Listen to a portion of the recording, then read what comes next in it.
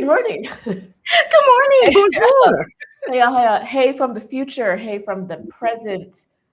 Hey to everyone in the past. Good morning. Good morning. I am here with my special guest, Latrice Darlène, because we are talking about all things Paris, Yes. all things being chic in Paris, Yes. all things dual citizenship. Ooh, to God be the glory. Uh-oh.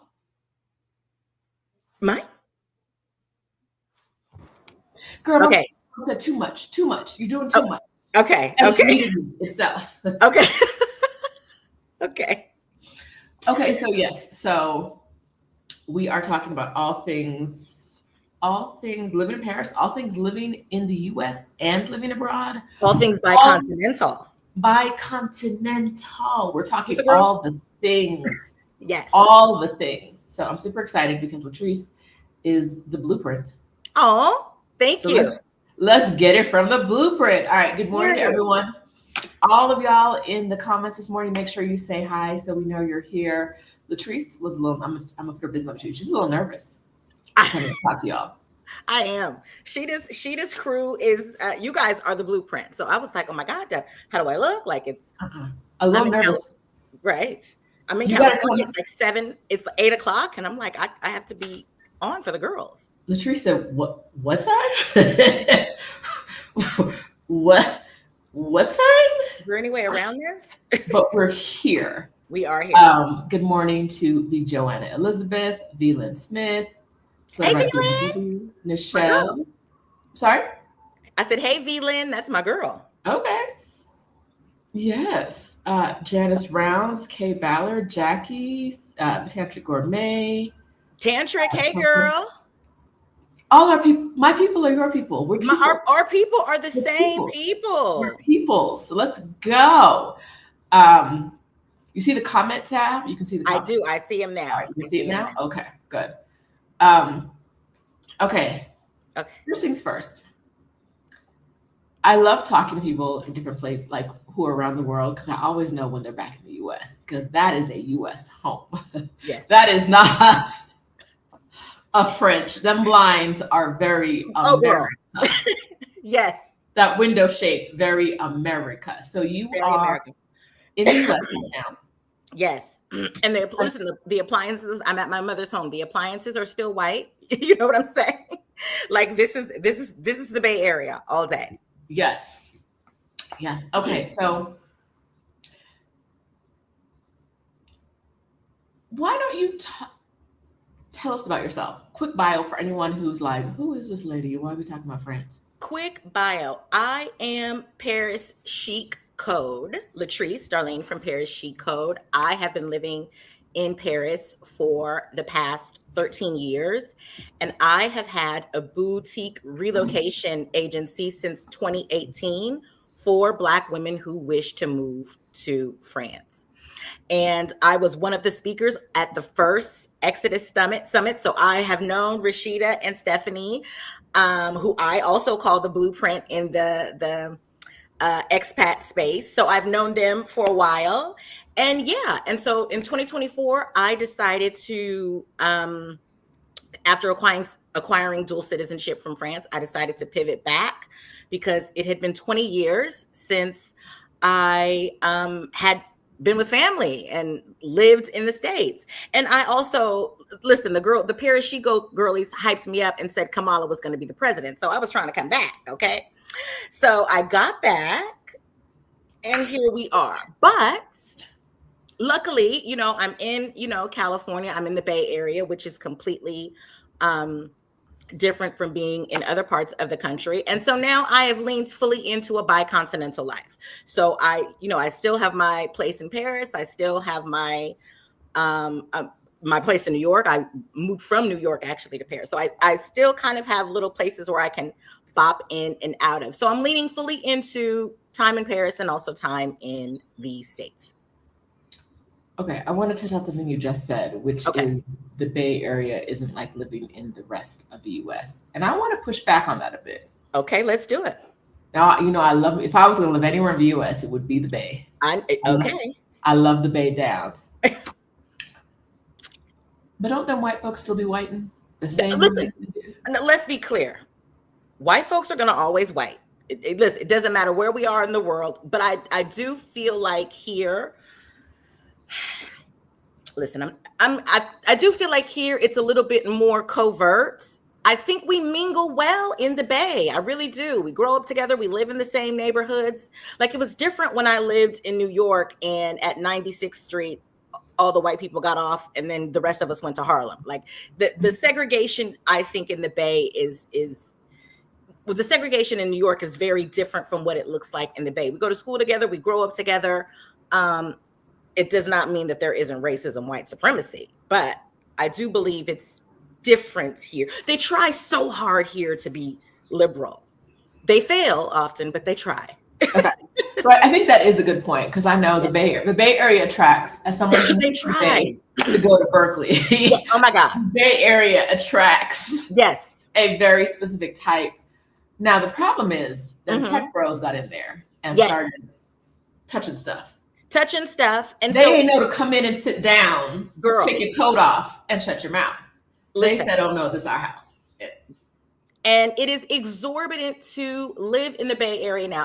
And I would say, if I did not have family here, I probably would not be able to come back here, right? I wouldn't be able to move back in the Bay Area and buy property. Everything's $1 million, like, and $1 million in like the hood, right? So, the tech bros are here, and they're trying to cosplay as well. But we, when we're looking at everything that's happening on the news, we see what time it is. So we move. And when I get tired of these people and the cosplaying, I go to Paris. Okay. Do you ever see yourself going back to New York? No, but I still have that apartment. And my cousin said to me recently, she's like, "I don't know why you keep that apartment. You're not going to move back to New York." I love New York. And quite frankly, I think there is no other city that gives you the energy like New York. New York, you get off the plane in New York and you are ready to get to the money. What are we doing? How are we're hustling, we're moving, and we're shaking. And I don't think Paris doesn't give me that. The Bay doesn't give me that, but New York gives me that energy. But it's where I am in my life right now. I just don't want that. In my 20s, it was fabulous. My 20s, because I was hungry, right? But now we want ease. We want ease. We want lux. Okay. You say you want ease. I do. I'm about to get my Jane Pauley on. Okay. Okay. You say you want ease. But you be online stirring the pot. Girl. I see you online. Okay. Causing the kerfuffles. Get me off of Threads. Is that what it is? It's Threads. I think if you follow someone, to really know how they think and who they are, you are not going to get that from Instagram. You're going to get that from Threads. You'll get that from Threads, I think, and you'll probably get it from YouTube, maybe. But I think Threads, everybody comes across as, this is who I am, and it is what it is. You can't hide it. Yes. And you come off like you have strong opinions. I'm very opinionated. You have strong opinions for the girlies. I'm very opinionated for the girls. Anybody who knows me and follows my walk and used to follow my walk and chats, especially when I'm in Paris, I usually do walk and chats. I'm very raw and uncut. I'm very opinionated. Fun story. When I was in college and I was learning French, right? I'd be in that class so bored. I mean, I'd be like, what the hell is she talking about? Girl, let her start talking about politics. I've got my phone out. I'm trying to translate. I have to be able to say what I am going to say. And I took that same sort of methodology to France with me. So when I was teaching English in France to, of course, French students, when it came to social issues, political issues, people are going to do whatever they need to do to be able to express themselves. So I'm passionate about certain issues. I'm definitely passionate about Black women. And I'm unapologetic about that anywhere I am. So it is what it is. Okay. So you passionate. Yes. The other day I saw something on Threads and I was like,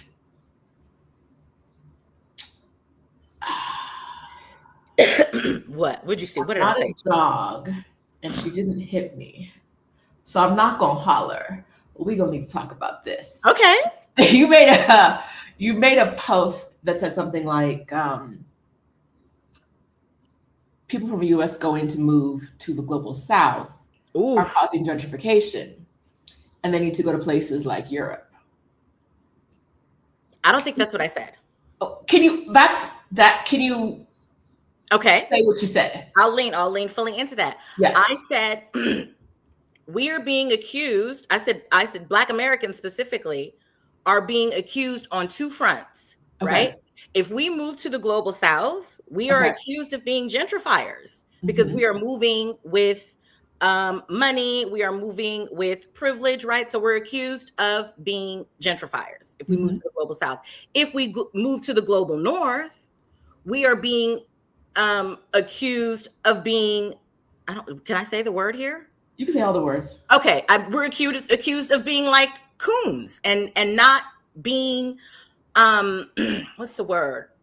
Not necessarily considering going to countries in Africa or going to the global south. So I feel oftentimes as Black Americans like we can't win, right? There's always, wherever our movement is, there's always something that comes along with that. And if you do move to Europe or if you do move to France, right, you have to be, taking up for or on the front lines for, the Black French struggle. And not to say that one should ignore that struggle. The thing is, we're always on the front lines. And where can one go to just have some peace, right? Are we allowed that? Are we allowed to go somewhere and live with ease? Or is it our responsibility to fight in every area that we are in? And I don't believe that it is. Okay. I must have missed part of that thread. Okay. But I do think that there is I think you're right. Right? No matter where Black people go, if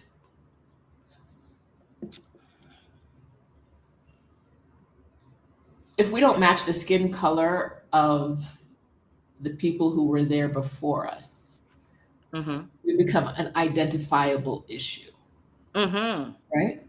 And everybody wants to make their own issue. Everyone has their own issue with whatever you do, right? Right. So a big part of me and my online presence is being like, I just don't care what you say. Yeah. Right? Because I can't let everyone kind of tell me that my choices are wrong every day. Right. When they would make the same choices if they could. With the girls, this is what the girls are doing. Clock it. Like I had a full-on argument with, or a debate online with a longtime follower, someone that I respected very much, because she said, I'm living in France and I'm helping women, Black women move to France.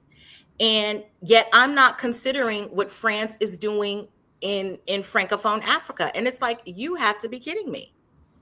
You have to be like, what do you expect from me? But the hypocrisy in the woman saying this while she sits comfortably in the United States. Nobody says that when they come to the United States and talks about, oh, well, I can't move to the United States. Look at how they're treating Black Americans. That's never the conversation, right? Oh, when you say that, it's like, oh, well, it's not the same thing, but it is. It's very much the same thing. So my thing is this. Either we're for open borders or we're not. Either we are for open borders for everyone who wants to seek a better quality of life, or we are not.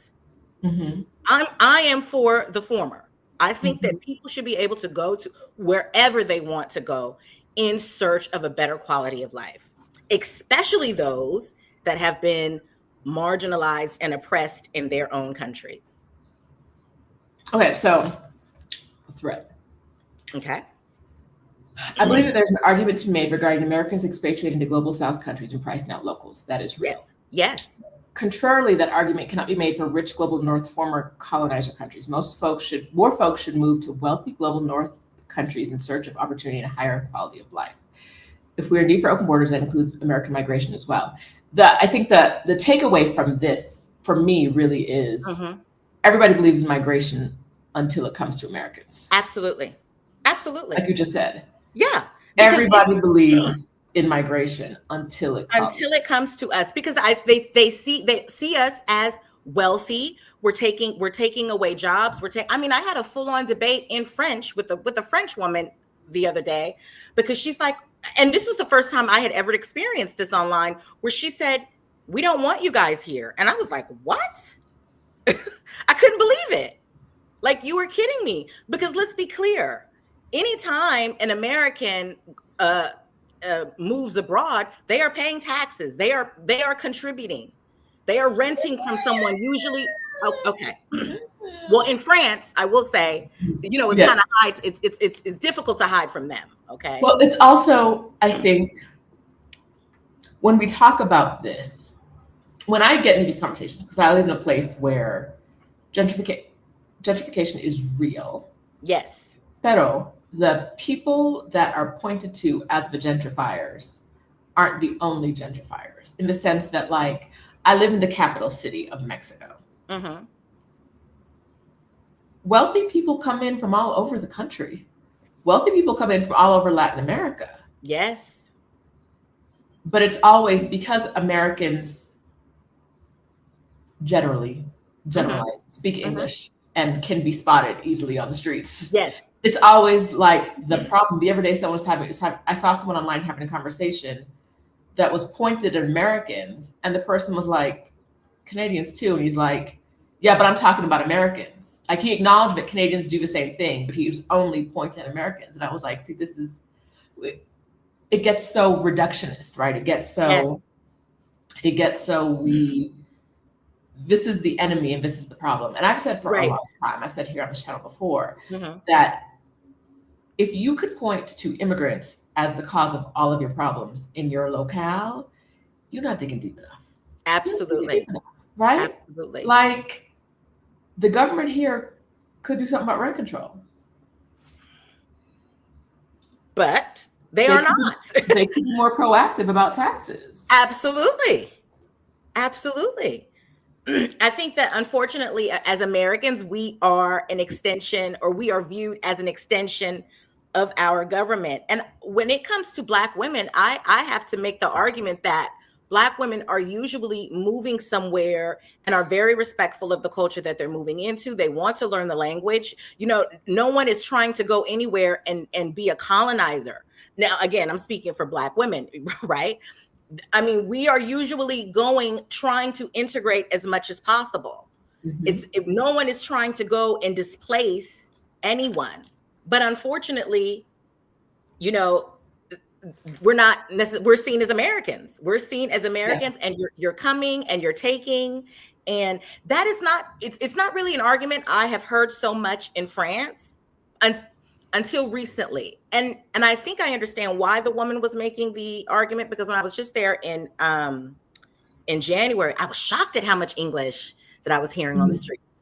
Like, Americans were everywhere. Jogging at night, that's not really a French thing. Like, jogging at night, like, I was just like, what?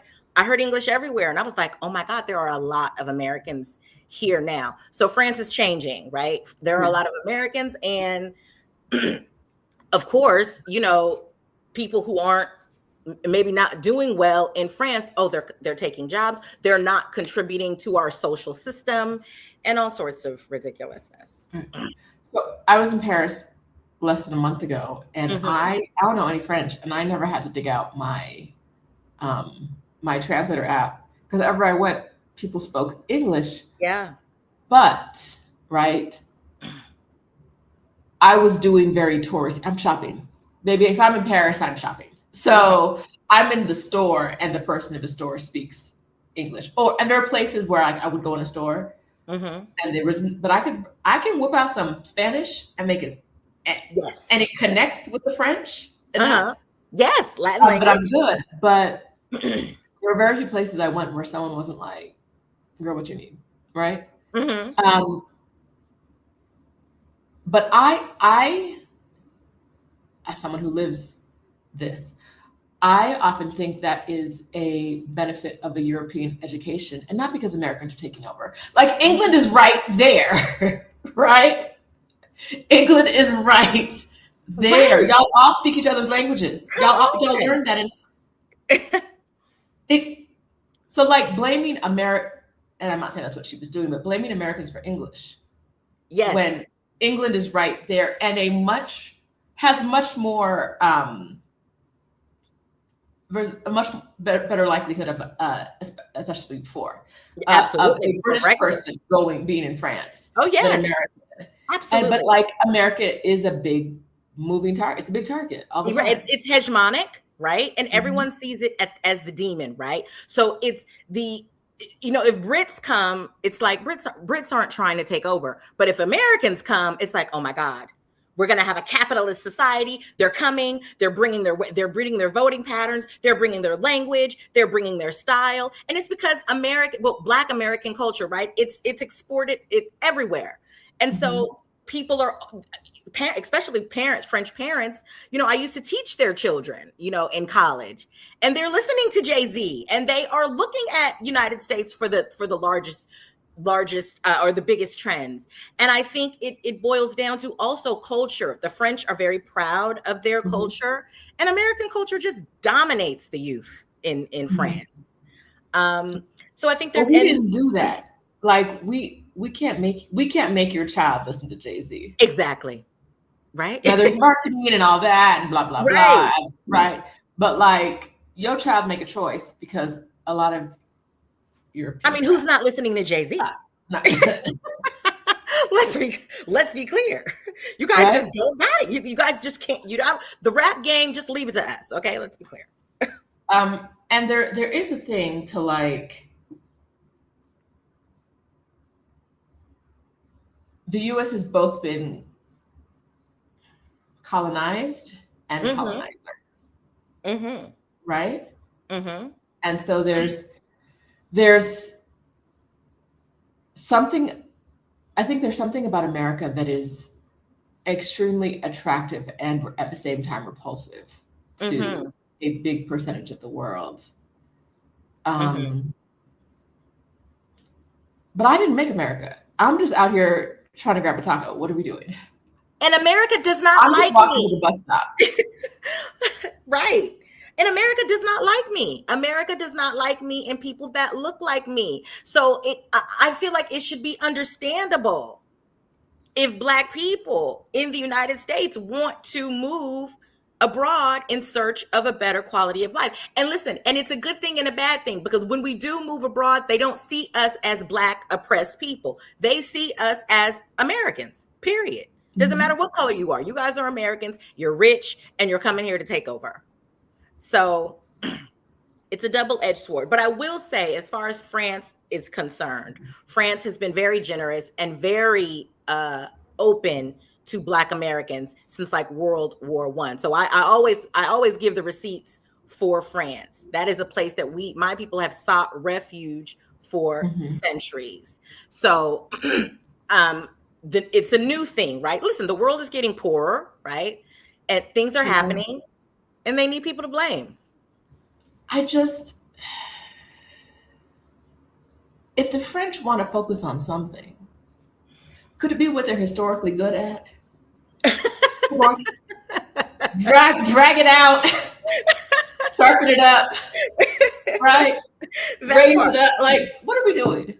Exactly. Yeah. I think also some of these countries,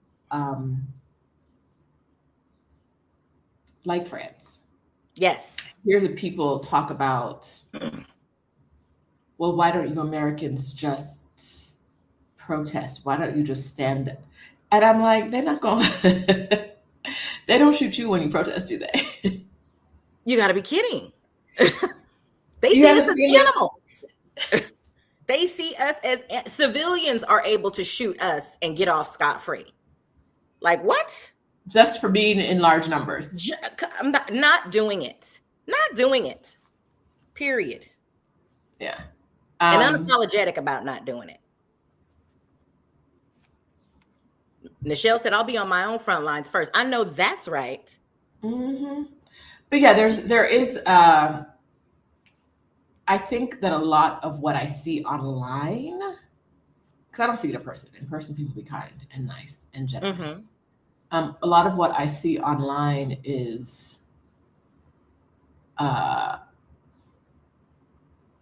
people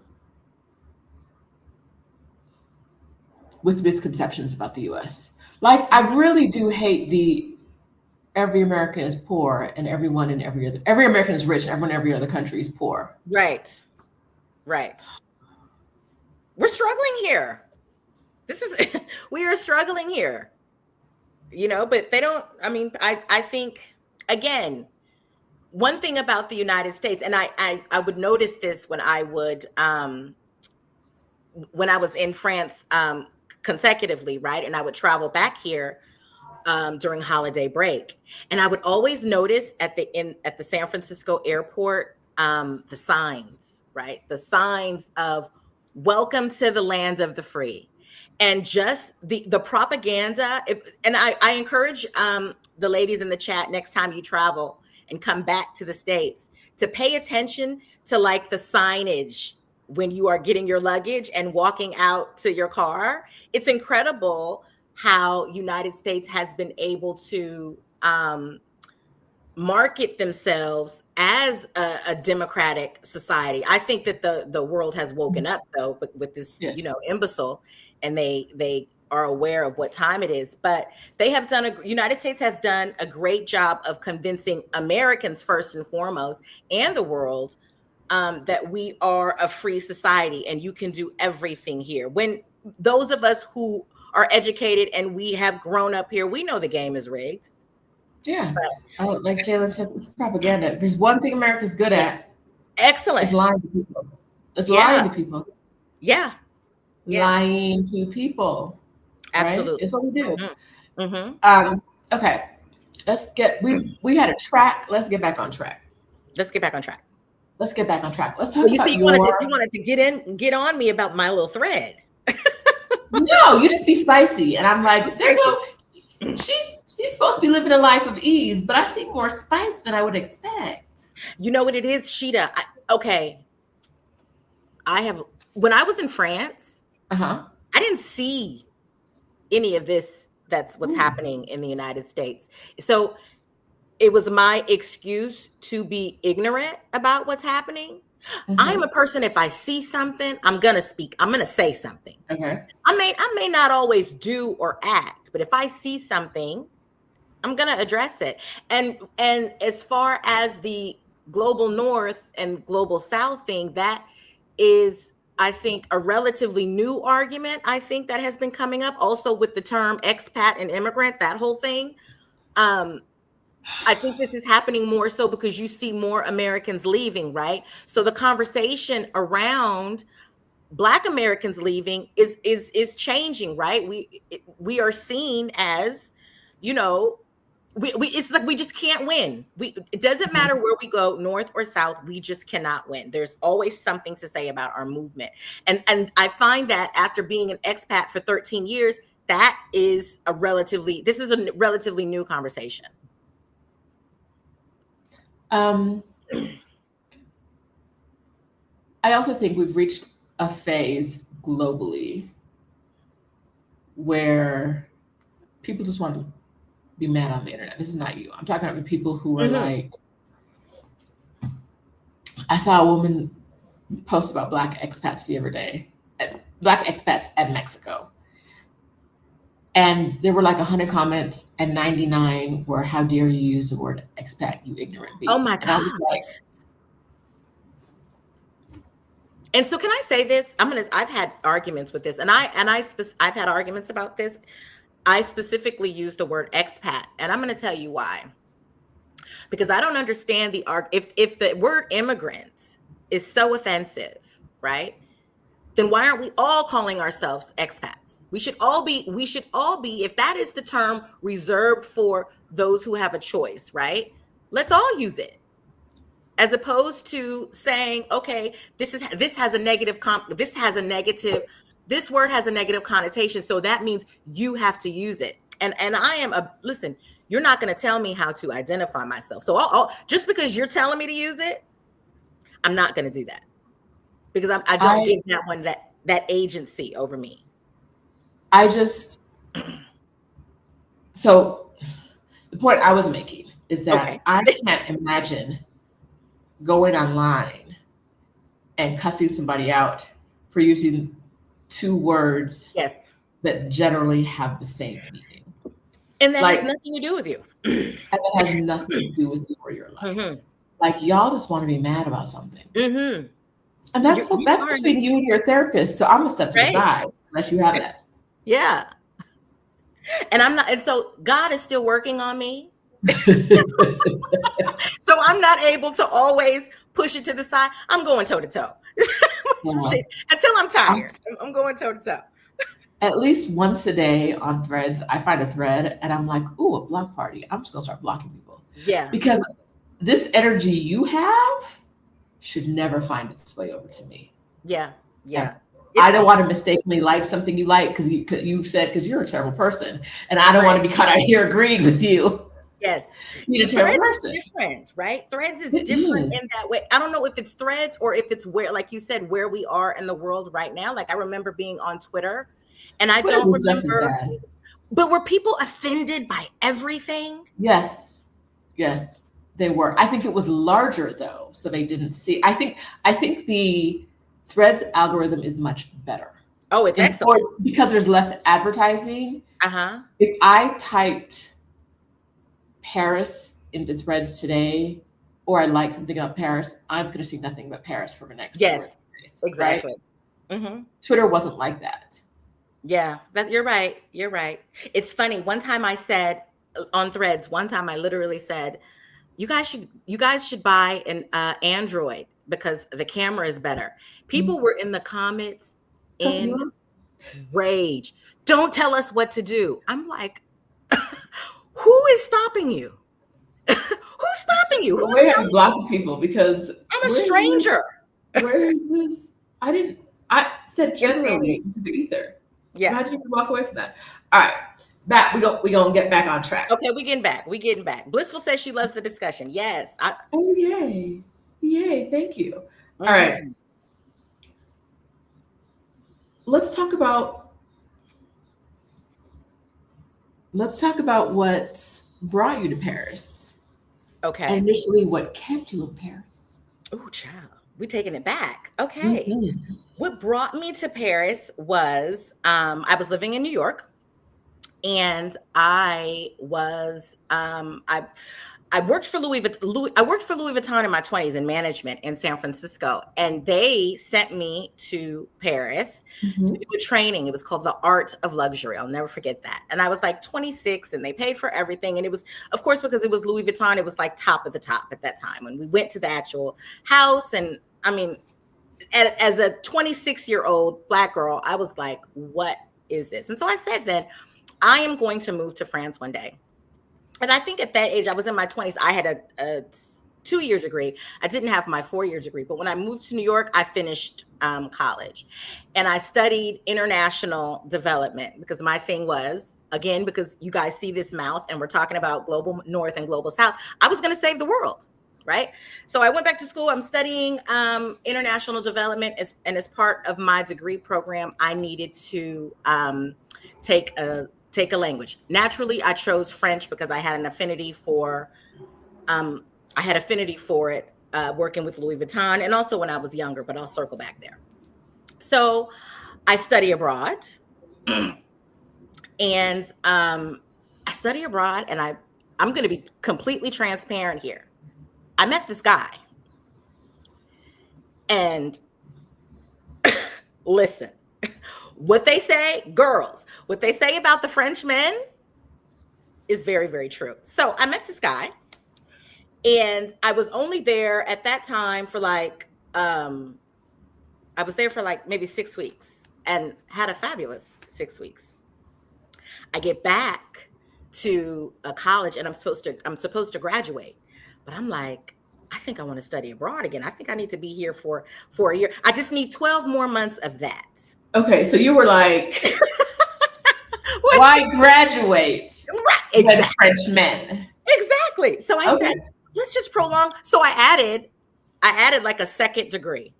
I said, I'm going to study French. And so the woman in the study abroad office was like, what? I said, yeah, I'm going to add a second degree. I can wait.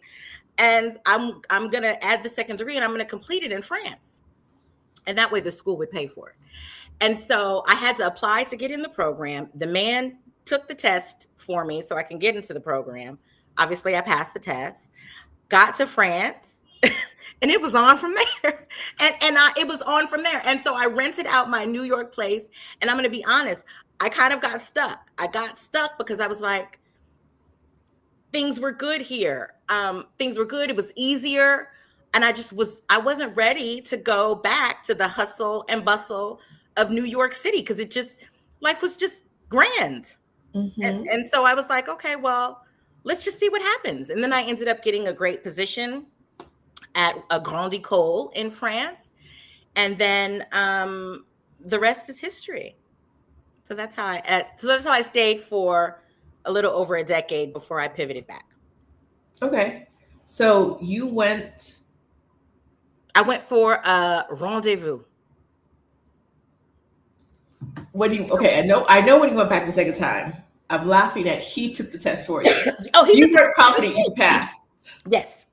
I could not take the test to get into the program, but of course he could. It was the French test? It was a French test. And were you afraid you were going to show up and be like, they expect me to know all the stuff I don't know because I can't? Or were you like, I'll figure it out?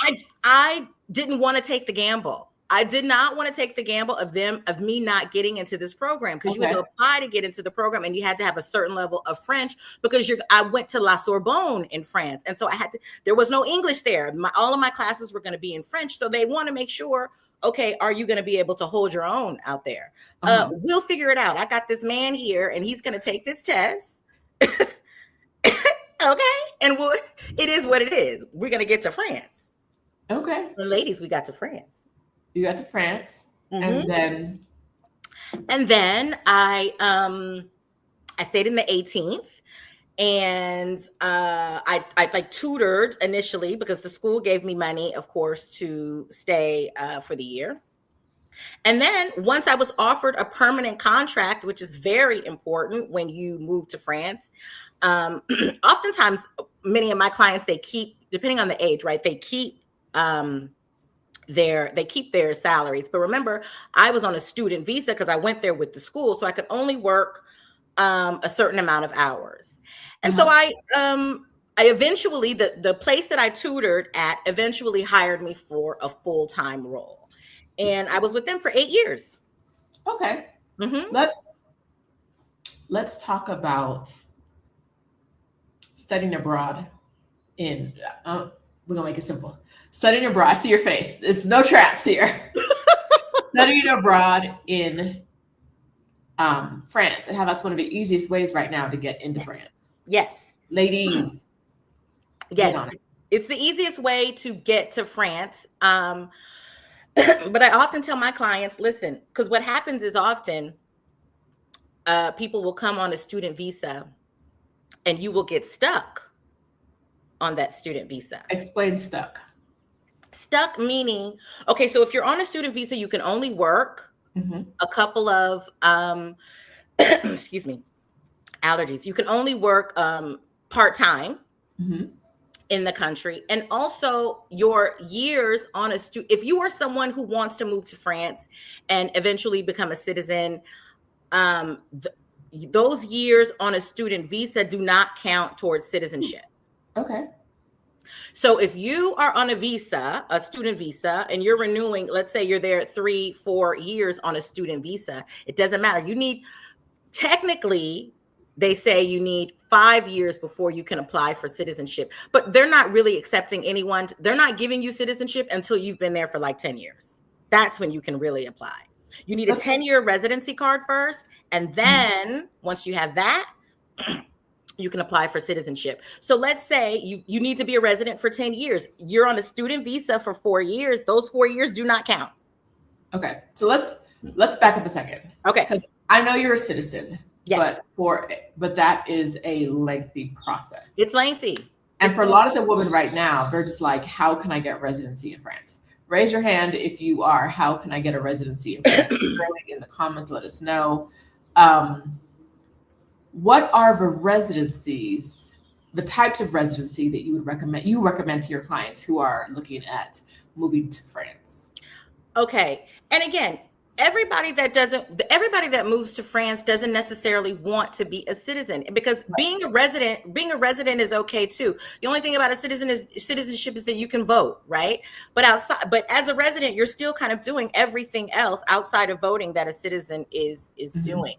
You still have access to the healthcare system. You still, have a high quality of life. What if you want permanent residency? Voila. So your permanent residency looks like a 10-year residency card, right? Okay. And usually one has to be there, let's say at least 5 years before they issue you a 10-year residency card.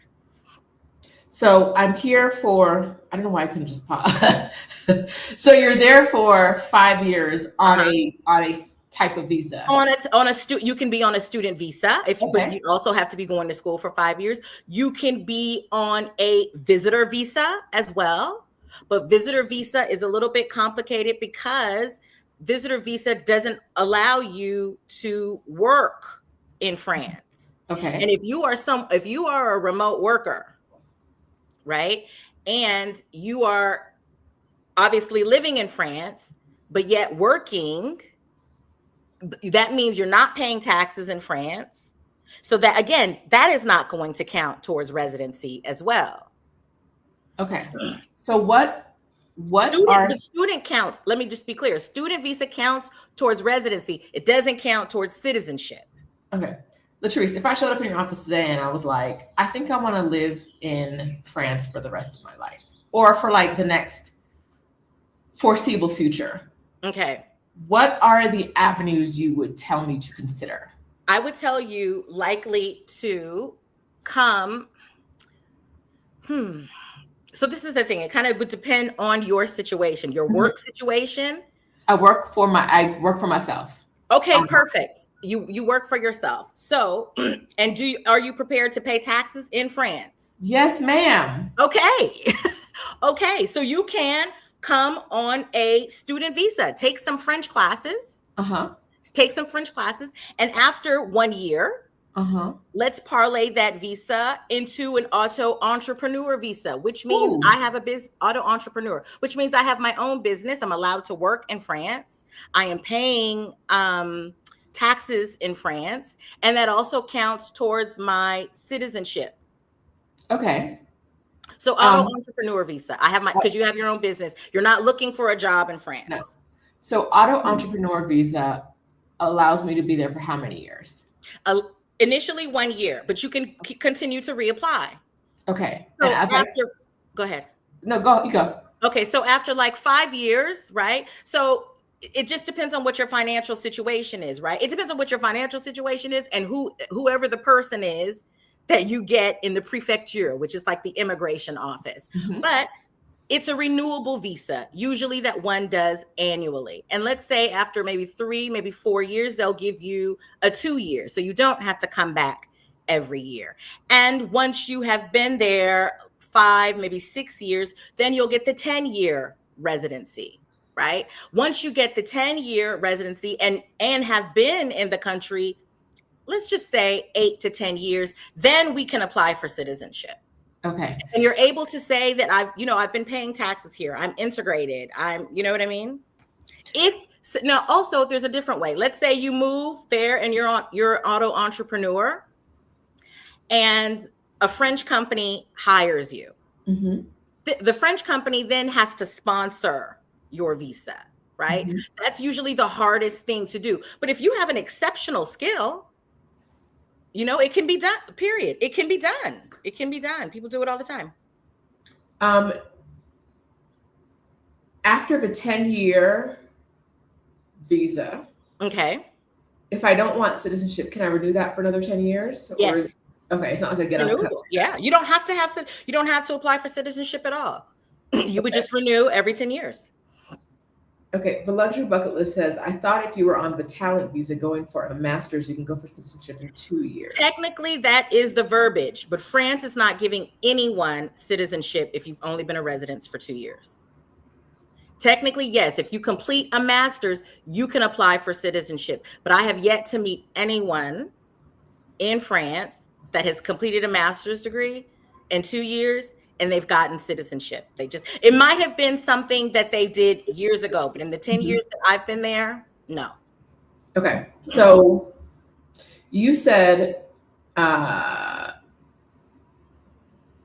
getting the 10-year visa. I think it was getting the 10-year. Something depended on who you got at the prefecture. Yes. and your financial condition. Mm-hmm. Do they have set and published financial criteria for these visas? Yes, but they have set financial criteria, right? Uh-huh. And it's all listed online for the prefecture. But again, depending on who you get, that's the problem with French. And I think people have probably heard about French bureaucracy because it can say one thing, right? And your file can have everything that's required. And they still can ask you for something else. And they will ask you for something else. Yes. That's the game. That is the game in France. So when they talk about French bureaucracy, that's what they're talking about. Yeah, technically, like the woman asked, yeah, technically it says if I complete a master's, I can apply for citizenship. Technically, you can apply. But unless you have a 10-year residency card, they are not giving you citizenship. Okay. Lady Sarita says go ahead and press the like button and subscribe. Like and subscribe because we do this every Sunday. I come on here. Oh, commercial break. I come on here every Sunday and we talk about moving abroad, Black women living their best lives in other places. On that note, very important, the Exodus Summit Squad is raising money for Black girls to go to Ghana through the Girls Going Global project. It is an opportunity for doing a in-person meetup with 250 Ghanaian girls and 100 American girls. Wow. Spending time in Ghana together. They'll be there. They'll be doing projects. So I'm going to drop the link here because we really believe in it. It's started by a member of Exodus Summit who's been a member since the first year, Martise. Yeah. So if you cleaned under the couch and found a coin or two, go on ahead. It's givebutter.com/Exodus Summit, but we are just a conduit to send the money to Girls Going Global. You can see all that information on the website. We're very, very excited about this. And we have a goal of raising $10,000. We are not there yet, but we know that the community can do it, right? So come through, donate some money, please, and thank you if you're watching this. And you've ever thought, what does Rashida want? Rashida wants you to donate to Girls Going Global. I love it. The S there, but yes. And you get more information, like I said, on that link, which is in the description of this video, on the very bottom, and in the comments here.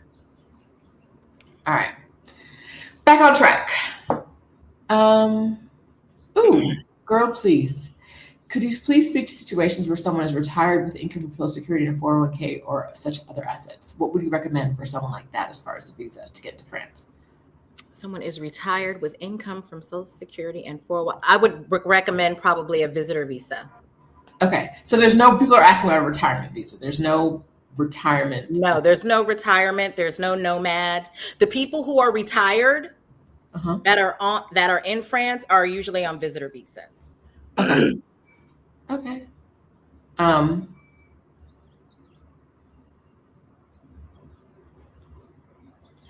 Michelle says, can you talk about the visa profession liberal? I don't speak French. Profession liberal and visa talent. I'm not saying all those words. Latrice, you got it. Can you talk about the visa profession liberal and visa talent? Okay, let me be clear on the 10-year thing. Nowhere is it going to tell you that you need to, nowhere is it written that you need to be a resident for 10 years before you can apply for citizenship. Okay. Technically, you can be a resident for 5 years before you can apply. I'm telling you, as a person who has lived there for 13 years, that they are not giving citizenship for residents who've been there 5 years. Can you apply? Yes. Will you get denied? Yes. Okay. You need to have a 10-year residency card before you can apply for citizenship. If you have a 10-year residency card, yes, you can apply. Can I get my 10-year residency card and apply 5 years into it, or do I need to apply? If they give it to you, I find that you need to be there around 8 years or have already been there 10 years before they even give you a 10-year residency card. It's bananas, but that is the practice. So could I be on a visitor visa and keep renewing every year for 10 years? Yes. And then in 10 years, get the 10-year residency card? Again, remember, how are you working?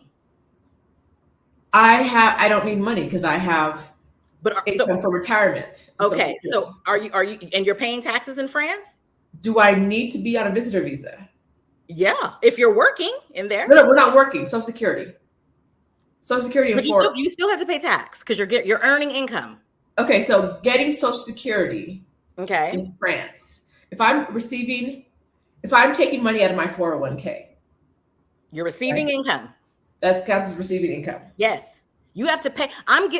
You have to think of it this way. If you're not paying into this system, we're not giving you any citizenship. Okay. That you need to be paying into this system. That's why they don't really give you one after the 2-year masters, right? Because you're a student, you may not necessarily be paying. Okay. They want you to be paying into the system for a while before citizenship is even on the table. Now, listen, before I moved there, let's be clear.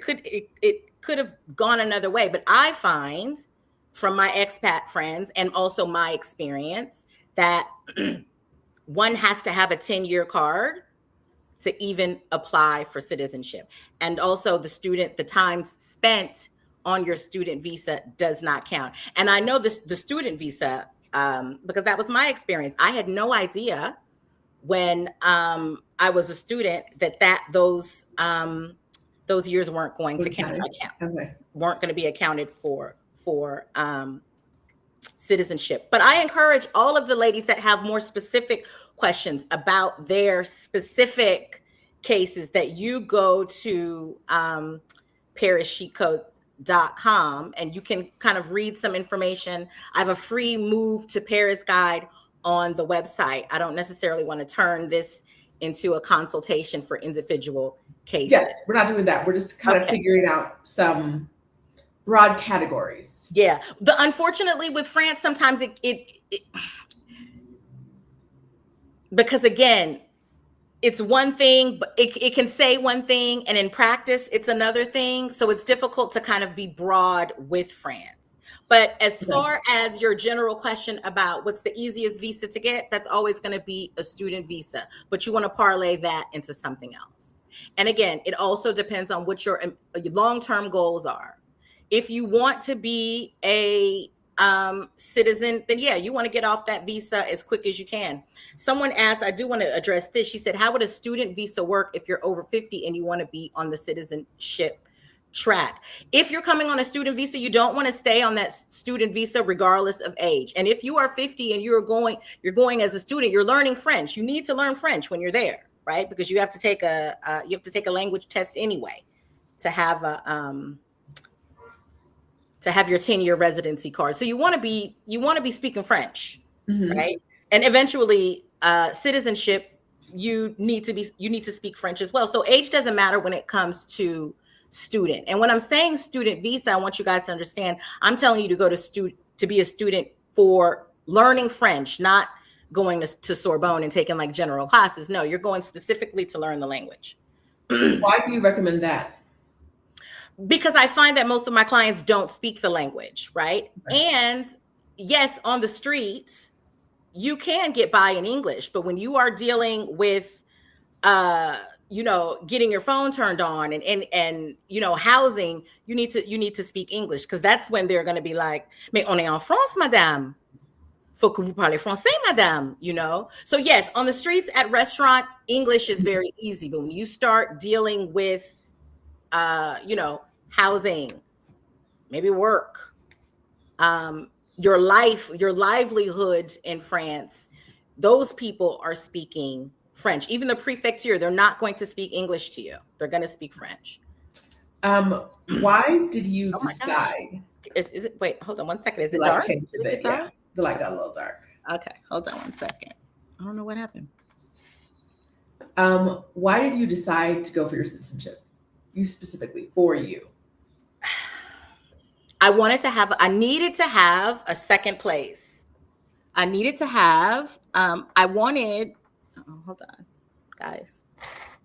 What's going on? I wanted to have a place outside of here. Mm-hmm.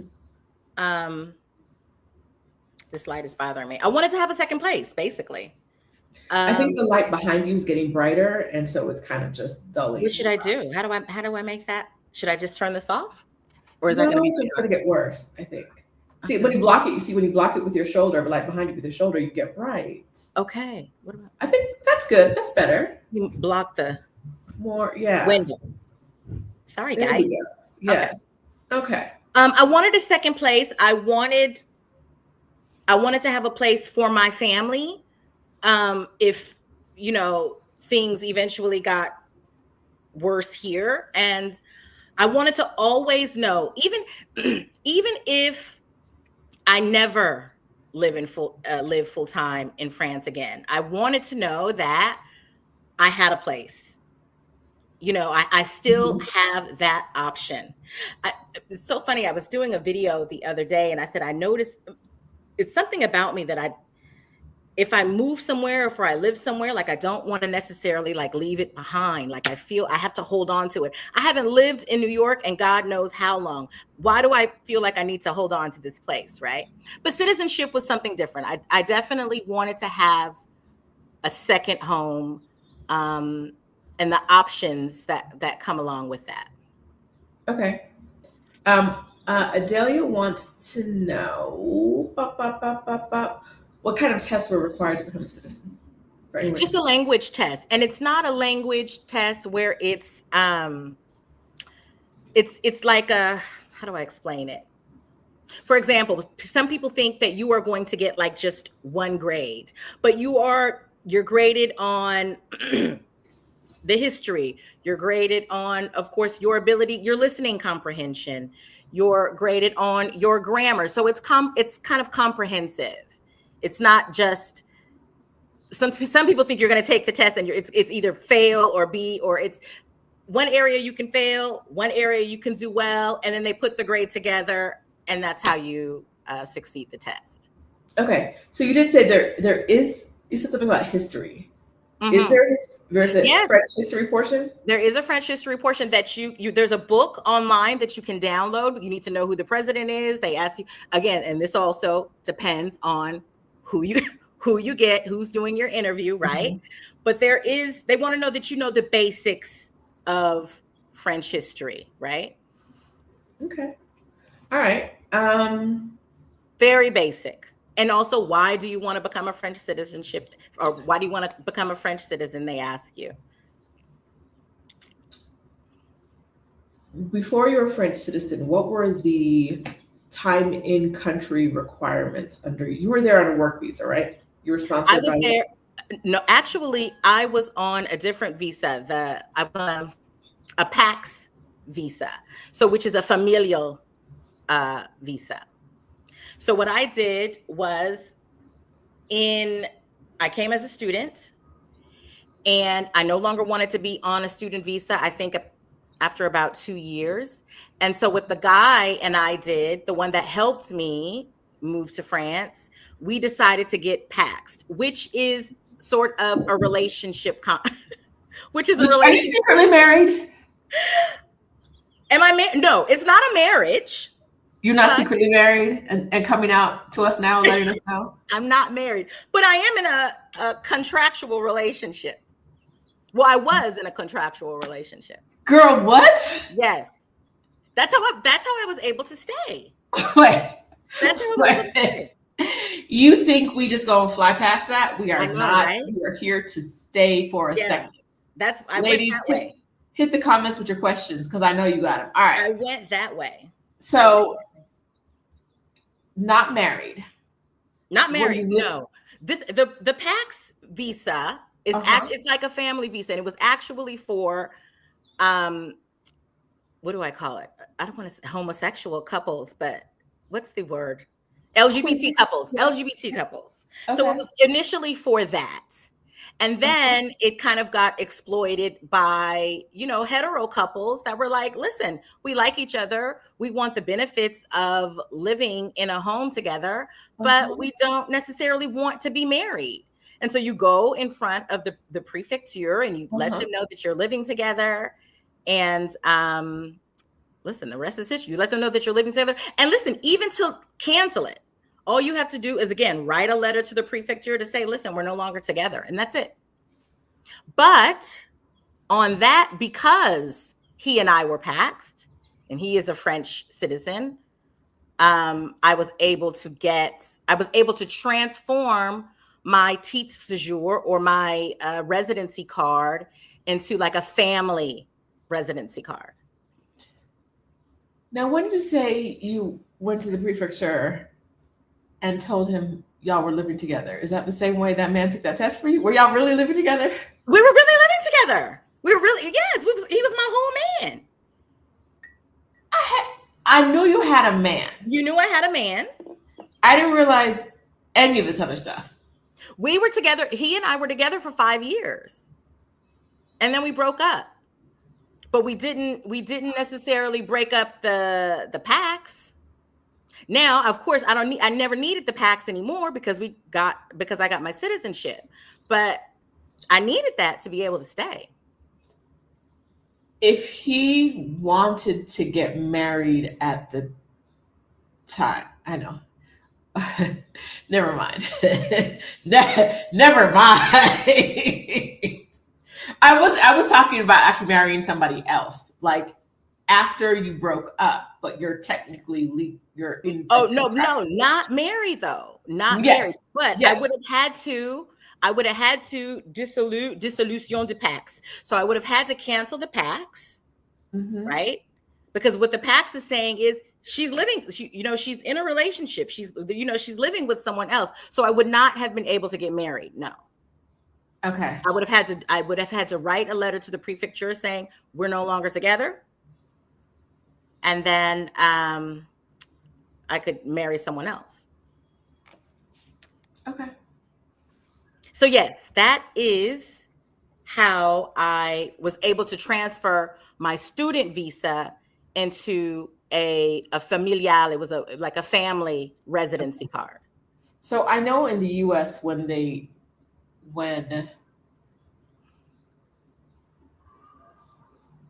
people are married and then applying for citizenship for a partner. Right. That's different. Yes, there's a lot of like investigations into it. Very different. That was for the PAX. It was just like, okay. The PAX was like, no, well, the PAX we did have to prove that we were living together. Okay. And what was the proof? Like the proof was like utility, filing taxes in the same residence. Okay. Utility in both of our names. Like I want to say it was like 3 utility bills in both of our names, and filing taxes in the same residence. It wasn't because again, it's not a marriage, right? It wasn't, you didn't necessarily have to prove a lot. And again, we were together, so it wasn't like it was a lie. We were living together. As long as I've known you, I've never known you to live with a man. You never knew that. Wait, you knew. I think I've talked about this on YouTube. I've talked about this on YouTube. When I was doing YouTube years ago. What's your YouTube channel? You knew I was Paris Chic Code. I never told you that I had a whole partner. And then we broke up, and that's when I started gallivanting all around Europe.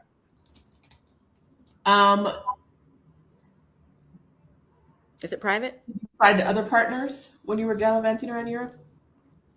I'm sorry? You find other partners while you were gallivanting around Europe? When we broke up, I did a lot of solo travel, and then I was dating someone else there. Uh-huh.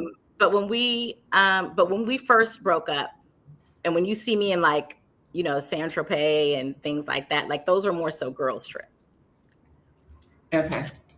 But yeah, I definitely felt, and that was probably my biggest, I think I always often talk about like my mistakes when I moved to France. And I think one of the biggest mistakes was being in a relationship too fast.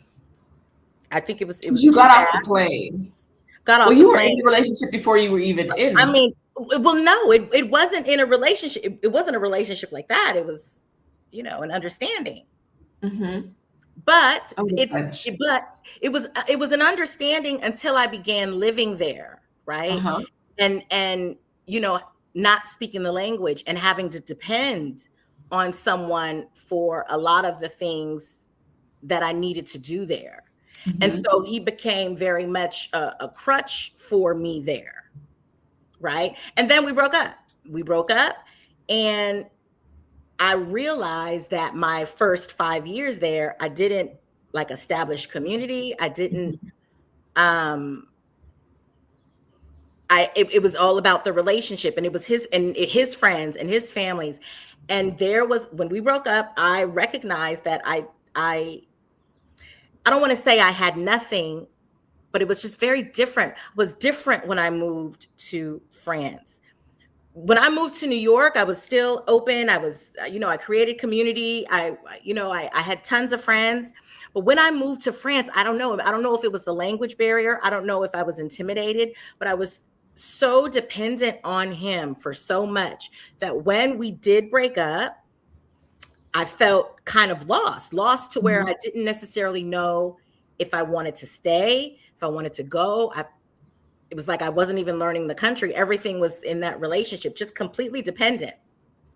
I had spoken to a woman about that, another expat friend, and she said, you take on a different personality. When you move somewhere and you are speaking the language, you learn to speak the language, it's like you take on a completely different personality in that country, in that language, than who you are. It takes a while to kind of balance out who you were as an American and who you are as a French woman. Am I making sense? Yeah. Okay. Okay. Okay. So yeah. Okay. So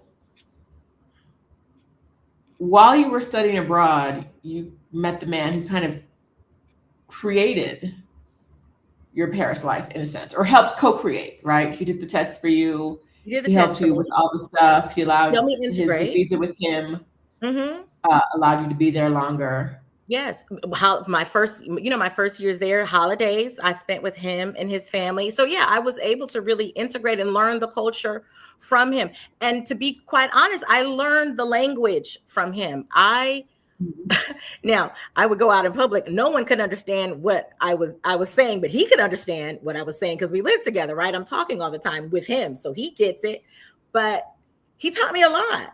I wouldn't trade that relationship for the world. Because of him, I was able, to stay in the country, integrate, again, learn the culture, learn what we do, that we have Christmas dinner on I think it's Christmas Eve, we have Christmas dinner, and you eat foie gras on New Year's Eve. So, those were some of the cultural nuances and things that I learned from him.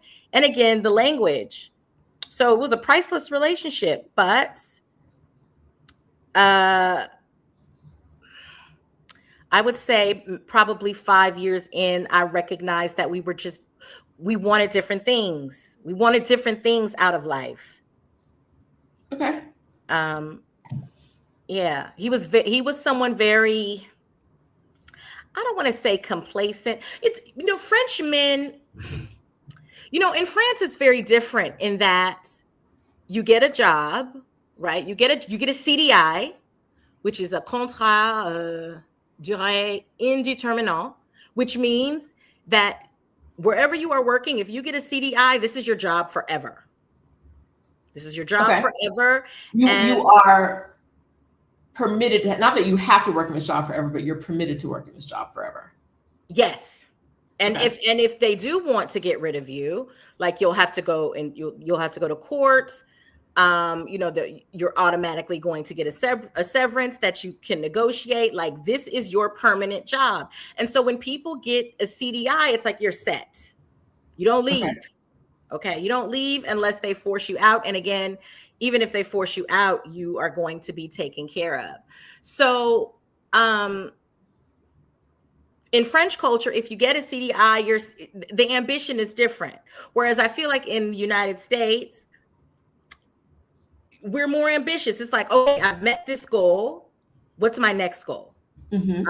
I've done this. What's the next thing I'm going to accomplish? Now, let me be clear. I'm still an American woman. I moved to France for ease, but I am still kind of ambitious. That's just in us. And so he viewed things like that very different. He was very happy with his employment status, and he was comfortable with where he was at, and I saw more potential, but that wasn't something that he wanted to do. Okay. All right. So we move. Okay. So you have basically 3 homes. Yeah, kind of. Yes. Kind of. In the Bay, you stay with your mom. I stay with my mother. I stay in my family home. Mm-hmm. Which, a blessing. Oh my gosh. Talk about ease. I don't think I've cooked since I've been here. It's been like 2 years. Oh. God is good. Listen, go home if you can. Go home. It is a blessing to be at home. I take that back. I have been cooking a little bit more lately because my mother said that I have just become trifling since summer 2024. I have leaned fully into it. Listen, I haven't been home. I haven't lived at home in 20 years. Been gone for 20 years. Okay, so you were like, I'm back. I have kicked you like the baby. Oh, honey, I've kicked my feet up. I have kicked my feet up. I'm leaning fully into this. Okay. To God be the glory.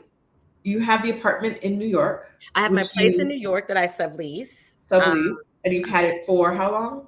Girl, I've had that apartment. So I'm going to say 18 years.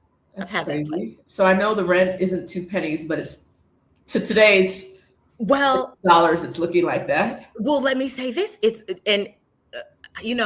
I definitely have favor because the place is a rent stabilized apartment. So it's very reasonable. Yes. But I do rent for market rate. Okay. So you're not giving up that apartment, huh? Oh no. What? That's paying for this blonde hair. All right. We're not giving that up. They're gonna have to pry it out of my cold, dead hands.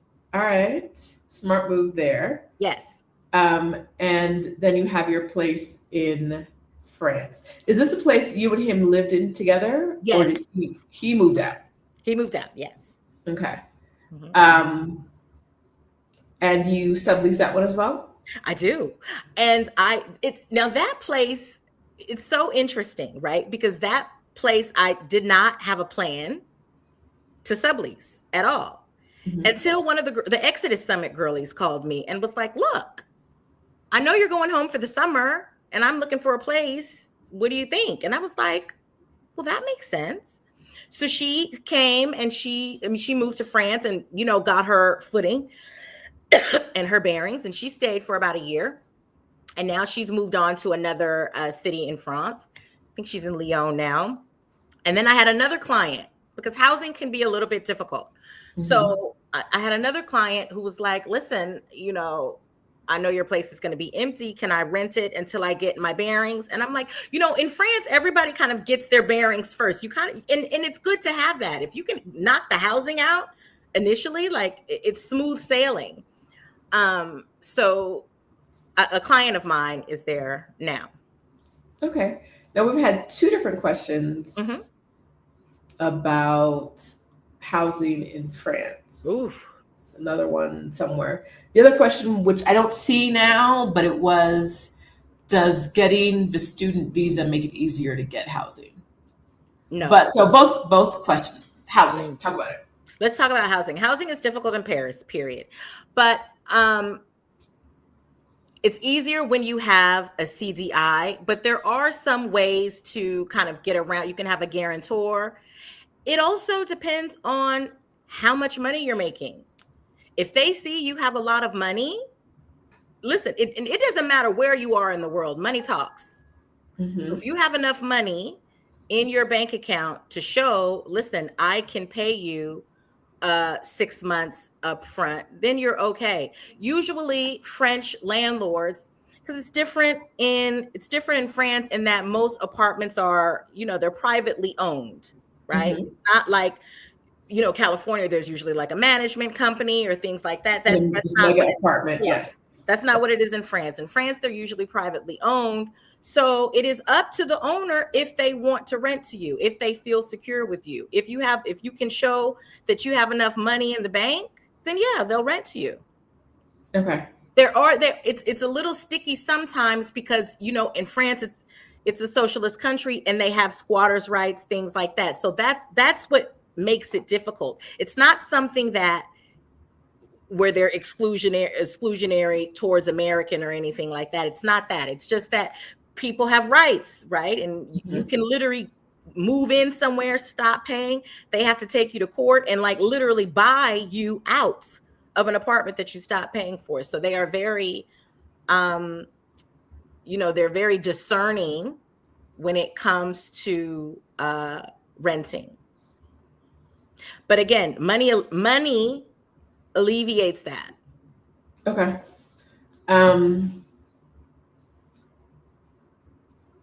What's the pull for people toward France?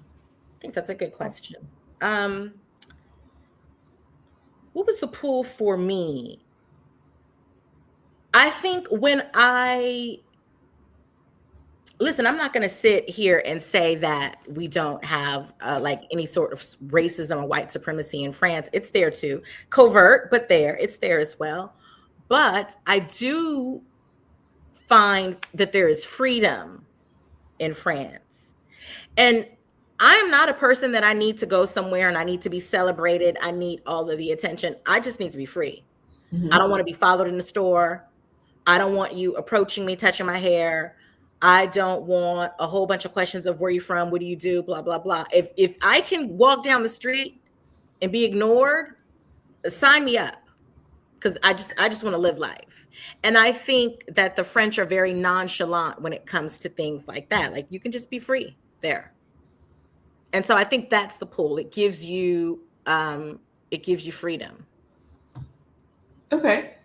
One of the questions earlier was, how is France for Black people? But I know that is something, there's a big depends on that, right? It's a big depends.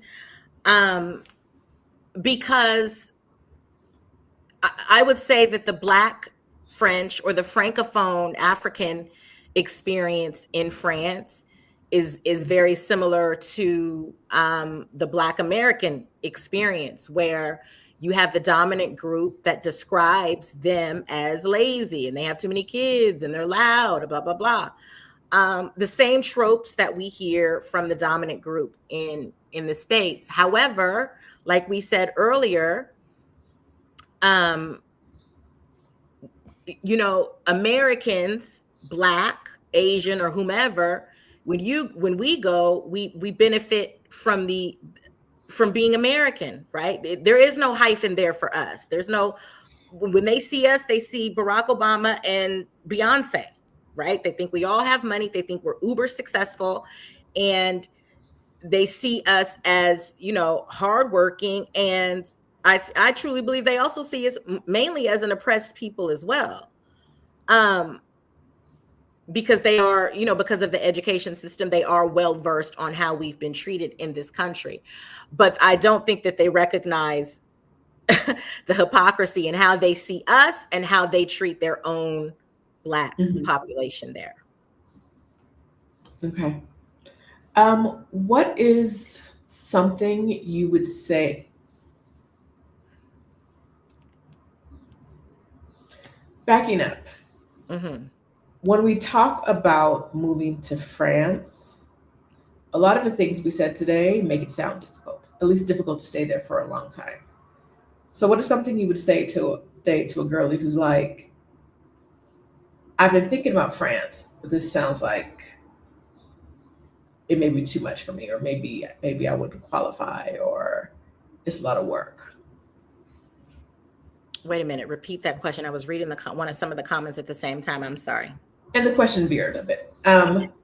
What is a lot of the things we talked about today make it sound like France is a hard place to get into legally and stay in. Really? Yeah. A hard place to get into? Okay. Yeah. So what are, at least from my perspective, maybe some other girls are thinking it differently. So what is something you would say to the girlies who are like, yikes? You know what I mean? Like Mexico, you can come and get permanent residency in 4 years. Okay. Right. Like it's very clear you need this much money. Okay. You did,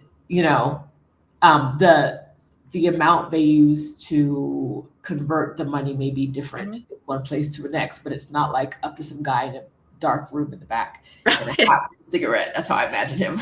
What's the healthcare like there?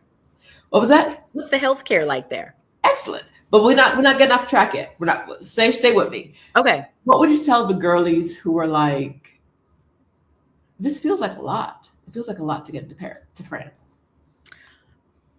I would say hire an expat consultant to help you. You hire someone to help you with that. Maybe it is a lot, right? Depending on what your situation is, it may be a lot, but is it worth it? Absolutely. Okay. France is giving you everything. France is giving you the south of France. France is giving you mountains. France is giving you, most importantly, France is giving you Europe. And that's a game changer. Getting that passport. Oh, honey. So it doesn't have to be, maybe France isn't your place, right? But there's Italy and there's Portugal, right? Which you can now live in. Absolutely. There's Greece. There's, no longer the UK, right? But there are options. I like to say on Paris Chic Code all the time that I truly believe in the luxury of options. Mm-hmm. That's why I wanted to become a citizen, right? I may not ever move back there and stay forever. I may, but I may not. But I have the option. That's what is important to me in this life. I never want to feel if I'm boxed in. I have to have a plan B, C, D. I have to have an option. And I truly believe that and especially in this climate and what we are seeing happening in this country, I truly believe that is the most strategic move for Black women right now, wherever that may be. It doesn't necessarily have to be France, but France gives me the better option because France gives me Europe. Okay. All right. So it may be hard to answer your question. I want to make sure that I answered your question. It may seem difficult, right? Mm-hmm. But then again, this is, a country that's fully developed. And they want to make sure that they are not allowing people in that take advantage of an already exhausted healthcare system. That's their thing, right? We don't want to have people who are here that aren't contributing, but yet we're giving, because they're going to give. They're going to give. That's just the way things are set up there. And so it may be hard, but I think it's worth it. Okay. You set up this bicontinental life.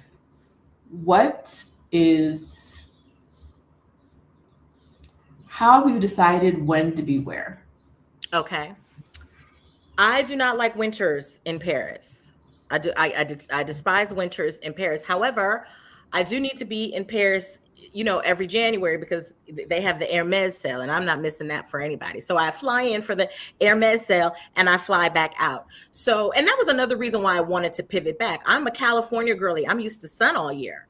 Mm-hmm. So being in Paris in the winter was like, yeah, I can't. So I do like fall.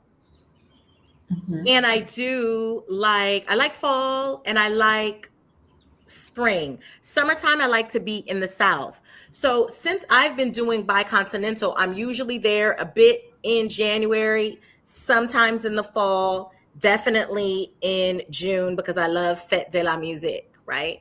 Right now, it's not an even split for me. I've just been doing it for it's been about 2 years now. So it's not an even split. It's looking more like 3-4 months there and then the rest in France. I'm working toward, I want to be in France more. And probably once once my client leaves, I will be able to do the even split. I want to be in France more, but I just haven't figured out when exactly I want to do it. But I fly in and out as I need to and stay as long as I need to. Okay. Has there been anything that's been keeping you in the Bay over being in France? Okay, I will say I wasn't expecting to have this much fun in the Bay. I am having a lot of fun in the Bay Area. And I'm going to be transparent when I tell you I love France.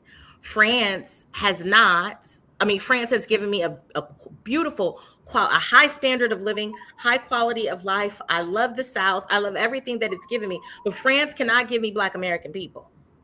So that's actually what I was going to ask about next. Yeah. Okay. What is it specifically that, because there are Black American people in France. Yeah. There is. What are you getting in the Bay that you're not finding in Paris? I'm getting my family, my Black American family. I'm getting Black American culture, right? Yes, there may be Black American people, but there is not Black American culture in France. There is not an Oakland in France. There is not a Bay Area in France. And honestly, that is priceless for me. So I find, and I don't know if it's because this is the juncture that I am at in my life, right? Remember, I have been in France for 10 years. I've been doing the bicontinental for 3 now. Well, no, 2. So France, 11 years, bicontinental for 2. And so I do feel like once you've been in a place, like I've gotten everything that I can get from France, right? Okay. I like it. I love it still, but I don't have to be there 12 months out of the year. And I don't know what it is. I think when I left the Bay Area to move to New York, I was in my early 20s, I think maybe 25 or 26, something like that. And coming back here at 46 is a very different experience. It's very difficult for me to explain how different it is, but it's different. Maybe it's because I have more money, right? But and I can enjoy it more because I have more money and more freedom, and I've been all over and I maybe have a different mindset. But it is fun. It's fun. It's fun being back where I grew up. And with my friends, that I haven't seen in so long. What do you do for fun in the Bay, and is that different from what you do for fun in Paris? Okay, if anybody knows me, sometimes I come across very bougie, but I'm going to be honest, I am a city girl. I am a city girl all day. So I like, oh my God, I like going to the club. I like dancing on tables. And I like brunch as well, right? I am definitely a chameleon.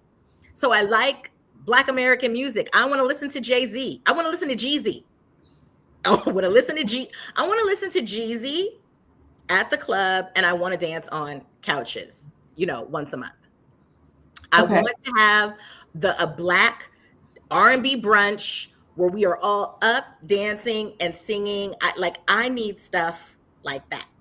Okay. And then maybe the next weekend I want to go to Sausalito and have a fabulous brunch where it's quiet on the Bay. I know what it is. I want the option. For both. All right. But how are you having fun in Paris? Let's not leave that part out. Paris is very different. My life in Paris is very bourgeois. You know, I don't get that. I don't get that, the cultural things that I need from the Bay. I can't get that in Paris. So my friends and I, if we're going to brunch at Trez, or we're going to, at the Ritz, we're shopping and we're doing things that are nice, and we're having beautiful experiences, but it may not be fun. Now, Saint-Tropez is fun. I have fun when I go to Saint-Tropez, but that's once a year. Okay. So Club Latrice is what's missing in Paris. Fun, Latrice.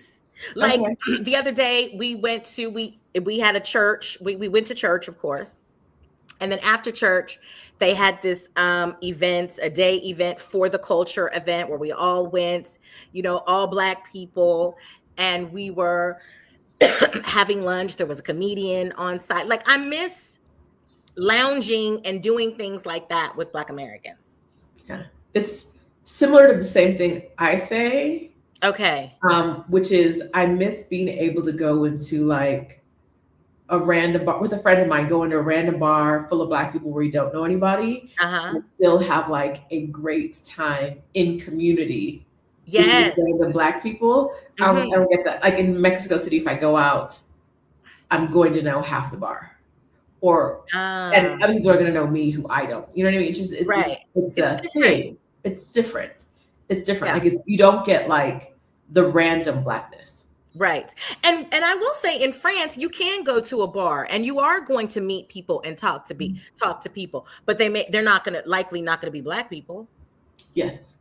It's the random Blackness. It's the brands of, I miss our brands, you know, Richmond's finest. I miss our brands of Blackness. That's important to me. Listen, I have been all over. I've had a fabulous life. I've done all the things that I said I was going to do. But one thing I have learned, being, an expat for 13 years and now a dual citizen, there is no place like where you came from. It doesn't matter where it is. It could be a podunk in the middle of nowhere. That's where you come from, and that's who your people are at the end of the day. So the Bay is always going to be something that I just always represent. I love my refined life in France, but I love my fun life in the Bay. Okay. Yeah. And you're leaning now towards more time in the Bay, or are you hoping to even it out? I'm hoping to even it out. Like I said, since I pivoted back, I wasn't, when I decided to pivot back, I wasn't going to rent out my place. And your place in France. My place in Paris. I wasn't going to rent it out at all. And then, like I said, one of the expat girlies, wanted to rent it for a year. And, I'm not going to turn down business. I was like, sure. And, I had another client that kind of passed through. Like, I think that I will be able to better manage once my current client leaves. Like, I'll be able to better manage how long I'll have someone stay.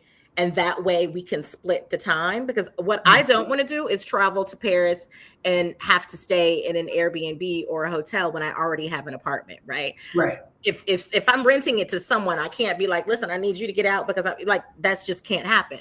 So I'll be able, going forward, I will probably still extend the place to my clients who are transitioning through on a short-term basis, where I can better manage when I want to be there and how long they intend to stay. Okay.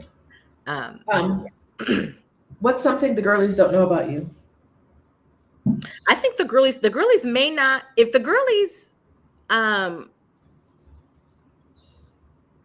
if the girlies do not follow me, they may not have known that I am truly a bougie city girl. I don't know if they knew that. Adelius is a good old girl from Visa, period.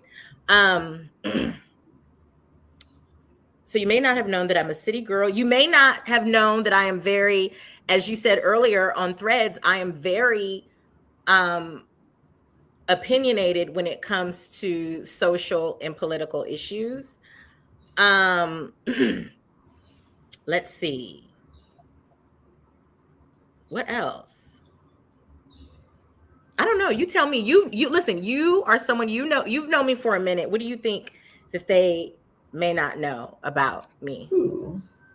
Because I kind of feel like I talk too much and I just give all the tea wherever I am, except that PAX tea. I kept that in the tuck. Listen, Latrice gonna find a way.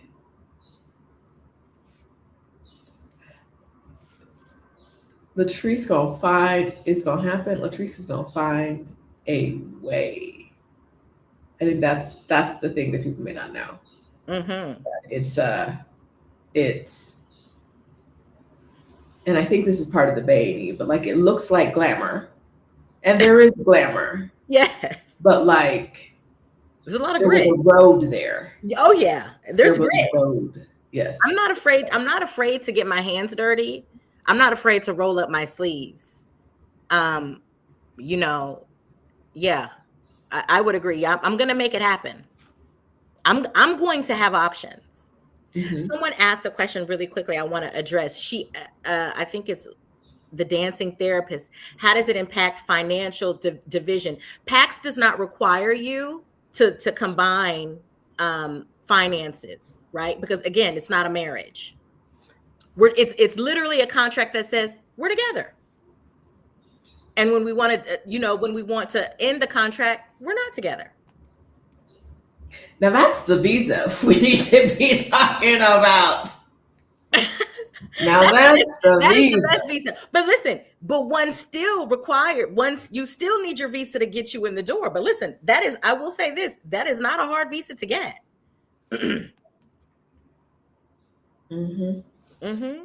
All right.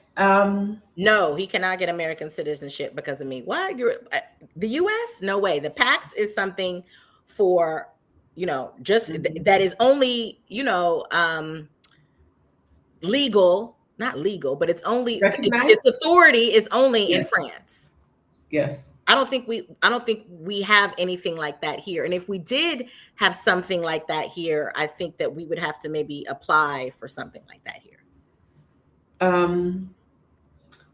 This one. When you dissolve your partnership, were there any negatives to your residency status that you did not expect? No, because I didn't dissolve until after I had citizenship. So even though you broke up, you were like, yes, but we still go together on paper. And listen, a man will just lean really. A man is not gonna unless a woman says, "Listen, I'm gonna need. You got that visa from, or she got that visa from you."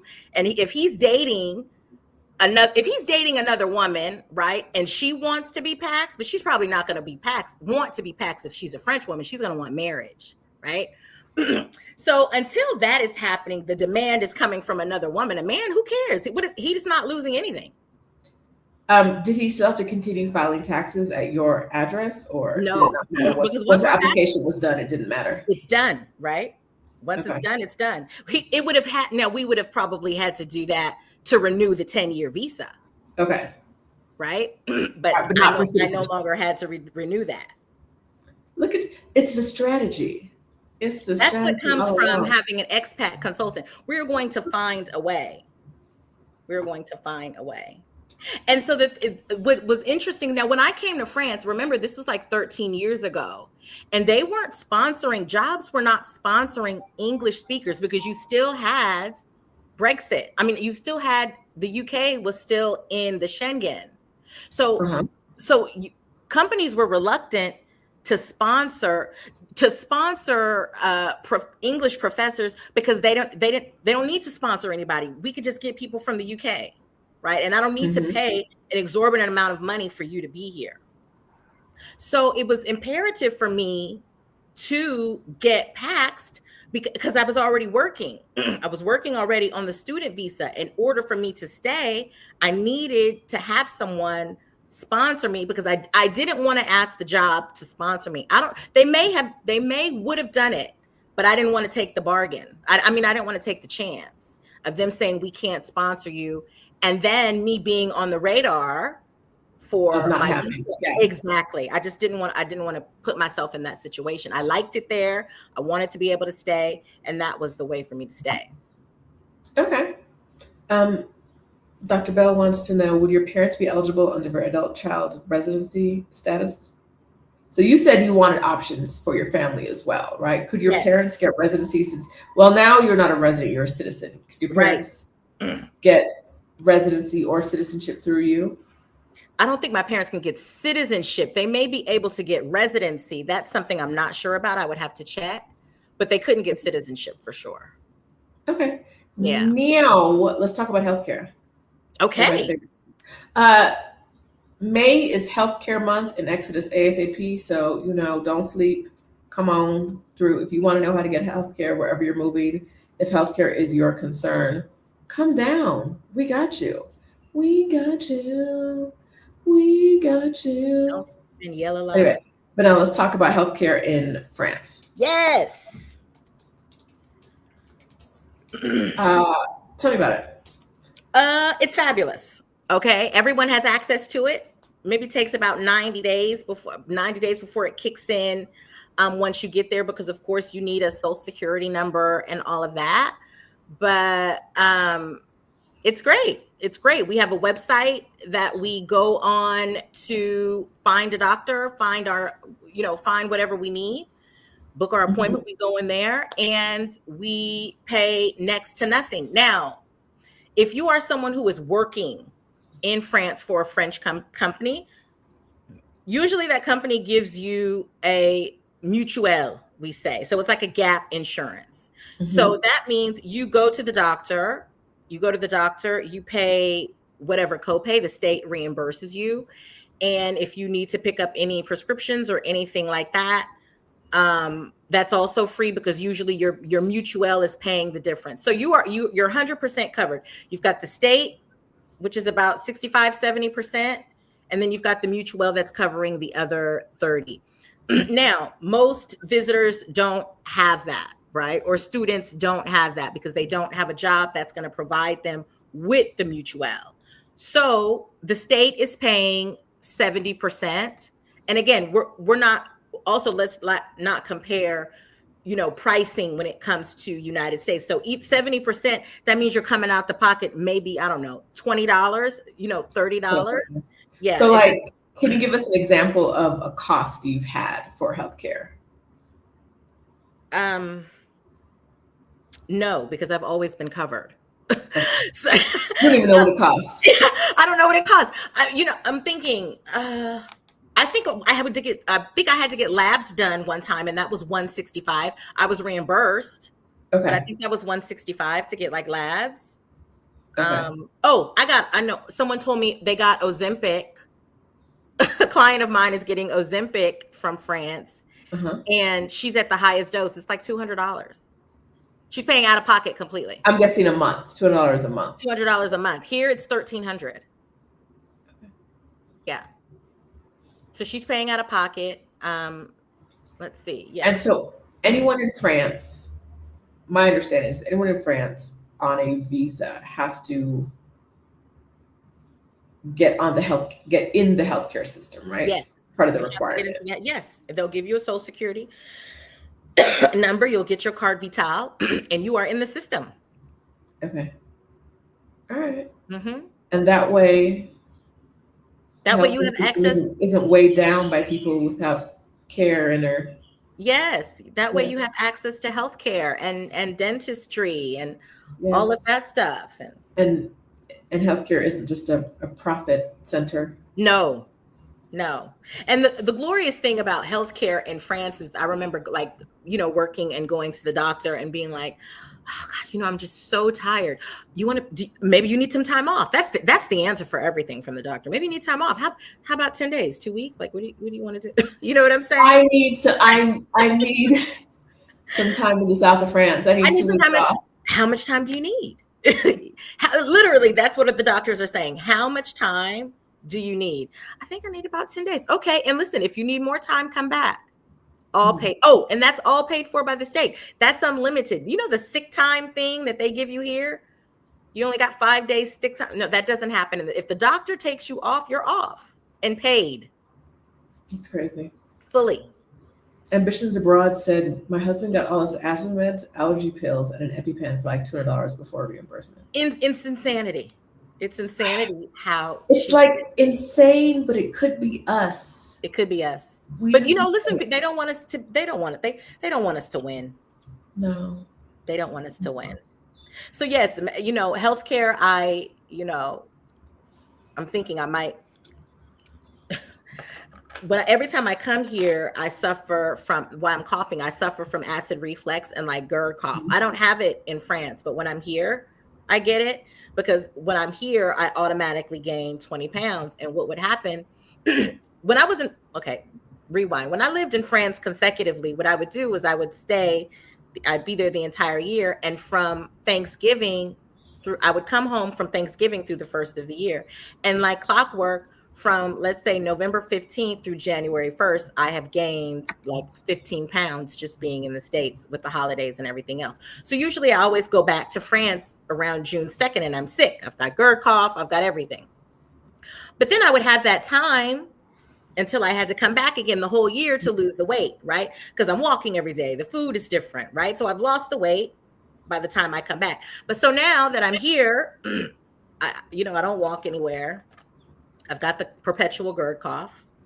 It's a mess. So I'm like, oh gosh, I should get some, maybe I'll be eligible for like a gastric bypass or something. And then I went to the doctor and they're like, no, you're not eligible. You have to have diabetes and everything else. But France, it's on the table just because I'm technically obese.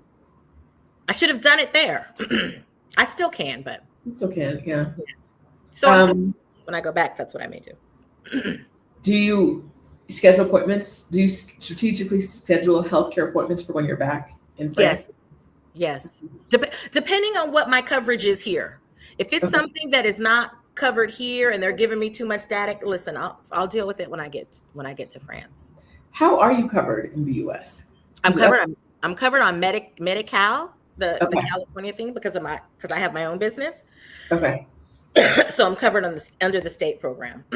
That's one of the hardest things. I know. Coming to the U.S. is having health insurance. It's having health insurance, and it's exorbitant. The private insurance, who can afford that? Like, as a small business owner, I can't afford that.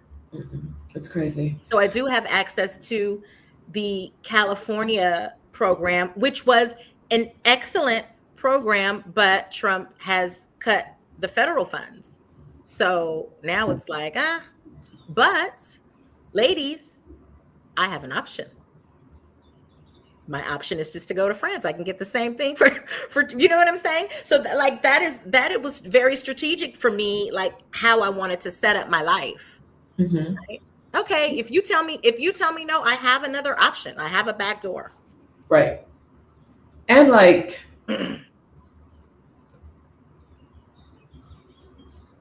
we've bought into American exceptionalism so much that such a good chunk of our population really believes that American healthcare is the best. How? It's and awful. Right. That's the thing that blows my mind. Well, blows my mind now that I've been out of that healthcare system for a while. Is how do we say it's terrible, but we don't trust other doctors in other places? At the same time, the U.S. system is terrible. Awful. But you think you're getting better care than you would somewhere else? At this point in my life, I would prefer to go to a doctor in another. I prefer a French doctor. Mm-hmm. Because I don't.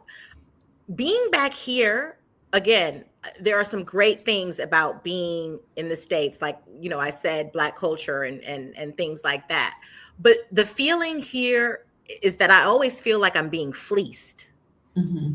I don't feel like anyone has my best interest with regards to, with regards to healthcare or any sort of authority that I'm dealing with. I always feel like, okay, how much is he being paid to dissuade me to do something? You know what I'm saying? That's how I feel here constantly. Like when the doctor told me that even though I'm technically obese, and she told me, oh, that you have to have, you have to have another qualifying thing. So you have to have diabetes. Otherwise, I'm a healthy woman. And it's like, but I'm still obese. And so like, why do I have to be sicker? Right. But like the symptom is still the GERD, it's still Right. there. Why do so I have to have something, I have to be sicker in order to get some sort of reprieve. It was just very frustrating. So yeah, I definitely feel here things are very expensive. I always feel like someone is getting over, and I never feel like anyone is telling me the truth. Yeah. I don't feel like that in France. Yeah. I went to a doctor once, and I was having a chronic thing. I got a lot of chronic things. I had a chronic thing. And I went to the doctor who referred me was like, this is the best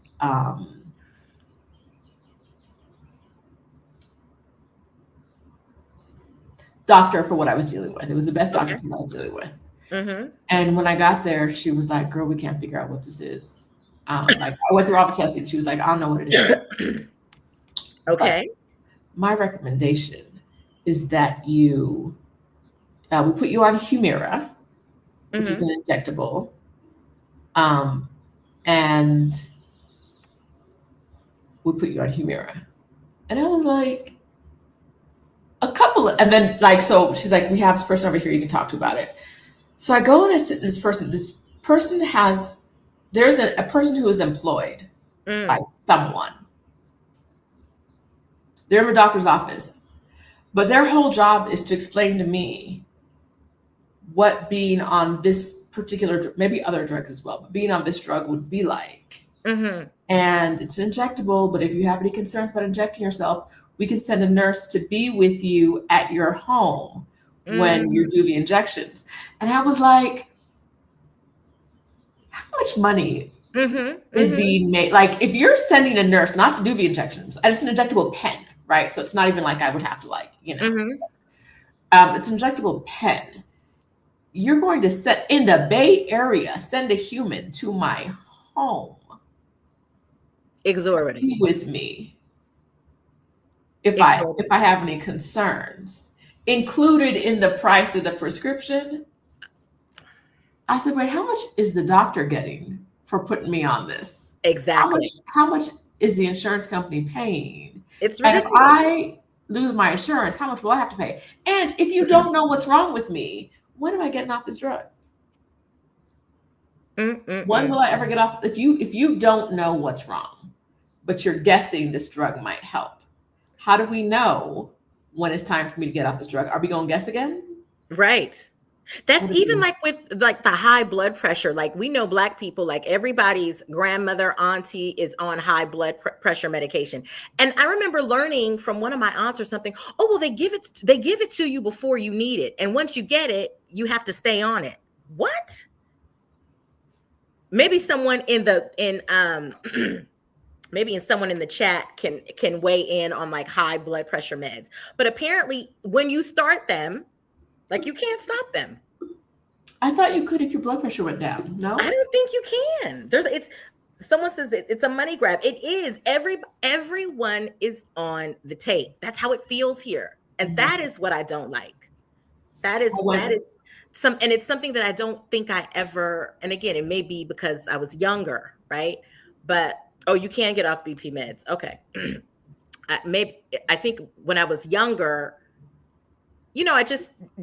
I couldn't compare it to anything else probably, right? So it didn't necessarily feel like everyone was just trying to get over, or maybe has the culture shifted? It just feels different. I don't know. Listen, when the doctor was like, we'll put you on this drug, and I realized that there was a lot of money at play, I was like, let's not. Girl, I did Whole30 for a month and all my symptoms went away. I just stopped. I had some food allergies. It was just I had food allergies, and no one ever tested me for that. But you were going to put me on a drug with no expiration date for me. Okay. Oh, okay. Okay. I went to a doctor here for a different chronic thing, and I'd had for like 20 years. And he put me on all these meds, and I was like, not all these meds, 2 meds. And I was like, I've been on meds for this for 20 years and they've never helped. That doctor looked me in my face. A man. A man? I hate even saying this. What'd he say, girl? That man said, well, I've never been your doctor before. Oh. And don't you know, within like 2 weeks, I was like, he was right. Are you serious? Yeah, the thing I've been dealing with in America for 20 years, a doctor put like 2 weeks. A test, and then 2 weeks later. It's ridiculous. Well, you know what like, it is? It's okay. It's the food here. The food here is atrocious. And the stress, the everyday stress level. Yes. And I will say something else that I notice being back here. People are going to think I'm vain, but listen, it is what it is. I care about how I look, right? So, you know, American women, we are starting to get this lower belly thing. You know what I'm talking about? Hasn't that been around for a while? The lower belly thing's not Rashida, new. it has not. This lower belly thing is new. I think so. Maybe the ladies can weigh in on the chat. Listen, I haven't been here for a long time. They may have been doing a better job of hiding the lower belly things because they've been girdling and doing things for as long as life has been around. You guys don't feel like now we are in a situation where women, we're seeing more cortisol bellies? I don't remember this being a thing growing up. I want the ladies to weigh in. Okay. The cortisol bellies, this is the thing, this cortisol belly. But it's the food, the stress, and we are not walking. Somebody said, I still have a body built for sin, period. I know that's right, Lex. I was born with the lower belly thing. Okay. I feel like I see it more. Cortisol and wheat belly. I don't remember seeing this shape. This youngest, they don't wear the girdles. So it's always been a thing? Is that what the girls are saying? I feel like, okay, so I think it might, so the lower belly thing shows up more with age. And I think you might just be aging into a time where you're noticing it more. I hate it here. We are an obese. This cortisol belly situation, I also think it is new. I don't remember seeing more cortisol. Yes, I don't remember seeing so many women with this belly. Yes, we've always had obesity here, but something has changed. The shape of the woman with the cortisol belly has changed. I don't know. Listen, I think we can argue that we have become a more sedentary nation. Yes. And the food is worse. Yes. We're high stress. I think that contributes. Something has happened because men had the cortisol belly, right? We used to call it a beer belly. Women now have the beer / cortisol belly here. I'm getting it. I have it. But I think, listen. You think it's age? I think a good chunk of it is that perimenopause, baby, is hard. Oh, it's God. A struggle. She says she's on another timeline. Child, I'm on the French timeline where nobody has. It's rare to see the cortisol belly. Here, it's like, what is going on? Mm-hmm. Okay. So Jalen Bedancy, therapist, says, I think it's a both thing. There's definitely a cortisol belly. We always had body diversity, and American bodies have gotten larger over the decades, thanks to food and stress. Wow. Listen, I'm in my head. Mm-hmm. There's a lot of things happening as I fly through perimenopause and I do the thing. Right. But in my head, I'm like, as long as they're still saying dad bods are okay when the dad ain't done a thing to make a baby, as long as they could still have beer bellies, you won't get what you get over here. But then there's another part of me that's like, why is everything changing all the time? What's going on? Rashida, you say that as a petite woman, though. You're saying that as a petite woman and the privilege of being petite. I say that as someone whose body is not as petite as it used to be, and in constantly watching it change because of perimenopause, as the blah blah perimenopause. Now I recognize that I do have a privilege, but I also think that like we we have allowed the patriarchy, right, to put us in a position where we are always judging ourselves. And the men got off scot-free. And I don't like it. I don't like it. Okay. Like, and there's nothing I can do about this personally, right? But like, we try so hard to keep up with this ideal body that like was not created by us, right? Was created in somewhere by a man, right? Okay.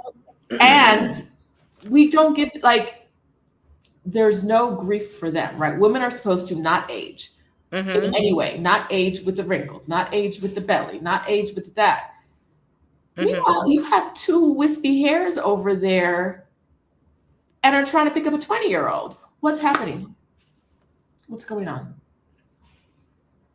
Okay, I think I can get on board. I can get on board with that, but there is also a demographic of women who want to look good for themselves. Yes. Listen, I was never a skinny woman. I've always been curvy and embraced my curves. But I think I think what is happening now with sometimes with the curve, the cortisol belly, is that I think sometimes it can potentially make a woman look less feminine. I can have jiggles, but I gotta look feminine. But what okay, so you said look good for themselves. You're also saying look feminine. And I would push back and say, where does that feminine ideal come from? What does looking feminine look like? Right? Where do you get the idea of what looking feminine looks like? I'm going to be honest. I think femininity for me is curvy. You know, I don't mind a little meat. Right. But are we talking about like an hourglass curve or an apple curve?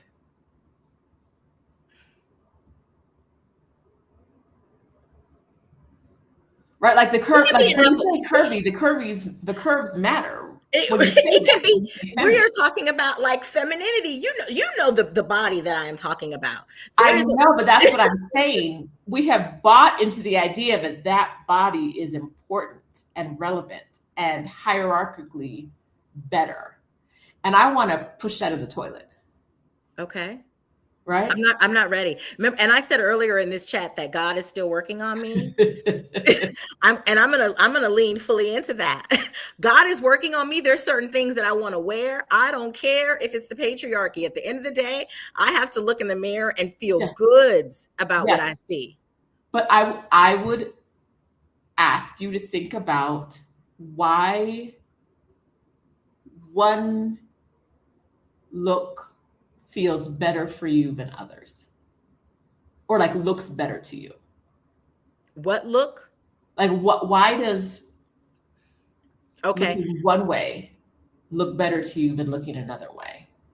It's the patriarchy. It's deep inside our brains. We've been programmed, my God. It is not. It's the French designers that I wear that are in my closet. And where do you think they got it from, girl? The patriarchy. I don't give a damn what it is. Hell, I gotta look in that mirror with those labels on my back and look like $1 million.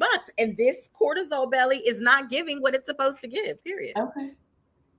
It may be the patriarchy. And listen, I mean, can we really push back against? I mean, like, how are we going to really push back against? Women want to be feminine and sexy and look good. Do we not?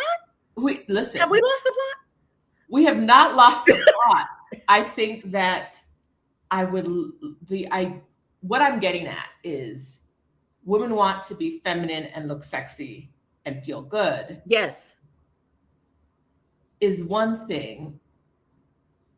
If we're self-defining what that means. And so many of us don't get the opportunity to self-define what that means because we've been programmed by the patriarchy. Okay. Right? Okay. I can agree. I can totally agree that we have been programmed by the patriarchy when it comes to beauty standards, for sure. I've bought fully into it. And because of that, I'm going to intermittent fast. I'm going to go to France and try to get a bypass. As long as I can, I am going to buy into the system so I can look good for myself. I mean, it just is what it is. I'm here for it. I am For me, saying, like I said, I'm coming from the thingy where every once in a while, not more and more as I struggle through perimenopause, but that's the HRT is getting me right again. Where I'll be like, what's happening? Like everything is not where I put it. Yes. Why are you not happening? Right? Or like to the extent of what you said before, like I bought those clothes because I want to wear those clothes. So why don't those clothes fit? Why can I not get into them pants that I want to wear? Like that I'm not saying that I'm free from that, right? I am in that. Yes. But I think I'm also in my muumuu era, girl. I have some Hermes muumuus. Marquita says, I love that you are both so fundamentally different. And look, Marquita. And I don't know that we're that different. I think we're just like, we're slightly, we defer. But I think we're kind of saying the same thing. I agree with her when she says that we bought into the patriarchy and certain beauty standards are defined by that. I agree with that. I'm just vain. And for me, it is what it is. Okay. I still got to do what I got to do to get rid of this cortisol belly. Can't be nothing else. So what are you doing to get rid of your cortisol belly? Are you still doing Pilates? You were a little Pilates for a while, weren't you? I love Pilates. Okay. I love it. So we do Pilates. We are in Pilates 5 days a week. Oh, honey, we've leaned fully into reformer. So we're doing that. But listen, it doesn't matter what you do in this country. This food is ghetto. So that's really where I kind of struggle. It's the food. And I do not have I can work out all day. I love working out, but you can't out train a bad diet. And my diet isn't the best. So I really have to tighten up there. So that's my issue. I need to do better there. But I did wake up today and I lost 4 pounds. I was elated. I am like, what am I wearing? Where am I going? What are you wearing? Where are you going? Honey, you almost got an Hervé Leger dress, a bandage dress today. Oh. That's what I almost got on YouTube today. Bring it back to my clubbing days. We're the bandage dress. Hervé is back, baby. I think I saw you say that somewhere. Hervé, I'm telling you, listen to the doll. Hervé is back. Okay, so what are we lost the plot, but it's okay. We lost the plot. Someone said she didn't know that. Someone said earlier that she didn't know it would be a crossover of her 2 favorite topics. Rashida told me that this was just going to be a chat. And as you guys can probably tell, I have 0 media training. I only know how to be me. So we on it. We're doing it. It's a casual chat. Somebody said GL tantric. It does not work for me. I don't know why. It doesn't work for me. Okay. Their luxury bucket list. And I remember you said earlier that your body is tea. Bring them out. Bring them out. They're back. I used to do fashion consulting. I still do it for people who have been following me for a while. But I definitely do fashion consulting when it comes to a classic wardrobe. I'm not a trendy girl. I don't shop a lot. I just buy the right thing. Not a lot of things, but the right thing. Okay. Speaking of how you help people, you're going to be getting the girls together to shop in Paris, aren't you? Listen, Paris Chic Code this year, I don't know. It's probably because I am at home and living like a hippie. I am able to be so creative because mom cooks all the time, right? And so I'm leaning fully into princess. So because of that, I'm in my creative bag. So Paris Chic Code has a lot going on. We still do, of course, our consulting. I help you move to France, coming up with a strategy. But was it Monday? I think Monday, I unveiled a new offer where I am helping women strategize on how to lean into a bicontinental lifestyle. And this is my first offer that is location agnostic, because I've always stuck to France because France is what I know. I know the visas in France. I know the laws in France. I know immigration in France. Whereas if you're only spending, a couple of months, maybe in Lisbon, or maybe you want to be in Portugal, that's a different strategy. So my bicontinental offer is for the women who, listen, maybe things are also good for you in the United States. You've got kids in college, you have assets, and you don't necessarily want to pick up and leave everything behind and move. That's an option for you as well. So we have the bicontinental offer now at ParisChicCode.com. We have our retreats, our rendezvous retreat, September the 22nd through the 28th. If you want to come to Paris and fine dine and lean fully into a luxury experience, I would love for you to join me there. That's also at ParisChicCode.com. Okay, so they can come fine dine, shop with you in September. They can come fine dine, shop with me in September. I'm also going to be at the Aligned Life Retreat with Homme Noir. Yes. That is in June 11th through the 14th, if you cannot make it to Paris in September. And I'm also on Instagram and Threads. Listen, if you're going to be judgmental, don't follow me on Threads. But if you want to see like pretty things and how I'm gallivanting and how I'm splitting time, then you will see more of that on IG. So if you want real talk, go to Threads. If you just need some visuals, you can go to IG. But anything that I have going on, or everything that I have going on, is at ParisChicCode.com. Including your Substack, where you shall be talking. I know. In a good way. Really? Am I making you think? Yes, you do a good job of like giving us things to think about. Okay. In your Substack.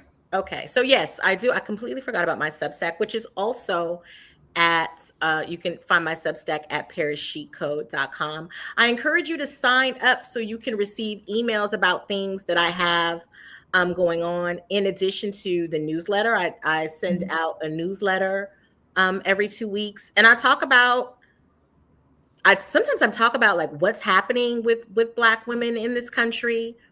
I talk about what it feels like, navigating two countries, how I feel here. I'm very raw, I think, in the Substack. And it's so funny because somebody who was reading it, she said to me, Latrice, I read your Substack and I love it.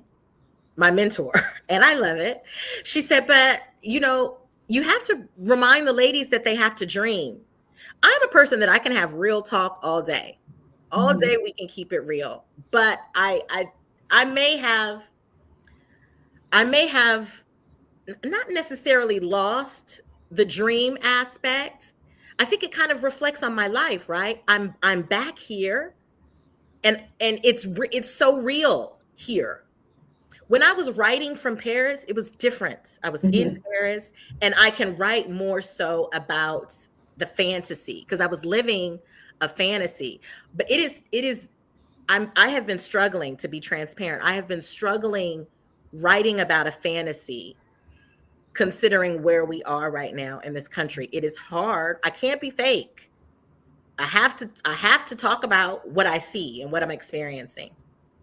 I guess I'm supposed to let you go a while ago, but I guess I want to touch a little bit on the writing about a fantasy. Is it a fantasy or is it your life? Like when you talk about writing in Paris, you're writing about a fantasy. Like I don't get that because both sides are your life. Right. Maybe I'm saying I'm writing about because it's a fantasy for someone else, right?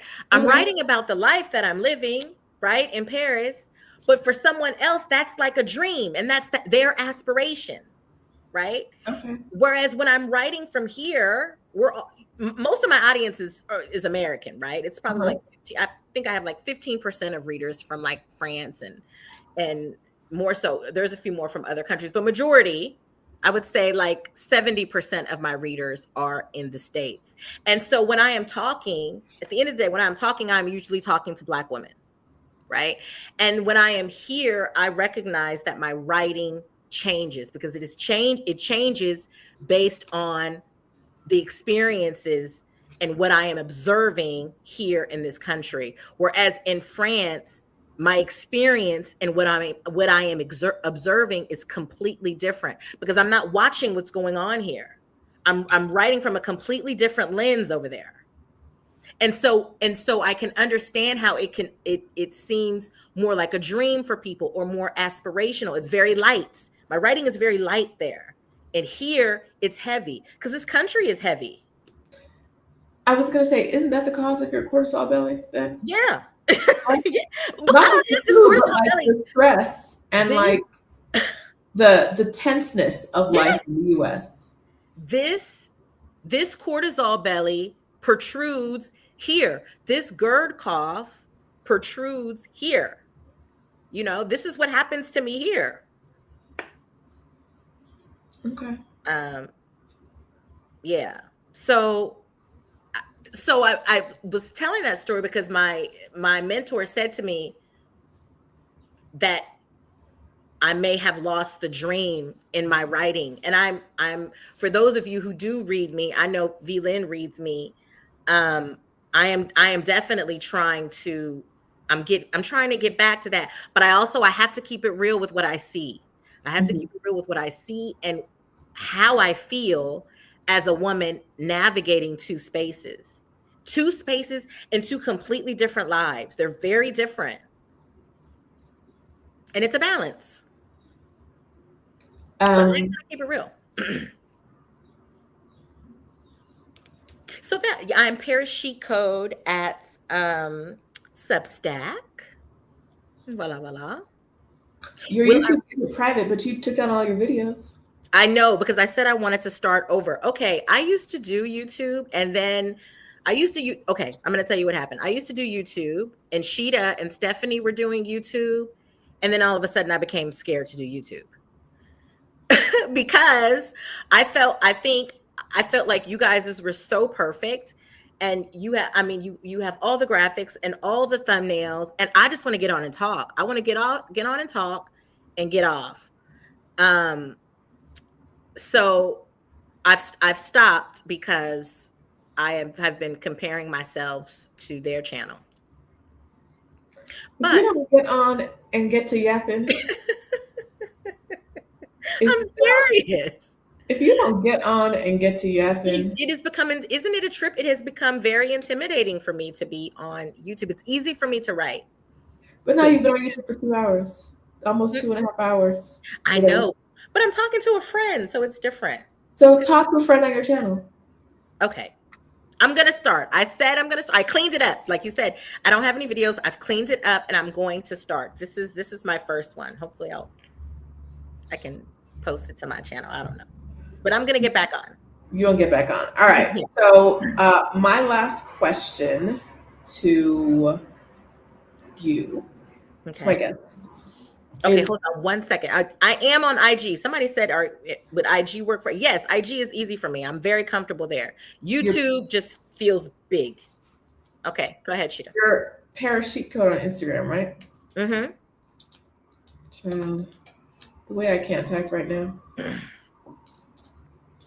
I'm sorry. I'm pulling this up. Nope. Instagram always want to play games with people. Yeah, IG. I love IG. I do some talking head videos, like do shorts. I do shorts on IG, which is very easy and comfortable for me. I'd love to have longer conversations on YouTube, and I'm going to get back into it. Put those same short form content you put on IG. Put it on YouTube. Okay. Latrice's. I love that word. Thank you, TC Bean. Okay, so subscribe to her IG, all the details for her Substack, the Parisian.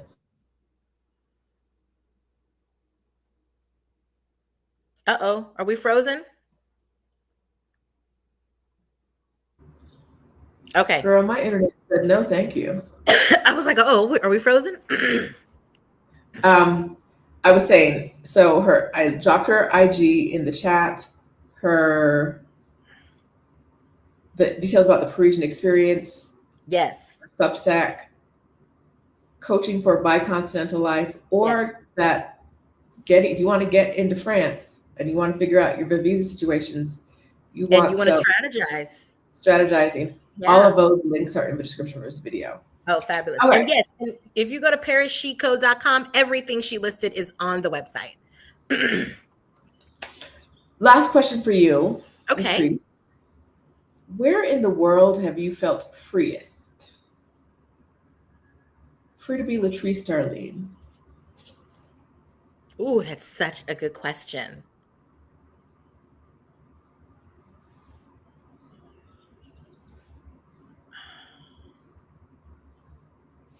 I'm gonna surprise you guys with my answer.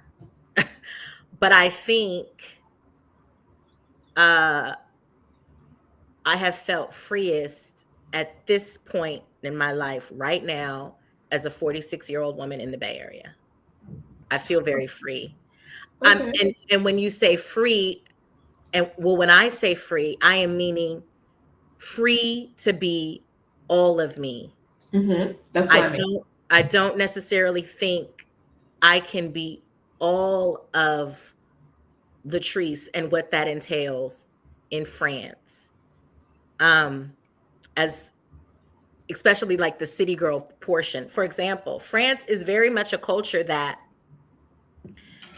I love France, don't get me wrong, but France is a very much a culture dependent on one conforming, right? And if you don't conform to the codes, hence Paris Chic Code, right? If you don't conform to the codes of France, things can be potentially not difficult, but depending on what you're trying to accomplish, the tables that you are trying to sit at, things can be or things can take longer. Let's say that.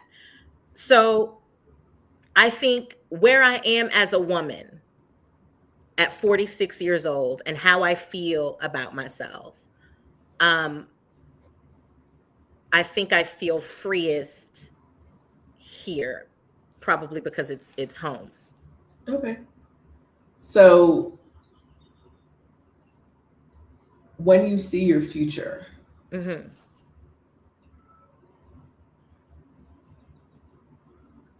how do you see yourself in 5 years? What do you think your living arrangement will be?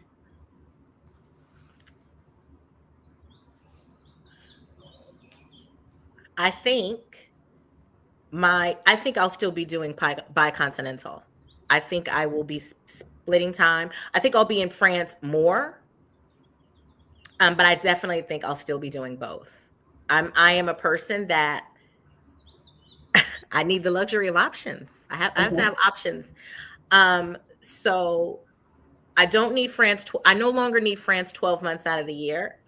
I don't need home, 12 months out of the year. I think I'll still be doing both. I like both. I like the change, I like a little bit of both. I like a little bit of, I want culture. I want flavor. And I also want, sometimes I just want to be bored or I want some refinement or bourgeois things. Right. So yeah, I think I'll probably still be doing both. Okay. And hopefully and listen, we need a partner that is into doing both. And if we don't find him, then listen, that's one monkey does not stop a show, ladies. Let's be clear. So are we talking about partners today? Yeah, let's lean in. I'm like, how much time do we have? Okay, period. Let's talk about partnership. Let's talk about it. My situation has changed. Tell us about your situation if you feel like it. It's pretty trash. I think. Wait, your situation's changed in the last week? Yes. Girl. Because let me just tell you something. As women, as Black women, one thing I'm going to tell you, one thing that I have learned as someone that has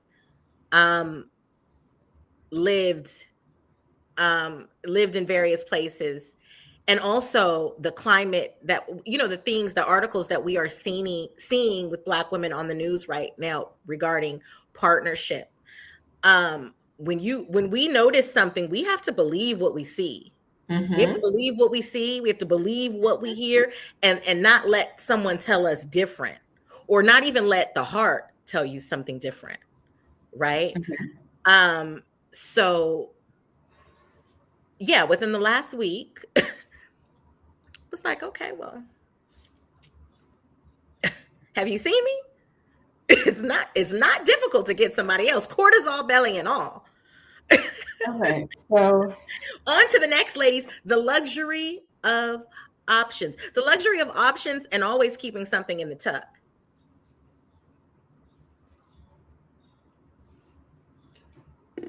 Give us more. Okay. I'm going to give you as much as I can. Yes. I'm going to give you as much as I can. So you remember, we all remember how I first got to France. Yes. I first got to France on a student visa, and then we remember the transition. Yes. The transition has always remained. Uh-huh. Whether the transition is the transition being the PAX. Yes. The PAX is separated. Tried and true, though. But was still in the atmosphere. Pull up. Okay. And pull up and be amazing. Okay? Okay. Listen, nothing short of the word amazing. Okay. But not right for a relationship. No, not quite for not at this juncture in my life. Because listen, at this juncture in my life, it's like I kind of want you to go home. I don't need. Do you think that's gonna change? Probably not. But despite that, girls, let me see. I'm 46. The transition was like 30, I think he's 35, 36. So when we first met, it's like, I think he was like 22, 23. No, 24. 24, I was 34. So I'm 46. He's like 36. So you've been around for 12 years. And I ain't giving that up for nobody. Do you hear me? But that's not the situation that changed. Huh? But that's not the situation that changed this week. No, that situation will never change. The situation. However, that the one that we discussed earlier this week has changed. Are we going to give any of that to the people or no? You can say no. No, it's non-existent. Doesn't even matter. On to the next. I'm very much alike. Oh, I think you died. There's always somebody in the chamber. Oh, is there someone in the chamber in the bay? No longer. I have to get outside here more. Get outside. I wasn't because of, I couldn't really find a chamberman here. I do think that's a thing in the bay, like having a chamberman. Yeah. There's not a breadth of. No, I know. And you know what? And I have not really been out. I mean, I've been outside, but not outside looking outside. Mm-hmm. I haven't been outside with my glasses on. So I haven't really been outside holding hands. I've been outside cupcaking, holding hand, kicking cans. But now your girl can be outside. I'm going to put them glasses on and we're going to see what's outside. Okay. So it's to double your money and make it stack, say less. Yes. Okay. So. Yes. So that, I'll be back in Paris in June. Mm-hmm. And Mr. Pax turning up, turning me every way but loose. Okay. Okay. But Mr. Bay, we not. On to the I do think it's important, like you said, that I was watching. Do you guys know the Jokes on You podcast? Two women, Okay. Mel and Tally, on the podcast, and I usually listen to it when I'm out walking about. But I was watching it on YouTube this week, and someone, Mel was showing Tally something on her phone, and a text came up, and no, the other way around. Tally was showing. Anyway, one of them said, did I just see what I thought did I just see on your phone? And Tally said, who you gonna believe, me or your lying eyes? And I was like, you know what? Exactly. We're grown. Me? Are you gonna believe me when I say that's not what you saw? Or are you gonna believe your lying eyes? And I think, to your point, we have gotten to a point where we need to be more realistic about who we gonna let play in our face. Come on. Who are we going to let play in our face? Because playing in our face is dangerous. Yes, it is. Not always. Sometimes it's just gonna add a little cortisol belly. And we don't need no more of that. Not from no man. No man is gonna give me a cortisol belly. But a lot of times we are like, maybe I was like wanting to give the benefit of doubt. Maybe I was wrong. Maybe I. It's him. It's him. It's his ass. Cut it. It's his ass. Keep it tucked and keep it moving. Okay. Let me tell you guys a story. This is a great story. I have a client. She's on TikTok. And she is a mature woman, probably early 60s. And she is in France. She's been in France for 6 months, 7 months. When I tell you, living her best life, dating all the men, she's dating the men in their 30s, has a lover. Okay. And when I tell you, she is like, girl, I am never coming back to the United States. I will say France will give you the best lovers that you have ever had. Like French lovers, they are not playing. They're cuffing you fast. Give us more. We need more. They are generous. For those of us who can imagine. Okay. I think that they are generous with when we're speaking about love making.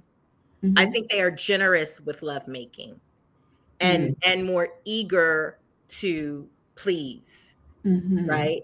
Whereas I find that maybe sometimes Bay Area men or American men can be selfish in that regard. Whereas French men are like, what do you want me to do? And where do you want me to go? And it's like, I got a list, okay? So here's the guidebook. Read the manual and come back tomorrow. And you only got to tell them one time. Oh, okay. You only got to tell them one time. Now, did you happen to just pick up the right young pup? God knew what I needed at the time. The good Lord knew what I needed at the time when I needed to go study abroad. Because remember, I met him at study abroad. I was in a dorm. And then decided to go back. You said, I'm not giving that up. Graduate? You can keep this damn degree. I want to learn French. I want to learn French, and what kind of French were you learning? Huh? Boudoir, how are you learning? Boudoir French. Boudoir French. Okay. Period. I was like, let me get a French degree. I just need 12 more months. I just need 12 more months. And that 12 months turned into, somebody said, praise the Lord. Girl, I was depraved. Keep in mind, I was in New York with those men in New York, and they were a mess. I said, let me get in here with this youngin'.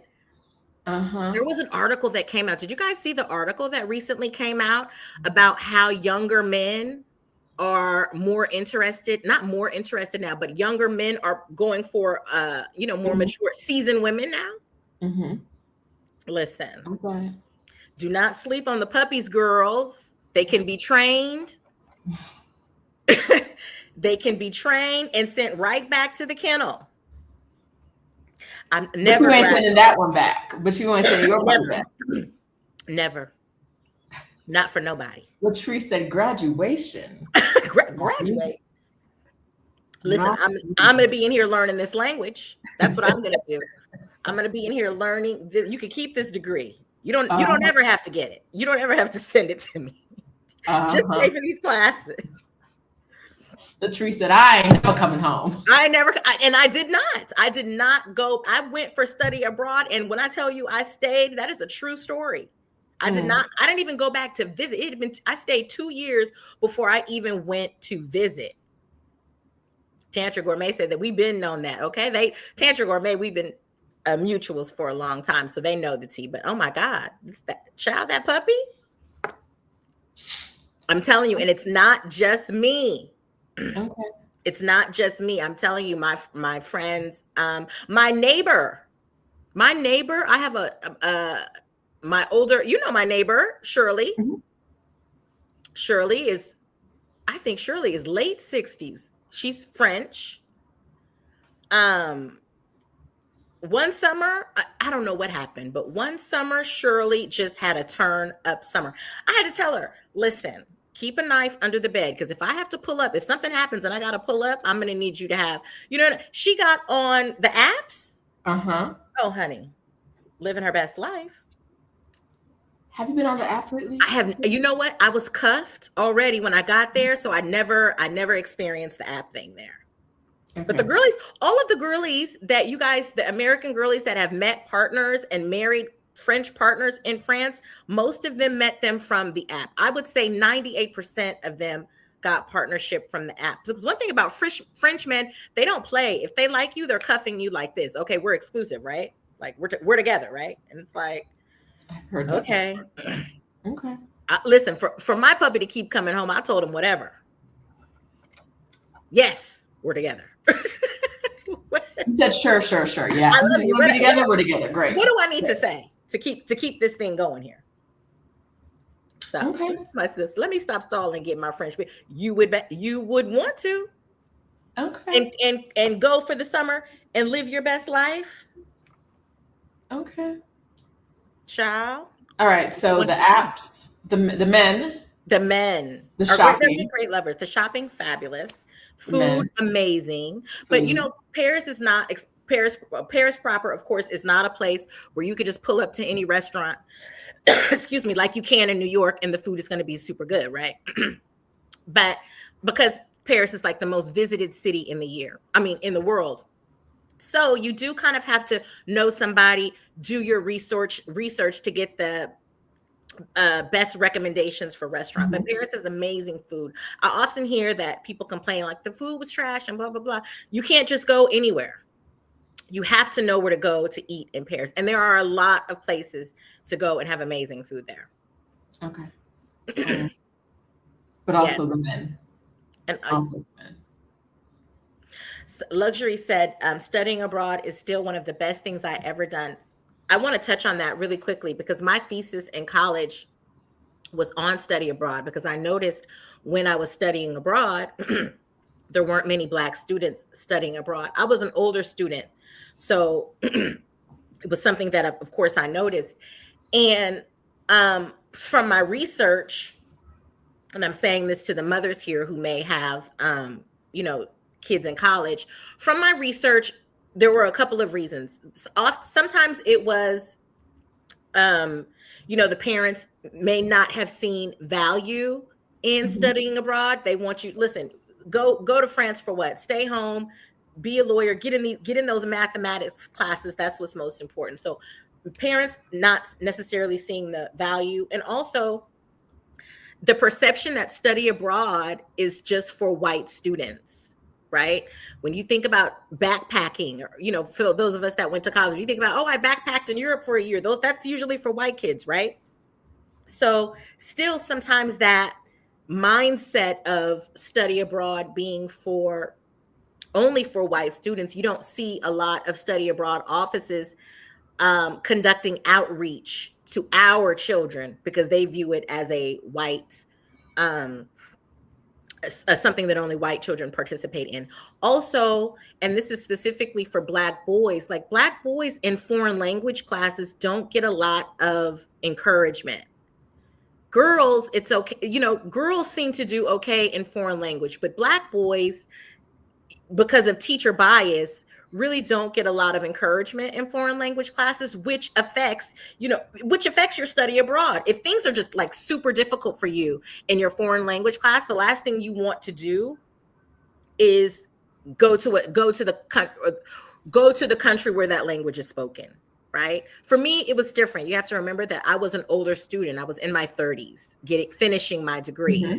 So I knew how to advocate for myself, and I was relentless about, okay, I can't speak this language here, so I'm going to go live there for a year and I'm going to learn this language. But for someone who is much younger, the experience can be a complete turnoff. So those were some of the reasons why I think, those are the reasons that I found from my research. And I'm saying that to say, if you do have children in college, know what these hindrances are and encourage them to study abroad. There's scholarships out there. There is money that they can get from the study abroad office to help them and pay for them to study abroad. I took all of those scholarships. They're like 33 years old. I took everything for them to pay for my year in France. So yeah, study. It changes your life. I mean, we all know, everyone in this group, I'm sure, has done travel, right? I mean, has traveled, but it really changes your life. I wish, when I look at the timeline of my life, I kind of wish everything was moved up like 10 years. I feel like I kind of did everything a little bit late. Like I didn't move to New York until like 27. Mm-hmm. I went to Paris at 33. I pivoted back at 44. I wish I maybe moved to New York at like 20, right? Got to Paris at, let's say, 27, 28. Pivoted back at 38. It is what it is. This is my story, and I accept my timeline, and this is clearly God's timeline for my life. But I wish I would have studied abroad earlier. And then I would have known, the value of what I was doing much earlier in my life and in my career.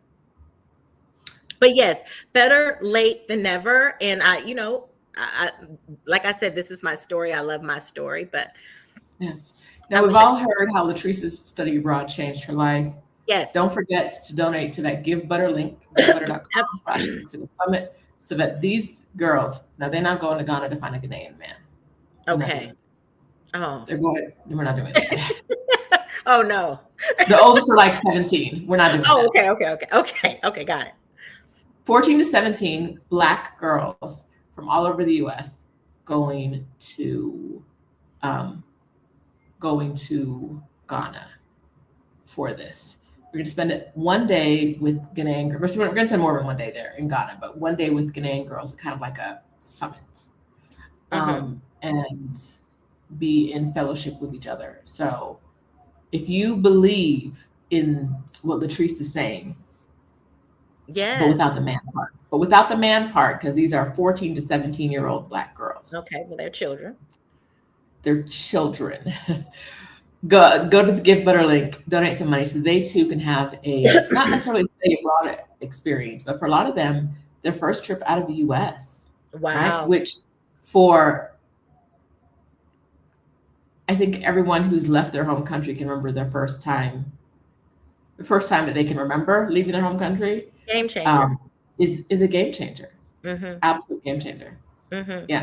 Girl Please says, how I wish I'd been exposed to the idea of studying abroad when I was young. For me, when I thought of it, I was like, oh, that's something other people do. I was also working like 3 jobs to pay for college. So the idea of study abroad, it just didn't I need to eat. It changes your life. It changes your life. That trip, I want to tell this story really quickly. Do we have time? Listen, we were supposed to be done 45 minutes ago. So what is time? Let's go, girl. Tell me the story. Okay, I want to talk about really quickly, because we did touch on how I got to France, but remember I said I would circle back about something else that happened like in childhood. Yes. Okay, so really I'm going to try to be as brief as possible, but I think it's important because I want to show how I spoke something into it. I spoke something into existence, and the universe or the Lord just kind of gave it to me. So when I was younger, when I was in 5th grade, we were required to do a project, and we had to speak as if we were the character in first person in front of the class. So I didn't know who I was going to be. So my mother took me to the library, and I chose Marie Antoinette. I had no idea who she was. Right. But the book looked nice. And the reason why I chose it is because I remember being younger and my mother making me watch the original Marie Antoinette with Norma Shearer. If anyone into classic movies, you'll remember the costumes and the opulence from that film. And if you haven't seen it, I encourage you to look up Marie Antoinette with Norma Shearer. It was just incredible. And so I knew that then. Right. So I get the book. I read the book, and I wear my mother's bridesmaid's dress in front of the class. I talk as if I'm the queen, and I say, let them eat cake and everything else. And I get an A on the project, right? Okay, that's my 5th grade timeline. We push it up a little more, and my mom is carrying all sorts of Louis Vuitton, and I was like, this is horrible. Like this, it's blue. It looks, I mean, not blue, but it's brown. It looks a mess. You wear it with everything. Like, what is this about? And she was like, you don't understand. This is fabulous. This is a la mode, blah, blah, blah. Then I start to work for Louis Vuitton. And then Louis Vuitton, I become a manager at Louis Vuitton San Francisco. They send me to France for the art of luxury training.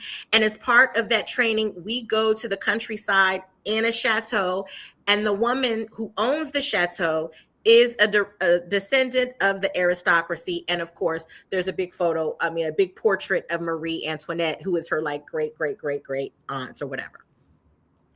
And from that experience, me remembering that 2-week experience in Paris by myself at 24 years old, I said, one day I'm going to live here. And I was still working in San Francisco. Then at 28, I moved to New York. And the day that they dropped off the furniture, I said to my roommate, I think my next stop is going to be Paris. When I'm done with New York, I'm going to go to Paris. And that's exactly what I did. And it started from a dream in the 5th grade. It was written. It really was. Everything that I said that I wanted to do manifested. Now,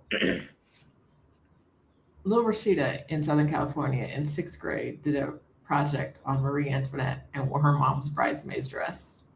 You're kidding. Are you serious? Mm-hmm. Mm-hmm. Meant to be, girl. For you. Look at Sheeta now, who is the blueprint for the Exodus Summit, who is leading a movement for all the girlies to get the hell out of Dodge. Get the hell out of Dodge. I love it. Another. If you need to be in a relationship with a man 10 years younger than you to get that domestic partnership PAX visa, get it. Do it. Expeditiously. Do it. Expeditiously. And live your best life with that man. I don't promote men often on this channel. However,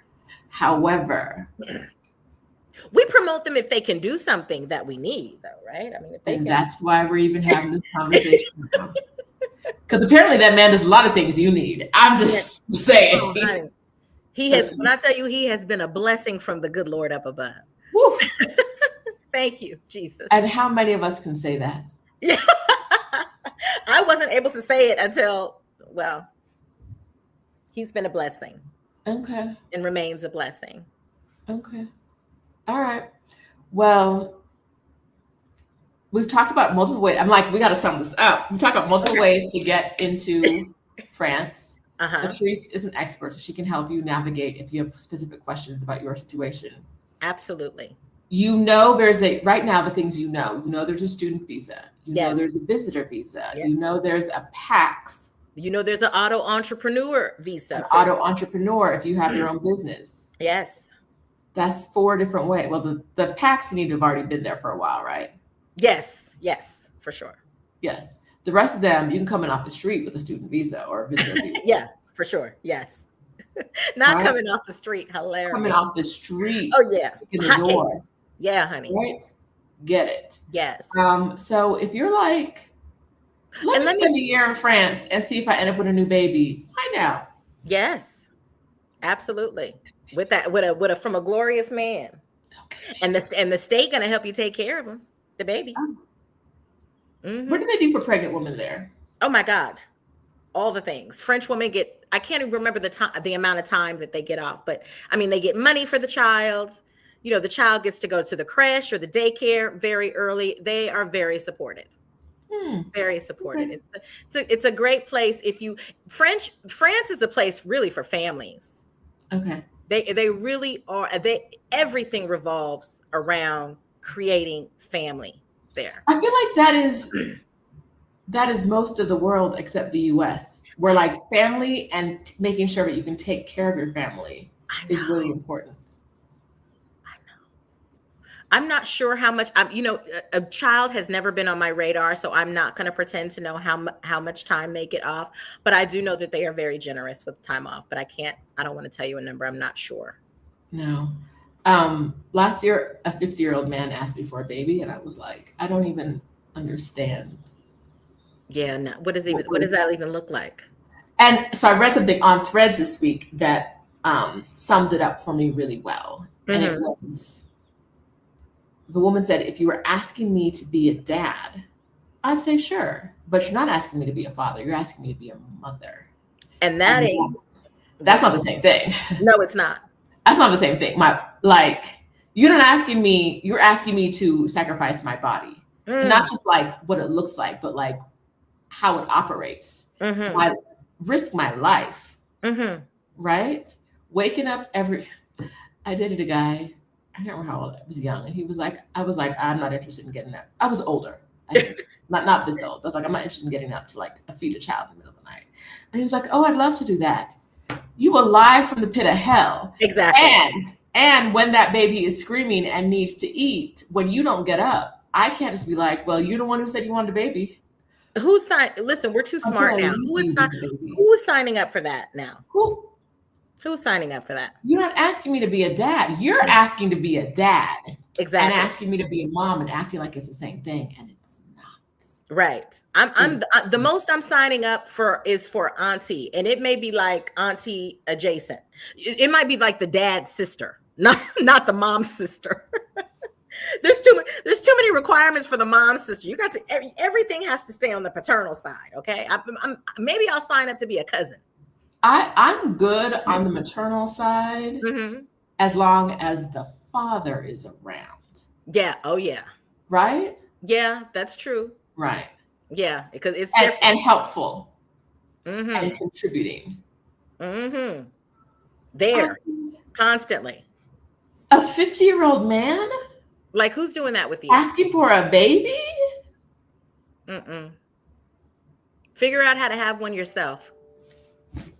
That's that answer. Figure out how to do that yourself. Leave me out of it. Whatever you got going on, you got to leave me out of that part of the story. And I'm very, very clear and upfront about that. Like, that's why I can't even listen. That's why I'm like, I can't even answer the question, because anything maternity, listen, not even my wheelhouse. I can help you get to France, though. I can help you get there. Now, if you decide to have a baby, once you're there, that's your business. You will have to introduce him to somebody else. I'm going to pass you on to, you know what I'm saying? But I can help you. I can help you strategize anything else. I can't, but not with no children. But you don't need a baby to get a PAX. No, you do not. And you don't need a baby to keep a pup. Well. You sure don't. Matter of fact, if you really want to keep them, don't give the pup no puppies.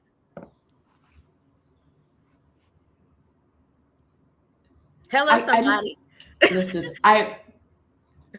I know that motherhood has worked for some people. Mm-hmm. Motherhood has worked out really well for some people, but I Oh just feel yeah, like for me, I'm not built I would because absolutely be again, with that child. because again, it does not. I don't want to say it doesn't give me the options, but I have to consider. I have to consider. I don't want to.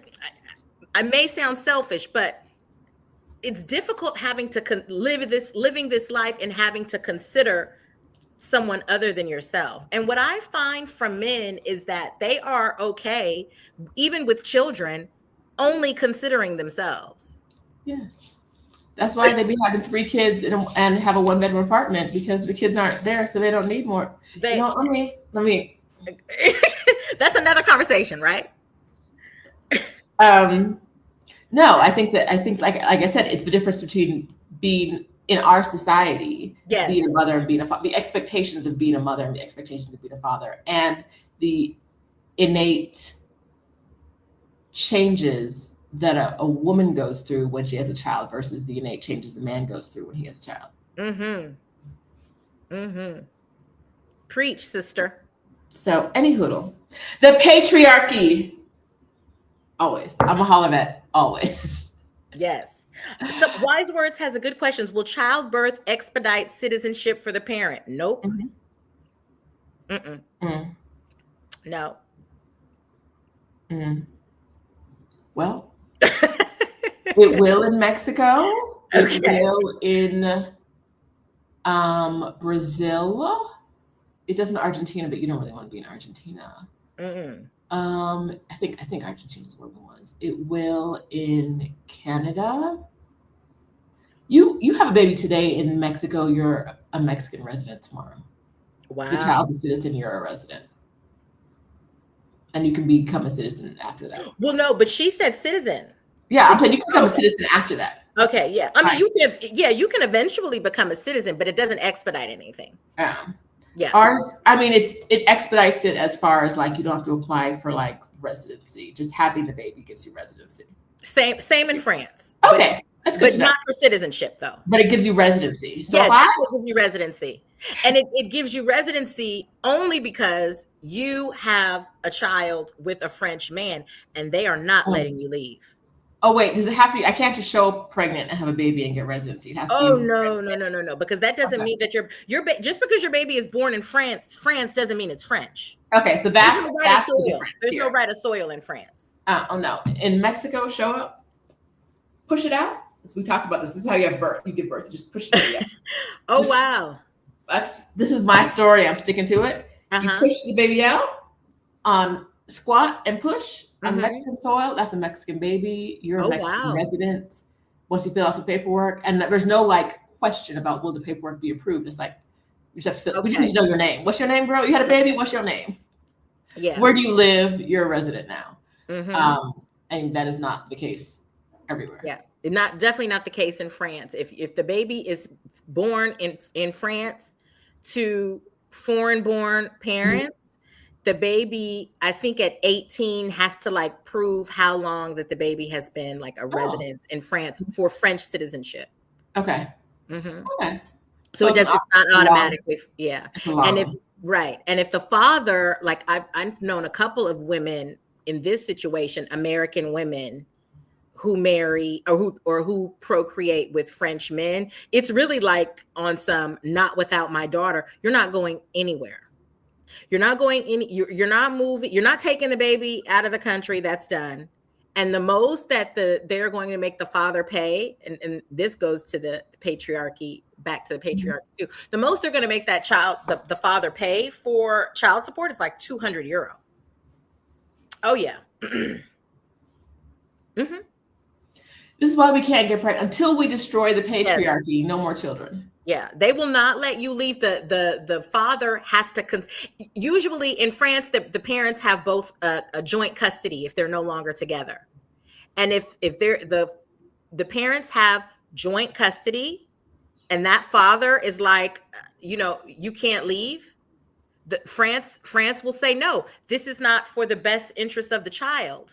The best interest of the child is for them to remain in the country that they are born in with their French father who has joint custody. Girl, I was watching like 90 Day Fiance or something, and I was watching the story, and I was like, she don't see how he's trapping her. Because it was in the US, but it was the same situation. She had a child from France. She was a child in France, and she had a child in, I think I can't remember where the child was born, but the father was in the US, and she came to the US and got married to the father in the US. And I was like, and her other child was in France. I'm like, he's not going to, the minute she says, I want to leave, he's going to say, you're not going to take my baby. And he did immediately did the thing. And I was like, yeah. I had a friend who lost her child. She wanted to go back to the UK. And because she was done with the father, she was American, she lived in the UK for 20 years, moved to France, and she was like, I'm not feeling it, I want to go back to the UK. And he was like, no. It was a whole thing, girl. She was going with the baby on the train to the UK. They stopped her on the train, took her off the train. You're not going anywhere with this child. So she ended up leaving, going back to the UK, and he has full custody of the baby.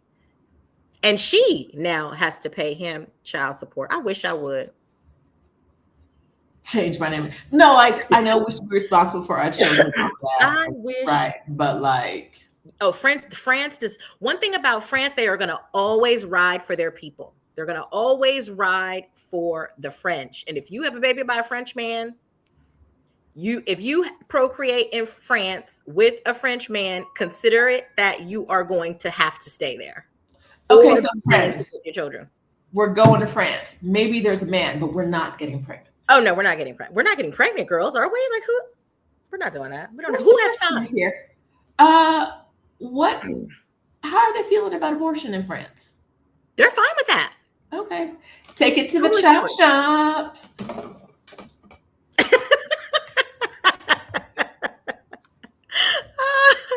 Are we horrible people? No, we're realistic people. And let me say this also, to get I don't know how it is here now, but when I left here to get like the abortion pill, you needed a prescription. You don't need any. It's over the counter in France. Is it here? I don't think so. It's over the counter in Mexico. I don't know if it's state by state there. I know some states you can't get it at all. Mexico, I walked in and I was like, I see a name behind, out of like a box behind the pharmacist. I said, I think that, yep. You can just walk in and be like, yeah. Guess what I'm doing today? Last night got a little spicy. Guess what I'm doing today? Oh, period. Yes. I'm within the time frame. I don't need to talk to nobody. Give me one of those back there. Matter of fact, give me two. He might be coming tonight. Okay. Woo. Okay, we got two y'all silly in a row, so maybe it's time. Okay, that's it. It's been 3. It's been 3 hours. That's been our time. Chop shop, y'all. Period. Don't be having no babies with these French men. At all. We're just having fun. We are just having fun. Fun. That's not it. Serious. We're not serious. We're not locking in. No. So. All right. Okay. So why is worse CK says the pills are unavailable in some red states? I know that some like Louisiana was trying to sue a doctor in New York. I think Texas and Louisiana were both trying to sue doctors from other places who either sent the pills to someone or gave the. Mind your business. Exactly. Absurd.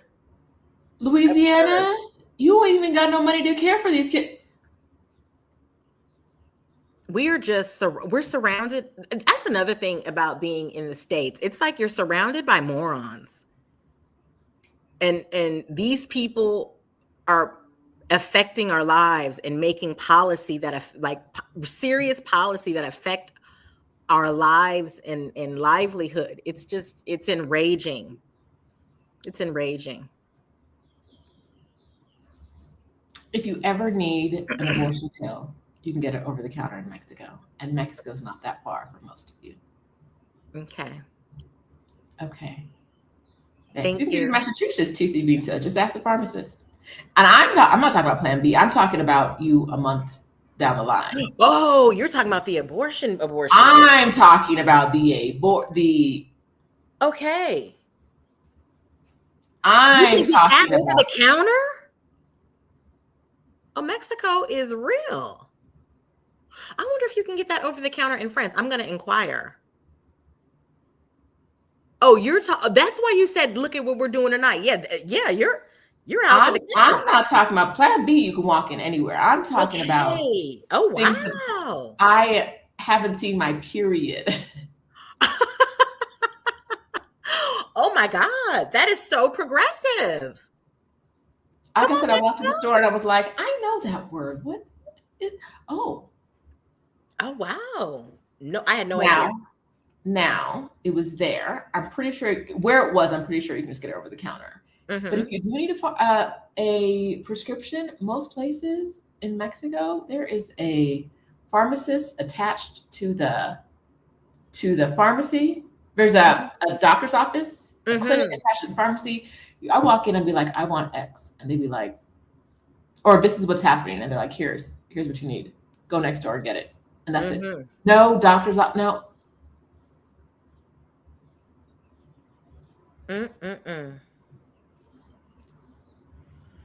Someone says, so basically, if you find out you're pregnant in France, go to Mexico and have the baby. Negative, Nichelle, because the dad is French. So it doesn't make a difference. Does not make a difference. My friend's baby was born in the UK, but that dad is France. That dad was French and lived in France and has joint custody. So don't have no baby with somebody's Frenchman unless you feel like you really want to be. Look, not even if you just don't have no babies. Just don't have no babies. If you're gonna have a baby, be strategic. If you have fallen. Yeah, they're not playing about their seed. They're not fallen in love. Sorry, give me a second. If you've fallen in love with a man, and so you can't choose who you have your baby with because you've already outside holding hands, cupcaking like Latrice was. I know. A mess. But you ain't got no baby from it. Oh no. Okay.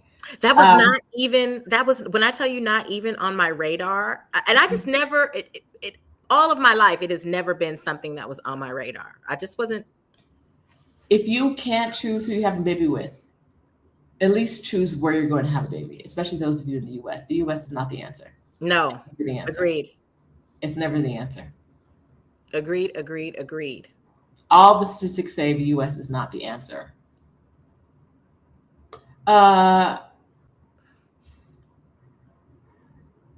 Was it this week?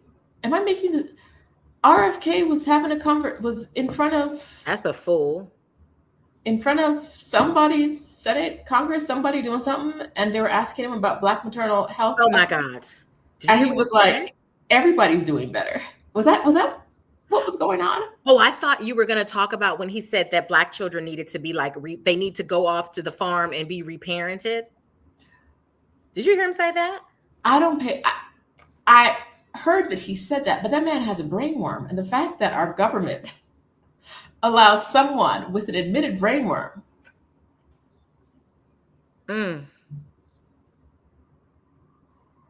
Where are the shooters with the good aim? They keep missing. They keep the one was it last night? He had so much promise. How did he get in there though? Do you guys think that was real? I saw a couple things about it on Threads, and I was like, "This feels fake. I'm going to bed." Everyone said, and that's another thing, right? Like right now, you cannot determine what's real and what's fake. Okay, I have a question. This was another conversation on Threads, and I know we got to go, but this is my last question. Okay, and this is like hot topic convo. Okay. So Meg the Stallion and Clay, they're broken up. And so the girls on Threads are having a debate about, do you post your man all up and down social media or do you not? So there is one argument that says No, you're not about to embarrass me. We don't know what this man is doing. Yes, he's my man, but you're not about to embarrass me if we break up. So the only way that you are going to get an appearance on my timeline is if we are married. The Mhm. other camp says you are letting him hide. Put him So- all, wait a minute. Yes, go. Put him all up and down that social media so the girlies can come to the front and let you know what time Come it is. to the front. Come So to the that's your front. camp, come to Okay. the front? So I'm team come to. I'm team. I don't like you enough. I don't even connect online with men I date until after I'm like at merge our lives together point. But that's not because I'm hiding them. It's because historically, as a lawyer, as someone who asks questions, historically, if I go to your social media, I'm going to see a lie. I'm going to look at it and be like, this motherfucker lied to me about XYZ. And every time it happens, it happens. Yeah. Now I'm asking questions like, so you said blah, blah, blah. Mm-hmm. And all of a sudden, but I see on your social media every single time because I can put two and two together real good. Right. So I don't even like to connect with them. But philosophically, I read this from Tanika B. Tanika B. Wrote this. A man could never make me try to perform privacy. It only helps him. And I've refused to allow my love, my public affection, my expressions to be seen as an embarrassment. He and he only should feel like a public failure for engaging in misogynistic behavior. He should carry the shame. He should carry the burden of being unable to love. Philosophically, that's where I am. Realistically, I don't even know them. So I don't know. When I say that, I mean men. I don't even know men. Also, Clay, the way your bones gonna crumble, he deserves the way your ACL and everything else you need in your legs and your arms, you already got 6 paper cuts since last night. If I see him around the bay, I'm pulling up. I'm pulling up and I'm cussing his ass out. I'm acting a stone fool, Bay Area style, because you tried it. You tried it. I'm going to give him the business. Okay, but I have to be honest. I am team private. I'm not giving you. Okay. Oh yeah, I'm not giving you this. It's not even about. Now, it would. Now, this is how I think I would run it. If a man told me that I could not post him, oh, you getting posted? What? I can't. Oh, I'm finna have you all up and down this TL just because it's giving you're trying to hide something. So let's put it out there. However, if it's up to me to post, I'm not gonna post because these men will have you looking crazy out here. And you got to go all back and forth and delete all of the photos of the happy times because his ass has acted a fool. No, you do not get an appearance on Paris Chic Code until I get a solitaire, period. I like I said, theoretically, I am with Tanika in like, okay, you're not going to make me perform privacy. Yes, right? Yes, you don't, yes. And privacy only helps them do the dirt they do. Facts. Privacy, oh girl, long time ago, before social media, so probably 20 years ago, I would say. Mm-hmm. Yes, that's living in the Bay. My friend sent a photo around to a group text and was like, does anybody know him? And none of us did. Years later, she found out he was married. Years of dating him later, she found out he was married. Years. And on my social media, would have had threads today, would have had his wife on the phone with you before the day was over. But and I think there is a benefit to that. Sheeta. Maybe post and delete? I don't know. It's Sunday, and what we're not going to do is lie on the Lord's day. A woman knows when a man is married. You cannot tell me that a woman dates a man for years and she don't know he got a wife at home. I don't think she was at home. There was some kind of separation, but there was also a lie. Now, I'm not saying she wasn't delusional. I'm not saying she wasn't lost in the sauce. Okay. We got to keep it real now. Because women know. I am of the belief, and no, I am of the conviction that we are not dumb. We know exactly what these men are doing. Now, are we accepting it? Is it something that we look the other way sometimes? Yes, we all make concessions, but we're not going to sit up in here and say that we don't know by how these men move what they're doing, because we're not dumb, especially Black women. We're just not dumb. I think you're right, but what happens when you are the main chick, the public chick like Meg, and he's still doing dirt behind your back, and that is okay. This is an excellent point, and I'm going to tell you why. So I'm going to tell you something. Regardless if you have that man all up and down your TL or not at all, or no. This is the argument that I'm making. You can have that man all up and down your TL, and a woman is still going to lay up.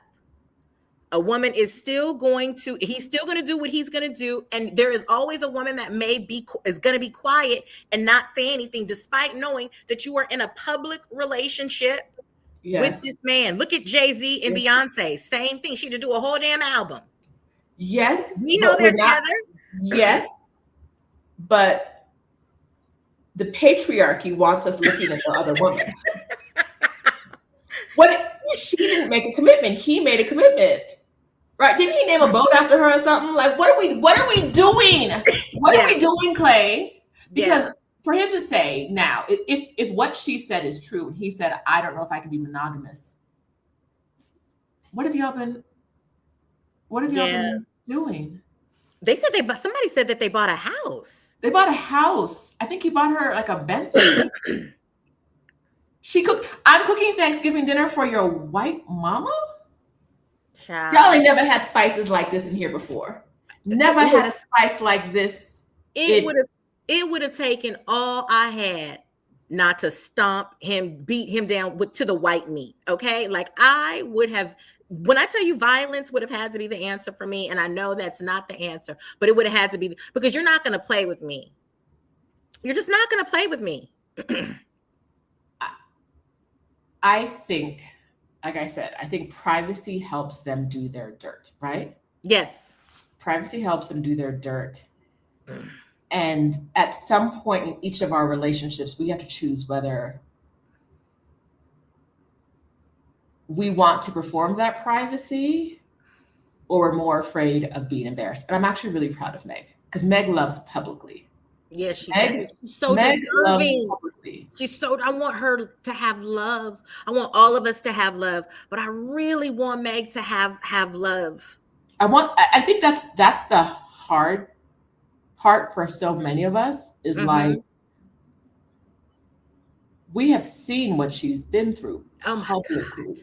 Did you see her ex last? No. No, girl. Her ex, the one that she was with, like I think a long time ago, was online singing to Jagged Edge, He Can't Love You Like I Can Love You last night. I said, I'll kill you myself. Girls, we ride at dawn for Meg. We ride at dawn. Like, I love that collectively there's so many women that Black women don't play about. Yeah. We don't. Not Meg. Don't play with Meg. And you're right. She loves hard. I was so happy to see them. And the way that he and somebody asked Clay who? Clay Thompson. Is he with the Warriors or? Yeah. He's with the Warriors. He was. I don't know if he still is. Okay. Clay Thompson. Kneecaps, thigh muscles degrading as we speak. We speak. White meat. White meat is the only answer. And I mean, I really thought that he was genuine. I really did. It looked so genuine. And she looked so happy.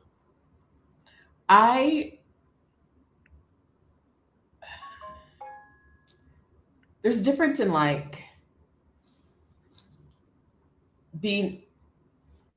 I see people talking about celebrity relationships. And I think that what the context that's missing here for some people is, I don't give a damn about celebrity relationships. I give a damn about Meg's happiness. Yes, I do. I don't know. That baby is we have seen her go through so much. I don't care if she's with Clay or not. Right. I care if she came online yesterday with her heart broken. And embarrassed. And on a macro level, right? Not even just Meg, Black women's happiness. It is beautiful to see Black women being loved out loud. And that's what that looked like. That relationship looked like her, who had been through such heartache and the loss of her mother, and this ridiculousness with that other Canadian rapper and the jail, her being shot. It looked and also her being framed as like this Jezebel, right? Because she's curvy. It was nice to see her being loved out loud like that. It's we thought she was happy, and I root for everything that keeps her happy. Yes. And I condemn everything that does. Even like, oh, Sibby said, at least she didn't have his baby. Praise God. Okay. Meg ain't no fool. Meg ain't no fool. She has escaped many situations. Sibby, okay. Thank you, Jesus. She ain't a fool now. She may have loved him, but she's not a fool. Thank you, Jesus. I am invested in the happiness of Black women. Absolutely. Same. Absolutely invested. And I think that as Black women, it is our responsibility to be invested in other Black women's happiness, because we see so much of our pain. We see so much of the pain. Yes. Right? Yes. We see so much of the pain. We see it and we live it. Right? And we live it. We see it and we live it. I am invested. All of the Black women in the femicide cases that we have been seeing these past couple of weeks, and it seems like it's been heightened, but like you said, the algorithm, you're looking at one story and you see 10 more stories. Yeah, we're living it and we're living it and we're seeing it. And when you see someone being loved out loud, or one of us being loved out loud by someone who looks like they're doing the right thing, you are cheering them on. I have been cheering them on, and I'm like heartbroken for her.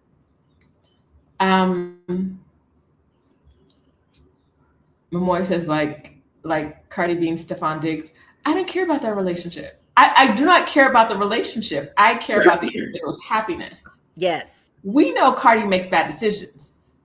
Yes. I mean, this one was went from worse to worser. Okay. This boy wasn't. And that even Offset said that. He said, wait a minute, you left me and you went out to get somebody just like me. I don't get it. He was right. He went from worse to worser. I want Cardi to be happy in a way. Yeah. I want Cardi as well to be happy, right? Cardi needs some time to herself. I'm not putting her happiness in her love life. I'm not pegging Cardi's happiness to her love life, right? Exactly. Because girl. They are never satisfied, Mrs. King. Oh, listen, they're not. And that's why one must remain in the chamber. Preferably in another country. So when you need to get away, then you just prefer, not even in another country, in France. I'm going to just break it down. You have something in the tuck in France. Apparently, I need to go back because I wasn't doing nothing. Oh, honey, just stopping and eating. You might have to just pull up. I missed out on the third part of a trifecta. Yeah, you need to just pull up when I'm there, and we can get outside. Okay. Meg the Stallion, the rapper. Not Meghan Markle. Although I want her to be happy too. Same. I just don't know if she can be happy in that family. I know. She expected so much from them. I think we all expected not. I feel like you and I should do hot topics every now and then. We should do hot topics every now and then because we are 3.5 hours in. Are you gonna say they're probably tired of us? You might have to listen. All I've eaten today is half a granola bar. Okay, I haven't eaten anything, girl. But we need to be doing hot topics, you and I. Okay. I do think that maybe we can do it on Instagram. Oh yeah, that'll be fun. That would be fun. The way I saw a lady yesterday, like I got my candles, I got my red ink, I got this picture of Clay. Yes. I got this. I was like, already. There are, you have to know who Black women don't play about. And if Black women don't play about them, don't play with them. Don't play with them. Don't play with them. Don't play with Meg. Don't play with Meg. Oh God, when she put that out there. First, I thought it was fake, and then I saw more people put. I was like, I went to her stories, and I was like, no, Meg, don't say it. So I believed in him. I think we thought like, okay, she went the corny route. Right. But I'm telling you, corny, short, fat, ugly, bald, broke, small. It's the same. It's all, you might as well. Okay. Hold out for what you want, because when you settle, the treatment ain't no different. And when you settle, it feels worse. It feels worse because when you know, I would have never given you the time of day, but I done poured into your broke ass, and you got the audacity to treat me like this. Me, another woman of my caliber, you couldn't even step to. And they will take the opportunity of you spending time with them to try to make you feel lower. Ooh, girl. Okay. Are we going another hour? Because I can make a drink. I was like, I can get a snack. Finish this granola bar off camera real quick. Girl, they sure will. They want to bring you down to their level. They know they're not up to par. So and they know they can't get up to par. Rather than meet you where you are, they will do everything they can to bring you down, to humble you, to attempt to humble you. Well, I could have helped lift you up. Okay. I had a man tell me this last one, you moving to France isn't all that. Nigga, you haven't even been to France. You haven't even, can you even spell France? How dare you? How dare you minimize not only what I've accomplished, but the business that I've created because I've accomplished this. How dare you try to tell me what I'm not? I'm going to tell you something, ladies. I'm going to tell you what I never do. And this is real talk. And I live by this code. I don't let anybody tell me about me. I don't care who it is. It could be my mother, family members, certainly not a man. You are not going to tell me who you think that I am. And that goes back to that immigrant and expat thing. I'm not going to let you tell me. I really wouldn't trip off the word. I can call myself immigrant. No big deal. But if you say I'm an immigrant, oh no, I ain't having it. And now the opposite would also ring true. If they were like, oh no, you're an expat, I would say something else. You do not get to identify me. Right. And I think for me, it's not just that you don't get to identify me, is that I don't care which. I see it. I saw it already. I was like, Lord, I'm trying to I need a little bio break. We got to touch on that. I think I don't care what word I use. Mm-hmm. I know, but sometimes they have different intentions, whatever. But the fact that you are so caught up about what word I use, tells me more about you than it does about me. Absolutely. Go be happy somewhere. Go find your happiness somewhere. Everybody except Clay. And everybody else who's done me wrong, done Latrice wrong, done Meg wrong, done any of y'all watching wrong. Someone said they need a voodoo doll and some pins and needles. And I'm like, yes, we need all the things. We need the voodoo. We need the hoodoo. We need all the things. Because Clay needs his ass whooped. Okay, let's talk about Immigrate. What do you think about? I didn't know who this woman was until I knew who she was maybe like 2 years ago. Okay, so I've seen her around. I've been seeing her in the clips, and I did a little bit of a dive, but I will say my take is really simple for her. First of all, people keep saying that she's a Black woman. I don't see this woman as a Black woman. I'm confused. What am I missing here? I think that she's a mixed woman. She's also a British woman. And I think her ideas on work culture or culture in general is shaped by where she's from and her experiences coming from there, being married to a wealthy man, it's completely different. So I say that to say I don't expect much from this woman. I don't expect her to ride for the cause. I don't expect her to understand a Black American woman's situation or how it looks for us working in corporate America, because she doesn't come from that. She doesn't know anything about that. So I'm not quite shocked at all. For me, I don't care what Jamie Dimon says about return to work, right? Right. Okay. I don't care what Emma Grede says about anything work related, because we're not doing the same work and we're not treated the same way. Or anything about Black women. This woman, you know, her I don't think she lives a Black woman life at all. People who don't know, she married a rich white man, right? And they started most of the Kardashian brands. Mm-hmm. So the Kardashians is white, and British. Her mother's white. Her dad's from Trinidad. Like, what are we expecting from this woman? So she is one of the head people behind Skims and American. What's the Chloe brand? American Eagle? Is it? No.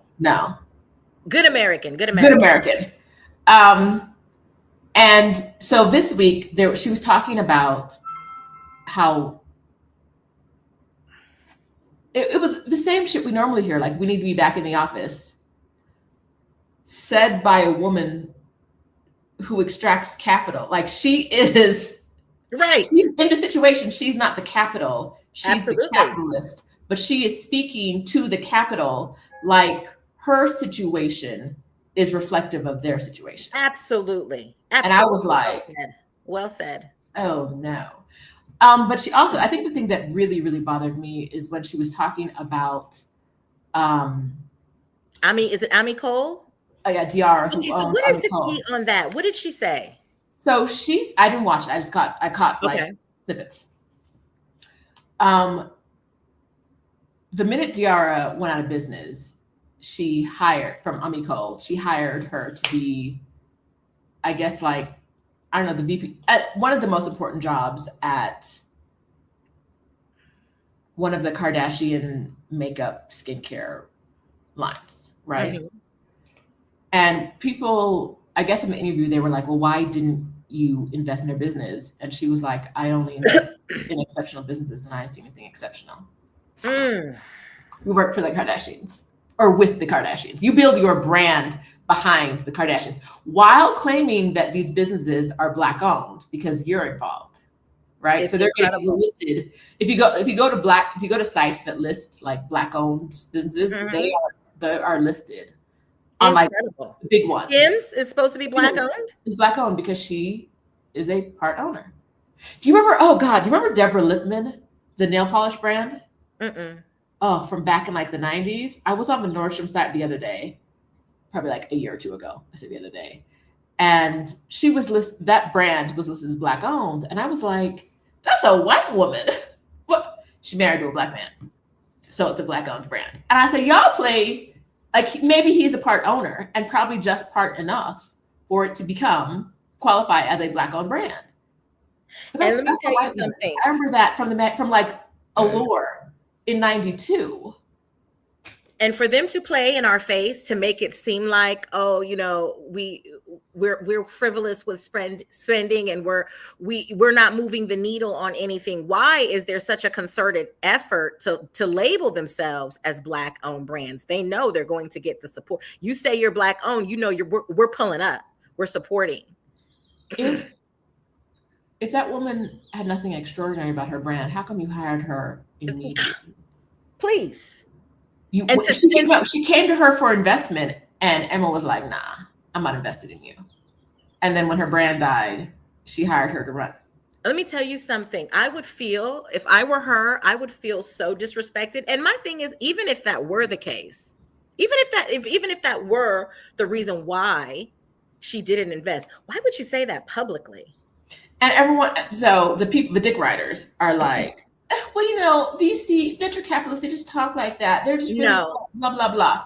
If you don't have the couth, and now if you are coming onto Black media platforms, Yes. right? Because all of these have been on Black media platforms. Yes. You're coming on Black media platforms to sell your book because you claim to be a Black woman. You need to know how to speak to Black women, because otherwise we're going to see through your shit and it's going to be 1,000 think pieces. Yes. And they're going to ask for it as hot topics. And there is, period. And there is a code. There is a code, I think, that we all know, we all grew up with, and we all abide by. And even if that were the case, I am not going to get online, especially considering that I hired you, because the optics of that is crazy. But I'm certainly not going to get online and say that about your business that you just lost. It's literally what she's saying is, yeah, I don't see her as ownership. I see her as the help. That's what it is. I see her as the help for the Kardashians. Baby, take everything you can from this experience and go start a new brand. We behind and you. Then some. My Ami Cole lip gloss is the best lip gloss I've ever had in my life. Run it back. Let's do some more. Girl. I'm so tired. Just tired. I'm tired. Yeah. They want to extract our labor without honoring our expertise. Exactly. Absolutely. How do you say you didn't see anything extraordinary about a woman who worked? Right. While telling us that the disconnect there is your entire book tour, this publicity tour, is about you telling us you know how to get ahead while disrespecting the Black woman who works for you. You're telling us how to get ahead in business. You know how we get, when truly isn't the way to get ahead, according to you, get with a rich white man? Like, because if that's the blueprint. Instead of being in the office, instead of that leaning in bullshit, write a book about how you snatched him up. About proximity. I won't read it, but someone else to power. Proximity to power and wealth, and how to extract that for whatever you're trying to get popping. That's what that is. Yeah, not a fan of Emma Grede, but didn't expect anything less. I think the takes are trash. I don't see her as a Black woman, and just not a fan at all. A blazing, rampant capitalist. Oh yeah, definitely. I don't care what she says. Nothing about being in this capitalist side, because we're not on the same side at all. We're not on the same side. She's trying to convince me to do something that's better for her. She has no regard, as she has shown, as she talks about her employee. She has no regard for the people she's speaking to. She does not respect us as humans. Or as Black women. She cannot identify with the Black woman experience in corporate America. She just can't. But what she can identify with is not investing in the Black woman. That's what she can identify with that. How many, like, we know it's such a struggle.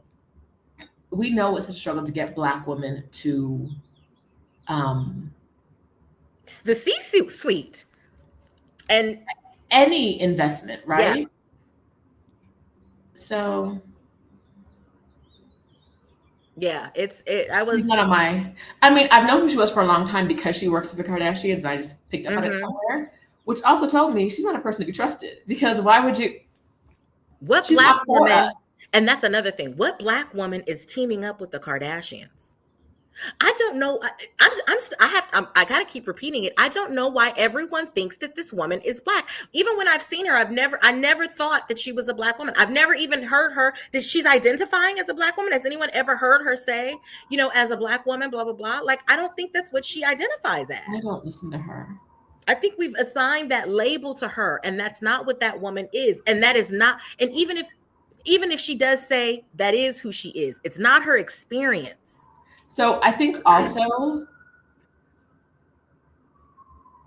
even if she's not saying it, she's signaling it. Yeah, okay. By going on all these Black platforms where she knows the majority of the viewership is Black. Okay. Right? That's what she's doing. She's signaling it, and she wants us to pick up on it. But we're pushing back. I am pushing. Listen, no, she's not. She's not like us. She can't identify with us at all. With us, with our experiences, with our culture. Just not even as being Black women, as Americans. Period. She can't identify. Someone asked about our thoughts on Melody Hobson. I love her. I stay out of rich folks, like truly rich folks business. I like Melody. I stay out of rich folks business. I don't know much about her, but I know she's a powerhouse, whatever it is. She has a whole bunch of things going on. I like sis. Sis got to that bag, didn't she? Listen, because she has her own. And then George Lucas, I mean, write the book. So Sibby says, this is great PR for her book, Controversy Sells, unfortunately. I don't think she's going to sell books. I don't think, because like, has anyone heard her talking and said, we know the book exists now. We didn't know it existed before, but have you thought, I really want to read her book? What is the book supposed to be about? Her own. I assume it's something about work, but I don't know. I'm not sure. Is Melody an attorney or she was like in marketing? I can't remember, but she was. I went back to Emma. I was talking about the book, not Melody. Oh, no. I was answering a question. Okay. But yeah, Emma, girl, I don't know. When I tell you I don't know nothing about Emma, the only reason why I started to do research is because all of the controversy was coming up. And I was like, who is this woman? And I researched and I was like, what are we expecting from her? Are we expecting anything different from what she's giving? She's completely on brand from what I would expect from a person like this. I think it's the Black woman who are like, well, she does have a point where I'm like, I need you to seek help because you are too lost of a sauce. You are going to be in therapy for a long time. This is how you believe. Like you burnout is right around the corner for you. I smell it. So on that Black women caping, I have another hot topic that we have to cover. Did you hear that D9 video of the woman from the Delta? Yes, I did. I also stay out of D9. I stay out of D9 business. Okay, well, but I will say, since it was put on the internet, okay. My first thought was how aggressively, the minute she found out she had an extra piece of power over this young girl, she was going to aggressively use that power to get what she wanted from her. Shameful. And my first thought was, that's not what sisterhood looks like. No.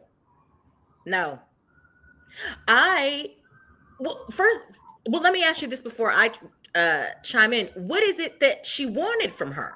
I just didn't understand. What is it that she needed from her or wanted from her and was using her power to get? It sounded like she needed to bully her a little bit. Okay, so she just needed to feel. I think she just needed to, like, you have a secret thing going on. Okay. That I can stop you from doing. Okay. So do what I want when I want, or you won't do this thing. So there were Black people caping for that. I saw mostly Black men. I saw mostly Black fraternity men. Okay. Saying like, y'all are weak. You should be she shouldn't even be doing it. Like, the girl can't be trusted because she put it on the internet. And I'm like, y'all's frat brother just killed his wife this week. Okay. And y'all are talking about what a good man he is. So your opinions of how to be in community with each other. Yes. Null and void over here. Yeah. I was shocked. Because my thing was, this is a child. This is This is a child who had just lost her mother. How are you speaking to this child in this? You're calling her a bitch. You're in her face. I thought it was completely callous and unprofessional and an embarrassment for the organization. And listen, she's a child. Some of the girls are built different. I don't think I could pledge anything, because if that's the way someone is going to talk, we're direct. We're white meat. It's white meat time. You're not going to get it. You're not going to get in my face and talk like that. And it was crazy how many people, I did see a few sisters, I'm not going to lie, that said, this is par for the course when you are negative. So for those of you who, I think this is a smaller trending topic, but Okay. at what state? Auburn State? ASU? What was the A? Albany. It was Albany. Albany State University. A professor found out that a student of hers was attempting to pledge the same Black sorority that the professor was in, and was like, I don't like the way you've been acting in class. I'll shut all the shit down. I'll shut your whole line down. And like the girl's like, why are you in my face? And professor on tape was like, because I can be in your face.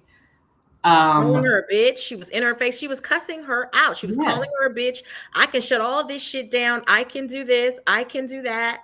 And there was no ask beside, I know what you want, and I'm gonna use this against you. Yes. It wasn't. It was crazy. It was crazy. That white meat time. Like, how are you? And the child, and I'm saying child, right, Lucy? Technically she is an adult, but this is a college student. She's trying to 19, 20. Yes, she's seeking sisterhood in the sorority. Mm-hmm. She's coming to her professor, and she's literally saying on camera, "Wait, why are you in my face? Why are you calling me a bitch? Why are you like?" Apparently, the girl had just recently lost her mother. So, and the professor, they apparently had a come to Jesus meeting already, because the professor said something to her like, "I'm tired of you using your dead mother as an excuse." This is the excuse for the rest of my life. Like, are you kidding me? And the thing that got me, I am not a parent, I'm not an educator, but she said something about the girl falling asleep in class. And even I, not a professor, not an educator, know that is a sign of something else. Yes. A student falling asleep in class, you should be concerned about what's going on in their life, right? Mm-hmm. Absolutely. And also, if they're pledging, you should know they're doing all kinds of other stuff that is keeping them busy and like you instead of being like, well, you were falling asleep, you should have been like, oh, now I get why you're falling asleep, right? And the fact that she knew that her mother passed away. So I'm like, this child gets grace on anything. If she's falling asleep in class, if she's not even coming to the class, I understand. Now, I do have a background as an educator. I understand what this child is this Black girl is going through, who just lost her mother and is trying to pledge, still taking college classes, and is trying to pledge into the sorority. The last thing I'm going to do in any young Black woman's face is get into it and call her out her name and make her feel worse than what she probably already feels. It was very hurtful to see that from a Black woman educator, because I feel like we are supposed to be, even if we're not in the education field, right? We're supposed to be educating the girls. We're supposed to be bearing fruit, right? Mm-hmm. We're up here and we're supposed to be teaching them, how to live their best lives and how to feel good about themselves, not berate them and telling them, I'm going to stop your progress. She's literally saying to this child, I'm going to, what you want to accomplish, the person who looks like you, I'm going to stop that. That's crazy to me. And saying things that will get her in trouble with her cohort, her social cohort, like, mm-hmm. I'll shut this whole line down. I was like, so now everybody gonna be mad at her. If they find it crazy. Listen, I stay out of the business that's not mine, and y'all gotta find the video. Sheena and I are not doing it justice. How this woman talked to this child. You guys have to find the video, and you can hear this woman and how she spoke to her. It was disgusting. It was bizarre because it was like, huh? What? Besides ass kissing, what do you want from this child? Right. What do you want from this girl? Let this girl be great and do whatever you can to support her greatness. So a whole bunch of people being like, well, y'all too soft. We put up with it. It reminds me of when I started the law firm. The lawyers there were like, I got treated like shit. So guess what? I'm going to treat you like shit. And I was like, it doesn't have to, like, I'm new here. Why? But I don't feel like it has to be like that. Right. And what are you gaining from this? Like, what are you winning from mistreating me or treating me like shit? Like what's the win? I don't get it. we know as a society that like a young Black child in college is going through it. A young Black child not in college. Everyone, we're all Yeah. going through it. And Yes. this could be a time to be kinder. And this is not about like sororities or fraternities in general. Right. This is very specifically about how she was talking to her. Mm-hmm. And I was like, I can't imagine now. I did see that perhaps there were repercussions from a teacher, perhaps. I've heard. They said big.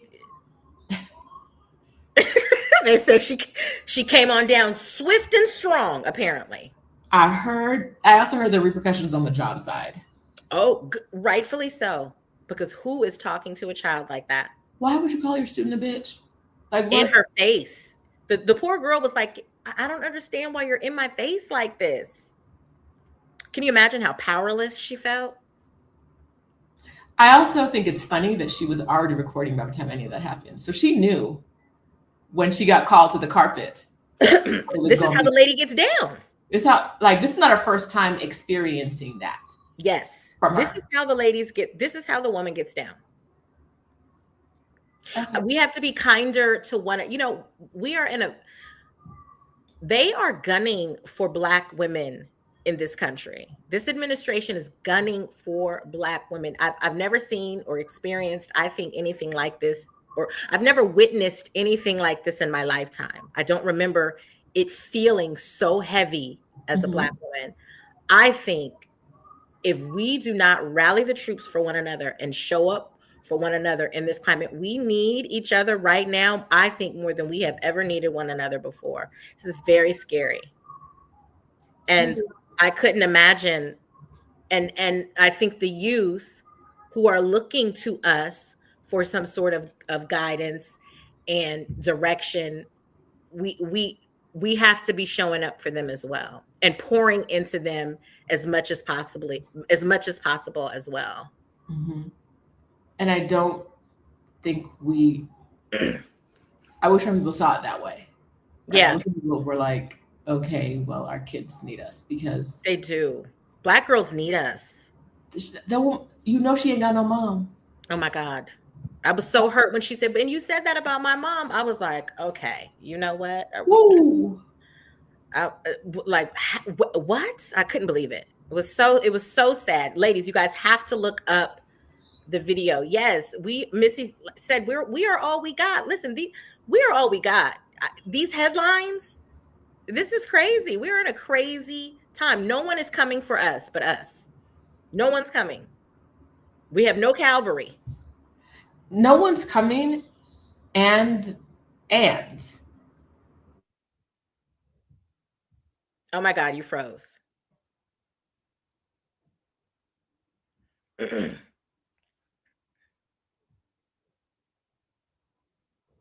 Oh no.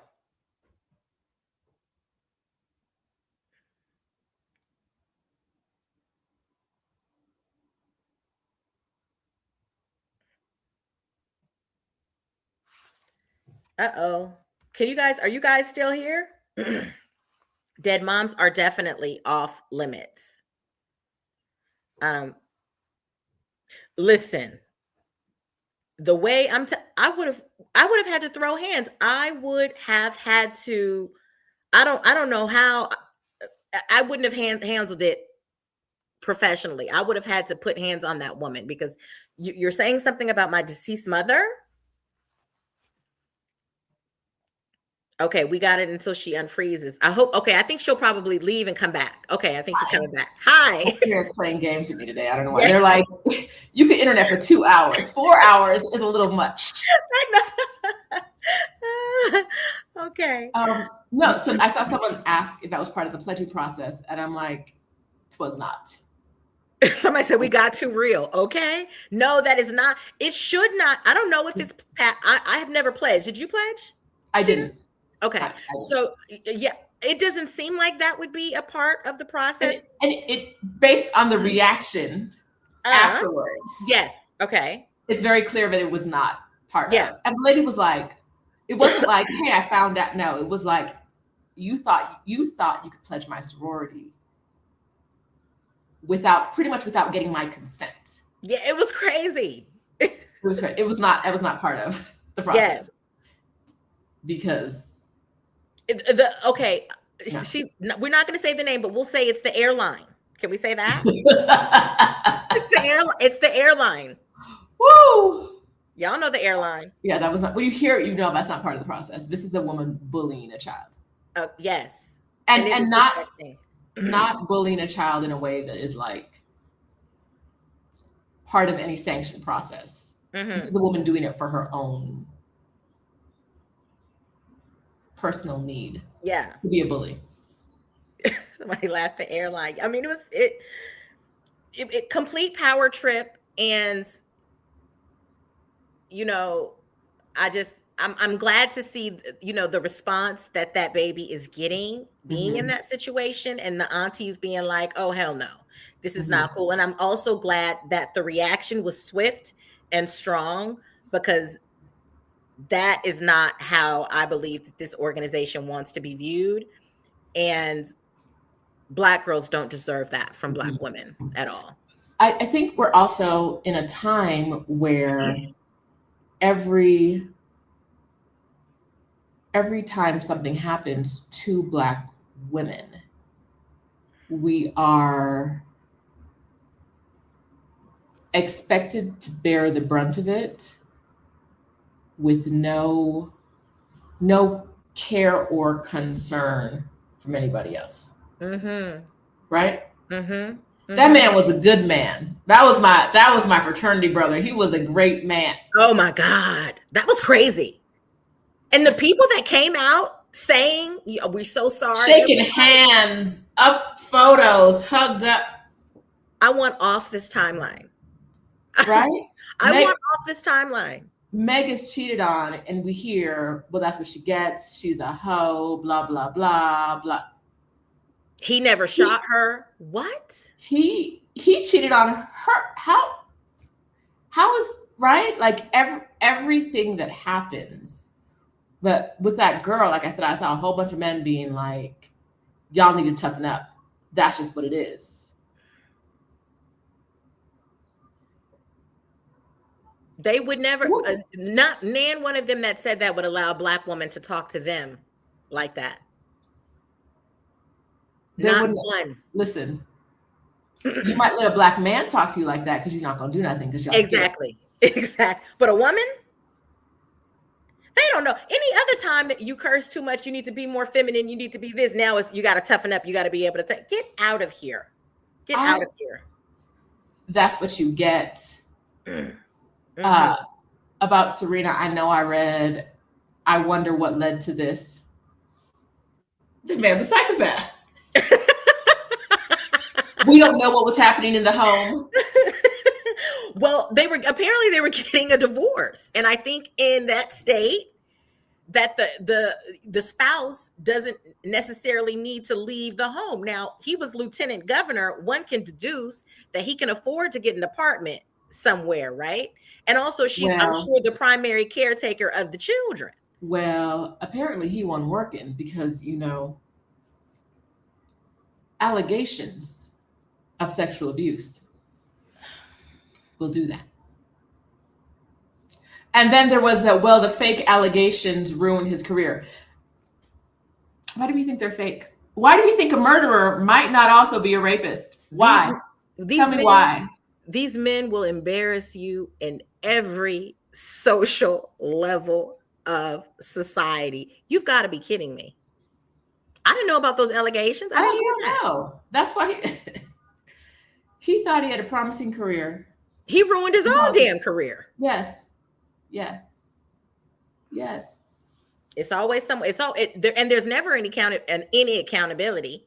It's her fault. I picked up a 1 and a 1 and I put it together to make this 2. I didn't read it on the news. I read it on the internet. So there's a little, let's see. But apparently at least one of the assaults happened in his fraternity house. It comes full circle, doesn't it? So a man who's been accused by at least 2 different women So listen what she says. In VA, you have to stay living together for 1 year before a divorce is finalized. So basically, that is insanity for women. Insanity.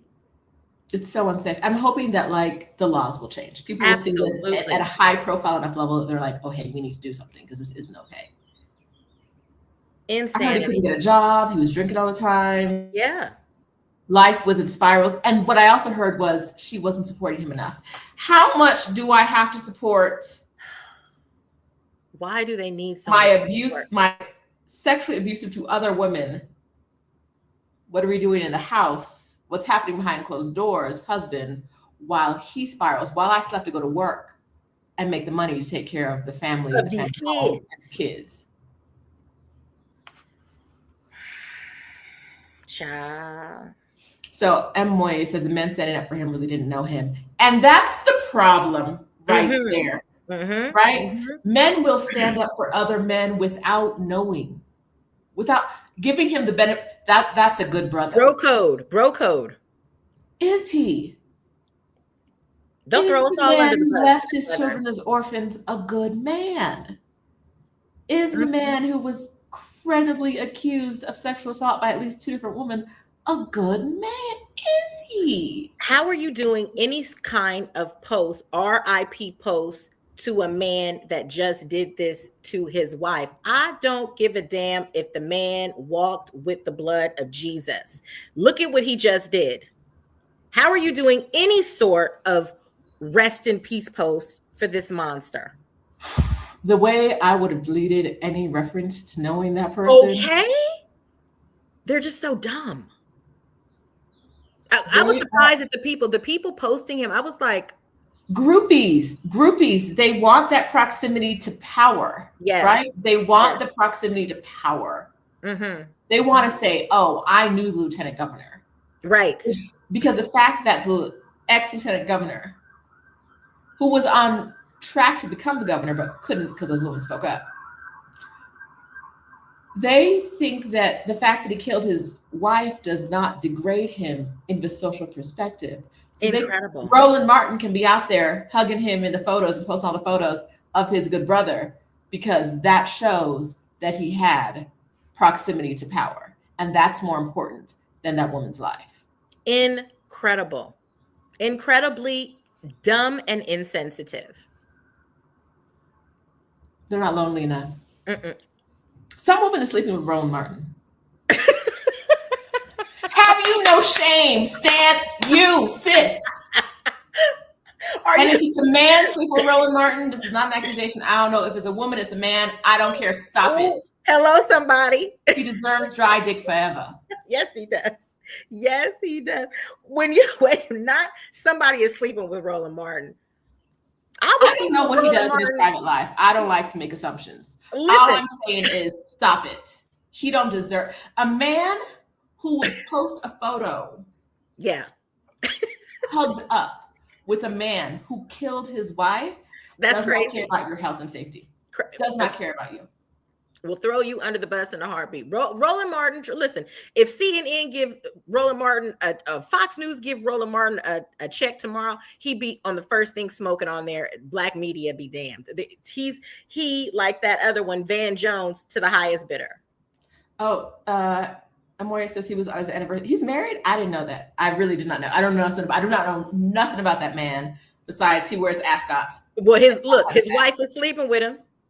Stop it. You was right about that. Stop it. He don't care about dead wives. That part. He does not care about dead wives. Stop. Snatch your pussy back. Okay. Girl, save yourself.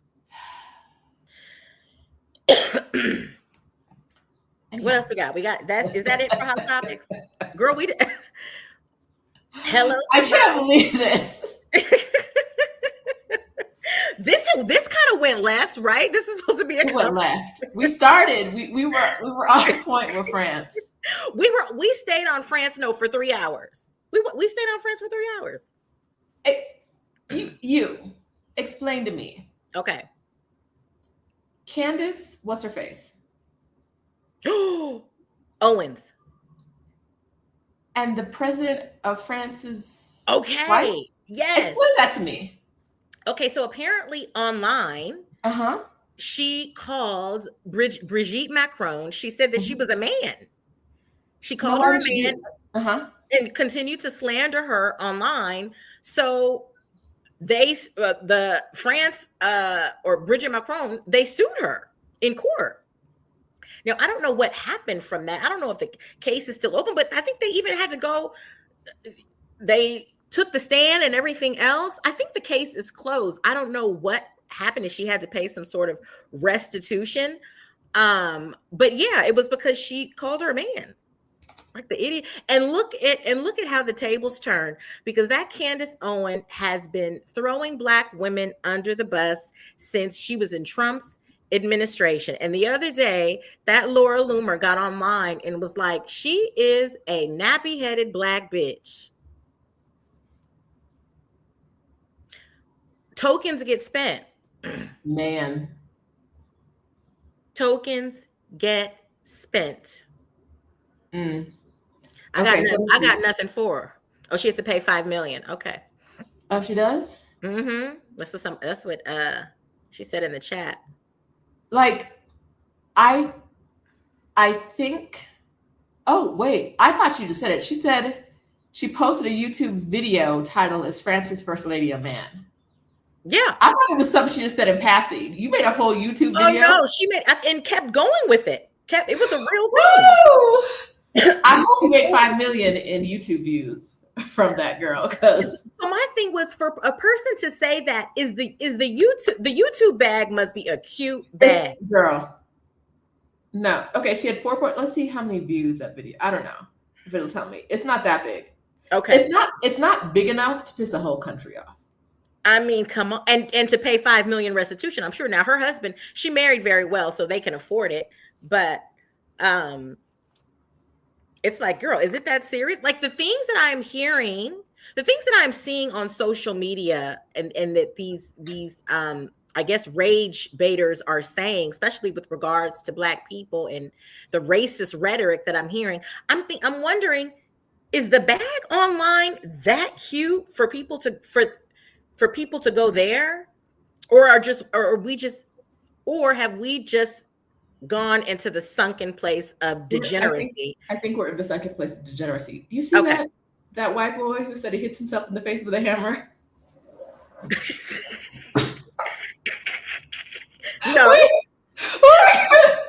No. No.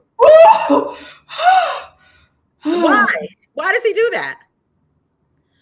Because it helps your face, the underneath your face, get fuller. So he hits it strategically, so he gets a more masculine face, is what I understand. You've got to be kidding me. And he is apparently he's been all over the news. His name is Clavicular. So he hits him, say yes, it's one of them looks maxing people. Yes. Looks maxing. Okay. Yes. Is it can we talk about that? I've never heard this term. What girl is this? Grab your phone. Let's do this. Looks maxing. Yes. Okay. Let me get here. ¿Qué es looks maxing? La nueva y contra. Okay, so my news is in Spanish, okay. So let's not do that.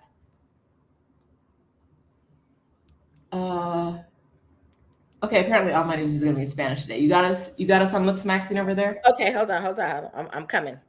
Looks maxing. This is what? Okay, hold on. There's a whole Reddit, but I'm trying to avoid that. Let's see. I always try to avoid Reddit, and every once in a while when I go there, I'm like, oh, y'all really do be helpful. No, they're helpful, but it's just so much information to sift through. Okay, wait. Looks maxing is an online self-improvement practice focused on the process of maximizing one's own physical attractiveness. The term is a neologism, which was coined on incel message boards in the 2010s.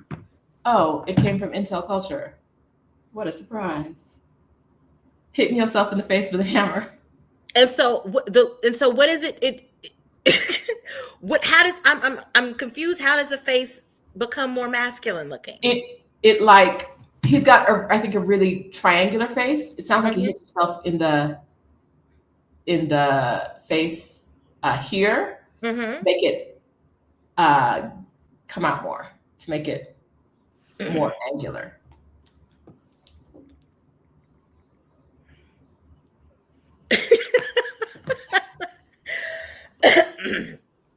Okay. I was So how like, often does one have to do that? I don't know, but he's recommending that the kids do it. So Now, see how somebody said, how long have we been on this call? Listen, we are I don't know 4.8. We anymore. are. I don't know. It's Oh, 4 hours. okay. So the ladies have answers.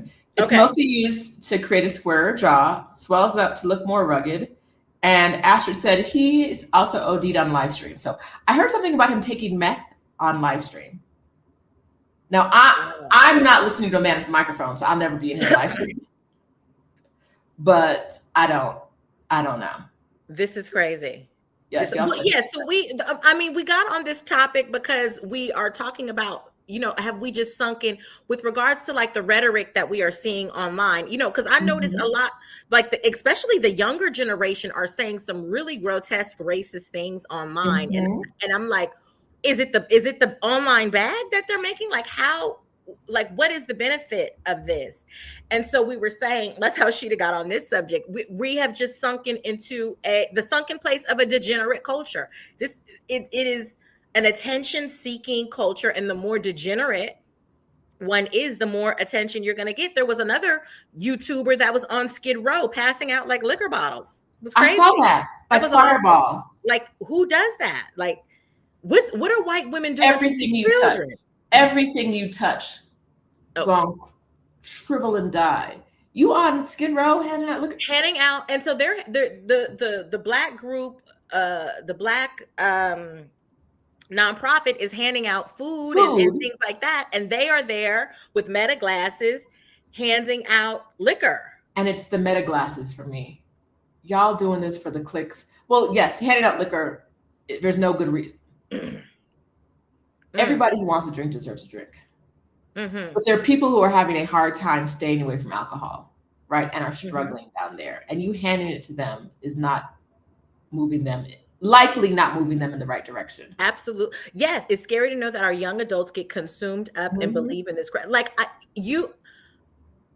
there was a time when you just didn't say racist rhetoric, and you certainly didn't want to say it online because of the pushback. Or if you said it, it was, I was so young. Right. Better. And now it's go for the gusto. And they're very young. You would expect this type of talk from like boomers or older than boomers, but for them to be so young and so abhorrent when it comes to racial relations is like, what is happening? What's happening here? And I'm like, and you guys have to also remember the fact that I'm 2 years back, right? I've been gone for a long time. So I'm seeing things from a very different lens. Like, when did this happen? And how did this happen?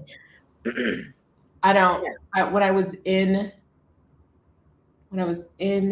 Europe with my best friend's family, her son would like get us into like try to engage us in these arguments. And I was like, oh, baby, you have to watch out for what he's watching online. I don't know what he's watching, but like the base of what he's watching is red. Like the way he's arguing is the way you see red pillars who don't have a good argument argue, right? Like just talking in circles, repeating the same thing over and over again. With no like, just because you say it again doesn't make it more right. But the last time you said it, it was dumb.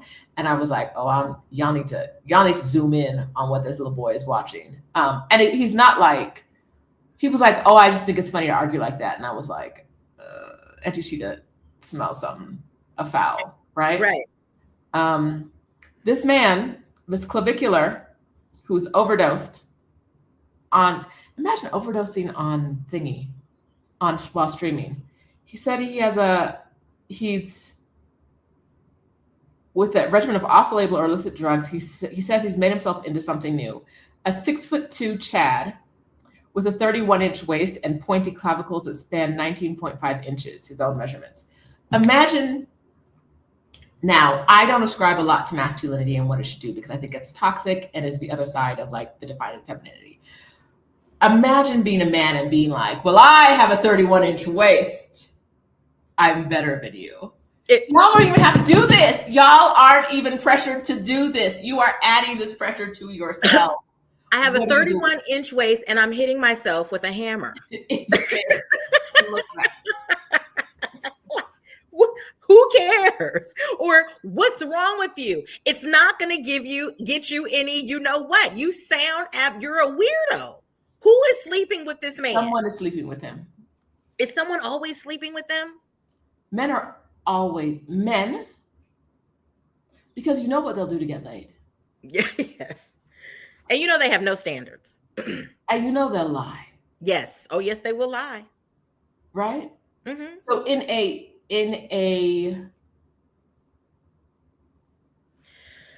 attention-driven society, mm-hmm. these boys who are getting attention for ODing on live streams, they got somebody. They got bodies. Yeah. Did you watch the Netflix? I tried. I couldn't get it. It was just so, it was just, I felt that I was losing brain cells with every minute. I just didn't get it. And I was just like, it was so maddening. I just couldn't watch. Girl, you have to watch it. Really? Yeah, you gotta What's the name of it so you can tell the girlies? I forget Inside the Manosphere? Inside the Manosphere. Yes. And the girls just were laid up. The little girls were just laid up with those losers. That's my man. He would be like, that's my maid. And she'd be like, I'm gonna clean that. I got to have sex with your stinky dick. What is happening in white households? Is this a white culture thing? I don't see black children. There were too many of them that weren't white. Oh no! Inside the Manosphere, there were too many of them. You're kidding. Black or not white? One of them had a white mama, and I think hated his black dad. Okay, well, you know. And he would say things like, "I'm not racist. I just say racist things." Well, you know, we can see your nose and your hair, right? Well, listen, when that mother is white, you just don't. You know which, for the most part, what you're gonna get. Just be real. When the black mother, I mean, that's true, right? Like when I even think about my friends and my biracial friends, if I had a biracial friend and that mother was black, listen, she's Angela Davis outside in the Bay. If that mother was white, you know, you just don't know what you're gonna get. You know, usually the opposite. Speaking of attention culture, I don't understand what's happening on Threads. As far as? I get it and I don't get it. People are stealing content. They're making up stories. They're just flat out lying, all for the sake of clicks. They're not even paying you. There's no money. Threads isn't monetized. There's no money involved. Okay. You're just out here stealing content. Well, I'm going to tell you what they're getting. I'm going to tell you what we're getting and what we're missing. We are in a loneliness pandemic. And what they're getting is engagement. And, listen, there are people, and I don't think we realize this, there are people out there that are living in their homes that are like, do not talk to people. They're working from home. They're doing everything from home. They're living alone and they are not talking to people. So in order to get any sort of engagement or attention, they are online, stealing content, lying, anything, because at least I can talk to someone. At least somebody will notice me. It's really sad. People, that's why you are seeing so many wellness events and wellness spaces coming up. People are searching for community. We've lost the plot in that area. We have lost the plot with getting together. Let me tell you, I noticed being back here, nobody invites you to their house. In France, we do that all the time. Come over, I'll cook for you.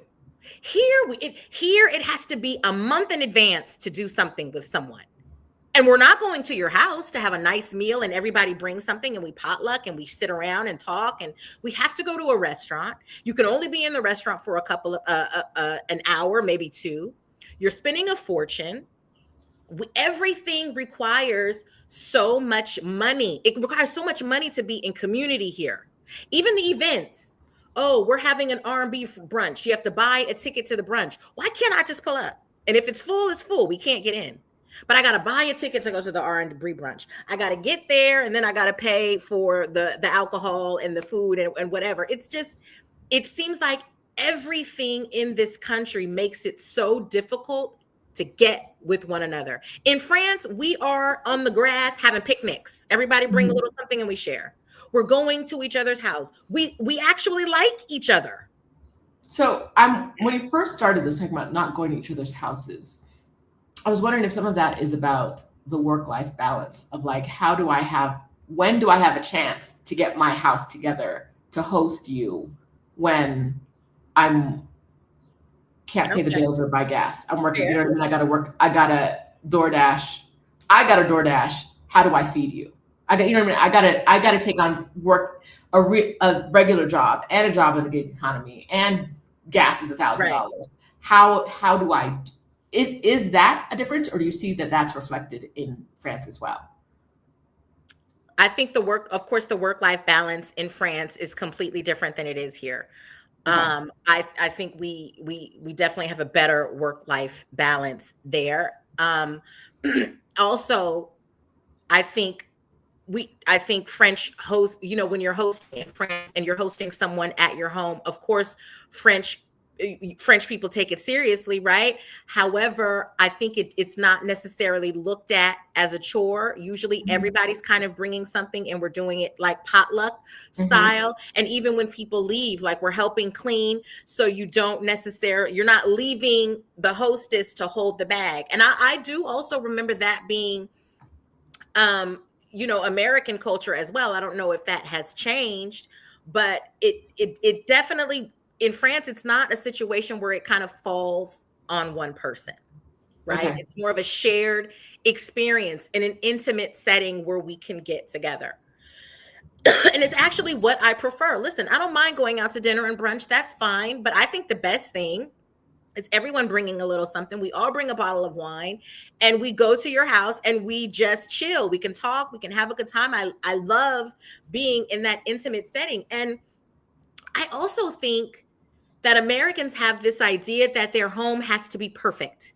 And it has to be, and if you're coming over, it has to be immaculate. I have to have the new blinds and the chandelier. And the French just don't give a shit. I mean, if they have a nice place, and listen, you might go over to a French person's apartment and not even have a place to sit, right? Because it's too small and there's not enough chairs. What's going to happen? They're going to sit on the floor and we're going to have a good time together. It's just about being together. It doesn't have to be perfect. It doesn't have to be pretty. It doesn't have to be bourgeois or fancy. It just has to be, we just have to be together. We have to just get back to a little bit away from the aesthetics and focus on the togetherness, I think. I think you're right. Yeah. I just don't know how that happens in our attention-focused, Instagram-focused photos for everything. And not just in the US, but around the world, society. Like how do we get away from the aesthetics when we're told every day that it's the aesthetics that matter? As a larger community. Is that a question? Or are we thinking out loud together? I think we're thinking out loud together. I think sometimes it's okay to turn the phone off. Listen, if I am inviting you to my home, it means I love you, I trust you, and I want to break bread with you. And I should not be concerned. I should not be concerned about what you may think of where I live or my home, right? And you coming into my home, that should be the furthest thing from your mind as well, because you love me. You want to break bread with me, and you want to be in community with me. We want to spend time with one another and the people that love us and everything else. And so we are sharing space, regardless of what that space looks like, because who gives a shit about the space? It is about us being together and breaking bread and loving one another. So I think it is more so, it's not me getting Aesthetics shouldn't even be in the conversation about me hosting you. Now, sometimes, I get everything is a theme here, and it's like, okay, like my friends want to go out next month. We're going to a vineyard, and it's like, okay, everybody wear polka dots. Now I got to find polka dots to wear, right? And Mhm. so theme culture has taken root here, and I think that's fun too. But when it's at your home, I don't necessarily think it has to be a theme. It doesn't necessarily always have to be for content. The content can just be us together, breaking bread, having fun. Yeah, I think it's hard because like I don't make content in my. This is what people see in my home, I right? love that. You might Yes. see one more wall. My last apartment was like that too. You don't see very. You're not seeing my bedroom. You don't Yeah. even why, right? Hmm. If I'm in a smaller group, maybe I'll move if I'm moving around with my laptop or something, but Hmm. not like on YouTube. Hmm. But what happens when you invite one of your friends is someone who makes content, right? Hmm. Do you feel like you need to have your home be aesthetically pleasing in order to have that person over? Not if that's my friend. And if that is my friend, I think my friend is going to be respectful, and not, if I don't want my home used for content, I think my friend is going to be respectful and be like, listen, hey, we're having an intimate get together with just us. And you know what? Maybe part of the theme is turn the phones off. It's not about content. So I think you're right, but I don't think that's where the youth are. Okay. I don't think that's where the youth are. Right. I Okay. think That's that's fair. part of the problem is that like cameras are everywhere, Hmm. right? Cameras are Everywhere. They everywhere. are. They're everywhere. And not just that, but between Pinterest and Instagram and all the visuals we see all day, we think we have more opportunity to compare our lives and our Hmm. homes Hmm. and the party you're throwing to Hmm. other people's, right? When you see that this was a really fun themed party that happened and they showed I don't know, dress up like you're The polka dress dot. up everybody dress up like Clay, right? Right. Like a Clay. Everybody dress up like a Clay, Everybody dressed up like A Clay. right? Um, and you see that like that it was fun. Maybe you want to do that thing. Like maybe that's how you think maybe that's how people think parties are supposed to be. Like our society changes over time. And I think that as our society changes to a more visual one and one that's more dependent on visuals and where we create more visuals, I don't know. I feel like we're not going to get away from these aesthetics and like the idea that everything has to look perfect before anything happens. It's a hard life to live.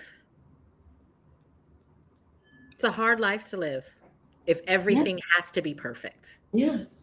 Listen, I'm going to let you know right now, it ain't perfect here. You guys are going to see it on Threads. You're going to see it on IG. You are going to see it in Substack. It is not perfect. It's raw and uncut, but it's me. Mm-hmm. I cannot live up to that standard. I can't do that to myself. I just can't. Mm-mm. I don't No. want to, and I'm not going to. Mm-mm.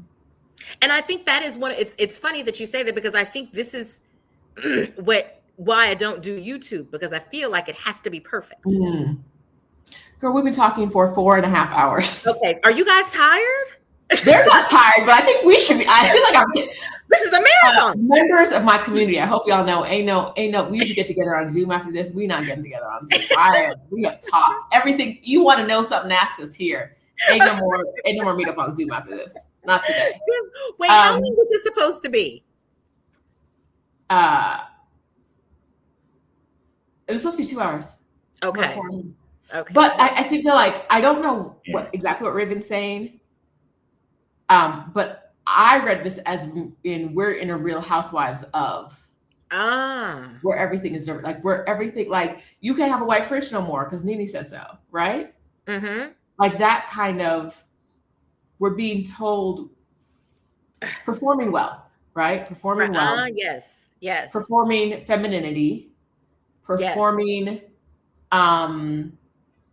performing for others. Because also someone could be walking down the street recording you on their meta glasses right now, and you don't know where we're going to end up on the internet, right? There's a lot of pressure that we put on ourselves, and that I think is really easy to intake from being just a member of society. And yeah, everything is content, and nothing is content at the same time. Because if it all went away, would we really care? No, we would not care. You know why we wouldn't care? I'm going to tell you, I notice when I'm in France, I create less content. I may create content when I was working. I worked close to home, so I would walk home. I would walk home and walk to work, and I'd create content then. And maybe if I went out, I would create content, but it wasn't. I'm going to be honest. It wasn't purposeful. It was because you're so busy living life there that you completely forget, unless you see something fantastic and you're like, oh my God, let me take, or you are strategically like, okay, I'm going to go here because I want to record some content. But like, you're so busy living life that you are not focused on creating. The content is an afterthought. Pulling out your phone is an afterthought. Like I said, unless you see something extraordinary and you want to capture the photo. But I think when I get there, I'm catching up with my friends. I'm outside more. We're eating, we're laughing, we're walking around, and you're just not even thinking about content. You really aren't. Yeah, I think I'm like you. I don't feel moved to create content. I hardly ever post on Instagram because it kind of feels like, for why? Right. Like I guess I don't have I'm here every week mostly. So like, but also there's a part of my life that I'm like, oh, this is really interesting. And if I put that in the stories at the time it happens, great. If I don't, y'all never gonna see it. I have some, I have in my phone, let us see, 240,000 photos and videos. 240. What kind of phone allows for that many? An iPhone. My God. 240,000. What do I post? I post like one photo every like 3 months on Instagram. And it just feels like it's really hard to find the balance between living your life and performing your life when there is a push for you to put your content out there in a way that makes rich people richer. Right? Like, I'm not making money on Instagram. Listen, and I'm not really either, right? But I think there has to be, I think when I think about creating content, I don't, even though I do post on Instagram, I don't go out of my way to create content. I live my life and maybe I'll record, right? But I don't go, and I'll come up with an idea for a video that I have sitting in my phone. But literally going out and creating content, I don't do that. I do the things that I want to do in my life and share it. Yes. That's what I do. But we're living in an age where people are doing things. Yes. They're living their life to create content, right? Like the creation of content is the point. Setting up and setting the cameras up and do. Did you see that lady on that woman with the dating who came back from a date? So I had muted her a long time ago because her content was getting on my nerves. Okay. And so I saw people talking about how they were giving her a hard time. Oh, they gave her business. I just saw one comment that it summed it up so well for me, and it was like, there were 4 cuts between the time. So she opened the door, came in, took her shoes off. The face. And in the time she opened the door, came and took her shoes off, there were 4 different cuts in the video. Okay. You edited 4 different times. So she did 4 different takes with that. I don't know if it was 4 different takes or whether it was just edited in a way. But there were 4 times where you were like, stop, cut that out, stop, cut that out, stop, put this in. And then she said, and and I went on a date, and I'm just like really not a superficial person. After she places the Kelly in the shot, in just a zoom in on the Kelly bag. She shows she took a shower, right? And she shows you all the products. Took a shower, came out dry, makeup still on. I'm just, and I went on the date, and it wasn't a great date. And it's just because I'm really not a superficial. I mean, I was like, is this satire? But what was funny to me was this was like, I didn't realize it at the time, but it had to be at least like a 4-minute video, right? Yes. But besides, he talked about, he didn't go deep. She said at the very beginning, he didn't go deep in the conversation. I'm not a shallow person, so I need more. That's all she said as like why it wouldn't. We didn't need a 4-minute, and I think that's what it is. If I have a date that does not go well, and it's because he can't talk about nothing but Calvin and Hobbes, I'm gonna get on here and be like, y'all, this man wouldn't talk about nothing but Calvin and Hobbes, and put the camera down. I'm not making a 4-minute edited video that includes my shower and showing you the toothpaste I use and this I use and me scraping my tongue and this is the tea I drink and then moving the camera to like 4 different rooms, including an overhead shot. All the dedication was real. The dedication, like, she has to get paid for products. Like there was no way I could see.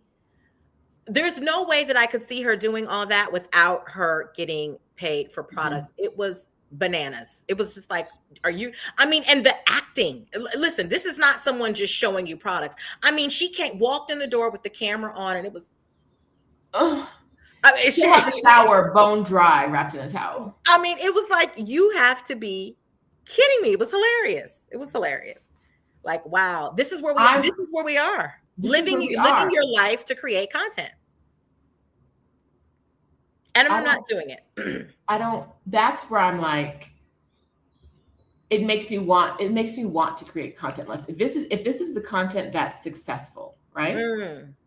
It makes me want to create content less because I'm never doing that. Same.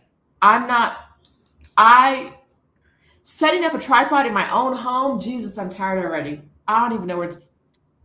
Listen, this is how it is with me. I will see something, and maybe it's just we're from the generation where we automatically like just don't think to capture it on photo. Like the situation has happened and it's passed, and I was, oh man, I should have taken a picture of that. That was nice. Like I just do not, the go-to is not the phone for me. No. It really just, and I thank God for that.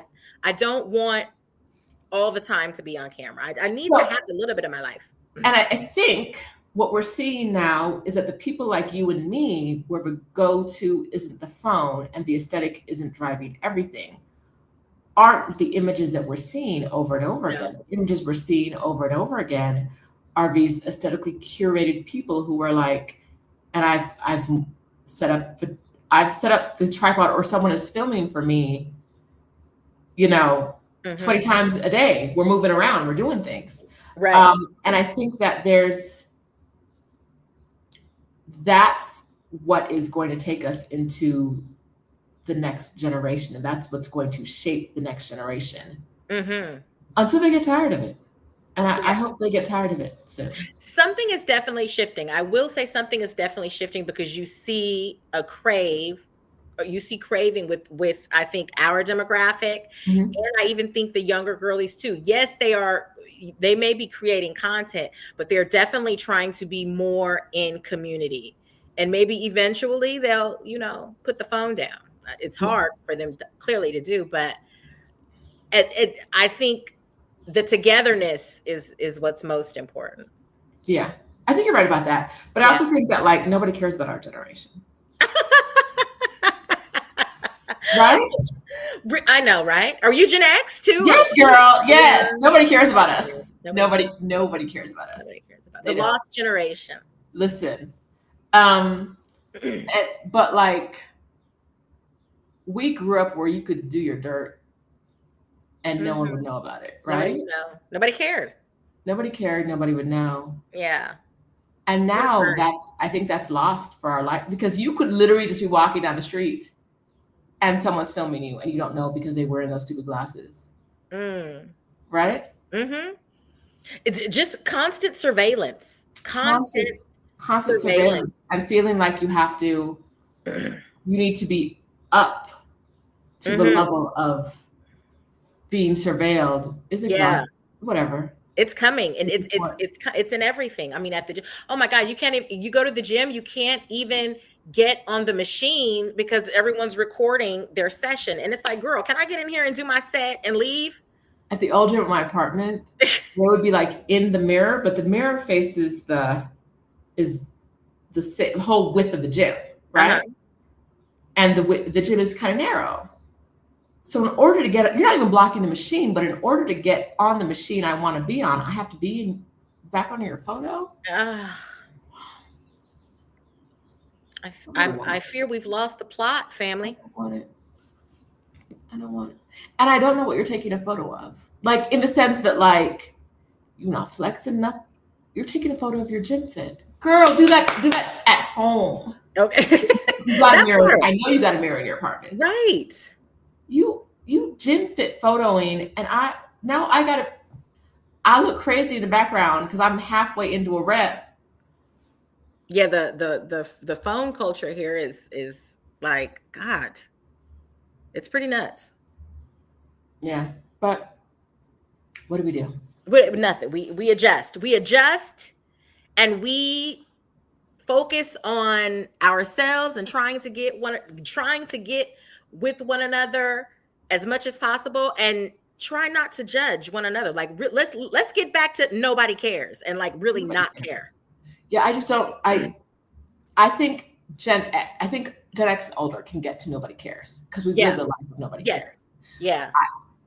Them kids, our nieces, I don't know, but I just don't know if we're ever going to hit a nobody cares. Right? Be able to get there because somebody cares. Somebody's always performing. Oh, I feel like a hot topic that we did not talk about that maybe we'll have to talk about next hot topic, if it's still a hot topic, is the whole lease theft situation in New York. Have you heard about this story? I have heard about home theft, but not lease theft. Well, yeah, home theft. It was like deed theft. theft. Yeah, I had no idea that was happening in New York. Apparently, they have been fighting for years to bring attention to this issue. So I can't wait to do. I haven't done much research on it, but maybe it's something we can talk about next time because it's giving a racket. It's giving a racket. It's giving top-down corruption, and I'm praying for reparations for Black folks in New York, those who have had their properties stolen from them. Yes. Okay, so I have an idea. Okay. We're gonna do hot topics on your channel next. Oh my God! Like me, it's the same thing we're doing here. You're just gonna press play instead of me. Girl, chill. Okay. Right, you're gonna press go live instead of me. All right, girl. So we're gonna get together on your channel. Okay. You see how our face changed, y'all? Do you see how our face changed at that? It just seems like a behemoth. It's so intimidating. It's so intimidating. We gonna come with some hot topics ahead of time. Okay. Because we can do our little research. We have to have some research. Yeah. All right. Time. When are we doing it? I gotta get her. We're scheduling it now. We're committing right now because otherwise, I know you won't do it. I know you're. Listen, you need to look at your schedule. You know your schedule. I'm looking. Your schedule is nuts. What's today? Today's the 26th. Yes. Okay, I like Sundays. Okay. Well, I'm here all Sunday morning, so it would have to be Sunday evening. Okay. Well, Sunday morning for me, right? Sunday morning for me. It's only an hour. We're only an hour apart. Well, I don't know. If we're only an hour apart, why was I up so early? Because I do it on East Coast time. Okay. I operate on East Coast time. Okay. That's why I was up so early. Yes. Okay. Okay, so I sing in the choir every first and third. Okay. I can do. What about the 24th? Is that too far? I think that's good. That gives us some time. No, that's too far. Is it too far? Yeah. So by the 16th, you need to have it done. By the 16th, we need to have it done. It has to be. Does it have to be Sunday? No, it can be any day you want. I'll show up any day. Okay. Latrice, you have a natural talent for this. You think? Latrice, we coming to your house. Okay. I've been saying this the whole 5 hours. Ooh, hot topics after dark. Give the girls what they asking for. Oh my God, y'all trying to get your girl Latrice, in trouble. This will become your new thing. Listen, because I am always wondering what's going on and always speaking about what's going on. Okay. I need some more time to look at my schedule. I can't commit to No. You can have the time, but we're going to be here on live till you figure it out. Okay. First, let me think. Let's do it the 9th. That's a Saturday. Is a Saturday. When do I come back? The 8th? Okay. A Saturday. What time on Saturday? The same time is fine for me. So Stephanie goes live in this thingy. So she goes live at 10 a.m. Eastern time. You said the same time, like you weren't like. I was trying to get out of this, y'all. I was trying to get out of this. She said, that's so early in the morning. Can we push it back by like 17 hours? What you got going on? Okay. What about so Steph's live at 10. What if we do like 1 Eastern time, 1 Pacific Standard? So 3 can do. That's 12 for me. Can we do 2? Yes, we can do 2. Perfect. All right, y'all. You heard her. Okay, on the 9th. Oh no, I can do 1. I can do 1. Sorry. You can do 1? Okay. I was thinking Sunday. Yes. Hot topics. I can do 1. It has to be on my channel. You're gonna help me, right? 2 is better. 2 is better. Okay, let's do 2. You're gonna help me set up everything, right? I'll help you set up everything, but it's gonna be on your channel. Okay, girl. Y'all, have you subscribed to Latrice's channel? Please subscribe to my channel. Let me drop the link real quick so you can subscribe to Latrice's channel. I need to be back. Because if you've been watching this video for 17 hours with us, then you know. Yes. We're gonna talk a good talk. All right. Subscribe. Have you sent me an invitation? Somebody said 1 p.m. Stephanie's still okay. So we're doing 2 anyway. Okay. Someone said 1. Stephanie's still talking. We're talking 1 Pacific time. So she wouldn't still be talking then. Okay. But yes. But we said 2 anyway, right? We said 2 anyway. Yes. Okay. Yes. All right. So. All right. Saturday the 9th. Oh my gosh. Well, her link is right here in the chats, y'all. You guys subscribe, and I guess we're gonna talk. Paris Chic Code. We're gonna talk. Yes, and listen, send us some topics of things. As you send us some topics, so we can send Latrice some topics because she's in charge of this. Listen, Latrice is in charge. She is reignite. Oh, and before the 9th, you need to do at least 1 intro video. Hey, I'm Latrice. Welcome back to my YouTube channel. I'm gonna be here covering A, B, C, and D. Stick around. Boom. That was 30 seconds. You got it. We should have cut this a long time ago because Rashida starts to get ideas for everybody else, and then I see more work. But that's all right. You said you wanted to read. You said to me. Listen, y'all. What I say? Talk with me real quick. Latrice said she wants to get her YouTube channel going again. Yes, right? I did say that. Latrice says she likes hot topics. Love it. I say let's do hot topics on your channel, Latrice. Latrice talking about, oh, you giving me too much work. See that? You see how I am just helping her move to the greatness she aspires to? Okay. And she want to be in my face talking crazy? That's right. I appreciate it. Yes, I'm going to lean fully in, girlies. I'm going to see you guys on the 9th. And please make sure you follow Paris Chic Code Official on IG. Yes. And on Threads. Yes. And you sign up for the newsletter and everything at parischiccode.com so you can get some of my writing if that interests you as well. Somebody said they'll help me with this. Please help me because I need help. Girl, they subscribing to your channel right now. I'm seeing that number go up. So I appreciate don't play in my face. Don't play in my face. Make sure you get it done. Okay. The way Latrice and I know I'm about to go take a nap. Girl, listen, I've been up since 7. I've been up since like 6 o'clock in the morning, getting ready for this chat because I was so afraid that I was going to oversleep. So, we here now. Put my old videos. I don't know what happened to them. I'm going to have to look for them, but I will for sure. Okay, so Latrice's channel, the 9th at 2 p.m. She's going to send me an invite. We're going to set it up. Tantric Gourmet is already set in her calendar. We have a Okay. plan. Yes. We'll see you guys in 2 weeks? Is that 2 weeks? Uh, It's yeah, getting 2 weeks. Yeah. 2 weeks. Okay. All right. That's going to be fun.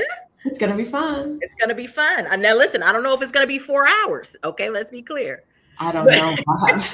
I might not do 4 hours again. 5 hours. If I not do 5 hours 5 hours again, is nuts. This is like a marathon. or like, I think this might be my first 5-hour video.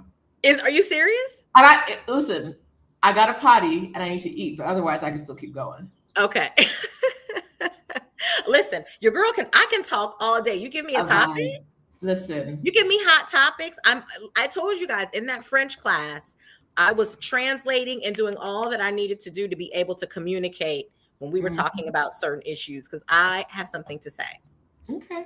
Well, we out here, you saying things. I'm saying things. The audience says it's going to be another 5-hour video. Okay. We got over 70. Yay. Thank you guys for signing up for my YouTube. I really appreciate it, because I've been saying that I needed to get back on for a while. Okay. So this is the motivation that I need. Oh, TC Bean says that's Mother's Day. We're not I mothers. thought this is Sunday, no? Oh, but it's the weekend. That's the weekend, Mother's Day. That's fine. Okay. That's fine. Yeah. Mother's Day is the Sunday. The Sunday. We'll celebrate each other in our non-motherhood. Yes. Mm-hmm. Mm-hmm. Yeah. Okay. I'll be going live on Mother's Day, and y'all show up. You don't even like your mother. Show up. Ah, you are funny. Okay, ladies. All right. Well, everything you want to know about Latrice is on ParisChicCode.com. I feel like I have told you guys my entire tea, and I'm gonna. And as soon as we hang up, I'm gonna be calling shit like, okay, did I tell them too much, child? We're not having no French babies. Period. We can have a puppy, but no babies. No babies. No babies. No babies. Like, who has time? No babies. All right, y'all. This was this. I did not know I needed. Same. This was very, very fun. Thank you so much for showing up. And those of you who are, longtime followers of Paris Chic Code, thank you so much for your support. And new followers, we are going to have a ball. Yes. All right. And we're going to talk about the transition next week. The transition in branding. When we talk live next time, I'll talk about that. Okay. From this penniless. Oh, yes. Oh, Paris. We should talk about that. Okay. We'll talk about that in 2 weeks. Yes. As a hot topic for life. Yes. And yeah, what that looked like. It's an interesting story too. The reception to the rebrand, to what people were saying when I was like, should I? The response that I got was very interesting. So yeah, we'll talk about that now. No. Yeah. Well, we can. I mean, it's 10 minutes. We can make it even 5. Okay. Right. So when I first moved to Paris, I was, kind of getting it out the mud. I was figuring things out, and I didn't have a job when I moved to Paris. So my handle was Penniless in Paris. And it was great. It was great. I was sharing my journey about, I was in a relationship. I was sharing my journey and figuring out French life. And then eventually, I got a work contract and things kind of changed for me. But what happened with Penniless in Paris is I got hacked. No, what was I? No, that's not it. I didn't get hacked yet. What happened with Penniless in Paris is that I felt like, remember how I talked about earlier how I felt like my entire life has been a manifestation of the words that I speak. I am a true believer in your words determining your world, right? So I felt like by claiming that I was penniless in Paris. Now listen, it was just a cute name. Everyone knew that I wasn't penniless. Of course, I didn't show up as penniless, but it was a representation of someone new in a very expensive city figuring it out. So anyway, I no longer wanted to identify with that moniker. because I felt like I was manifesting scarcity in my life and scarcity for myself. And I no longer wanted to align myself with that brand or with that name. So I said I came up with the idea, Paris Chic Code.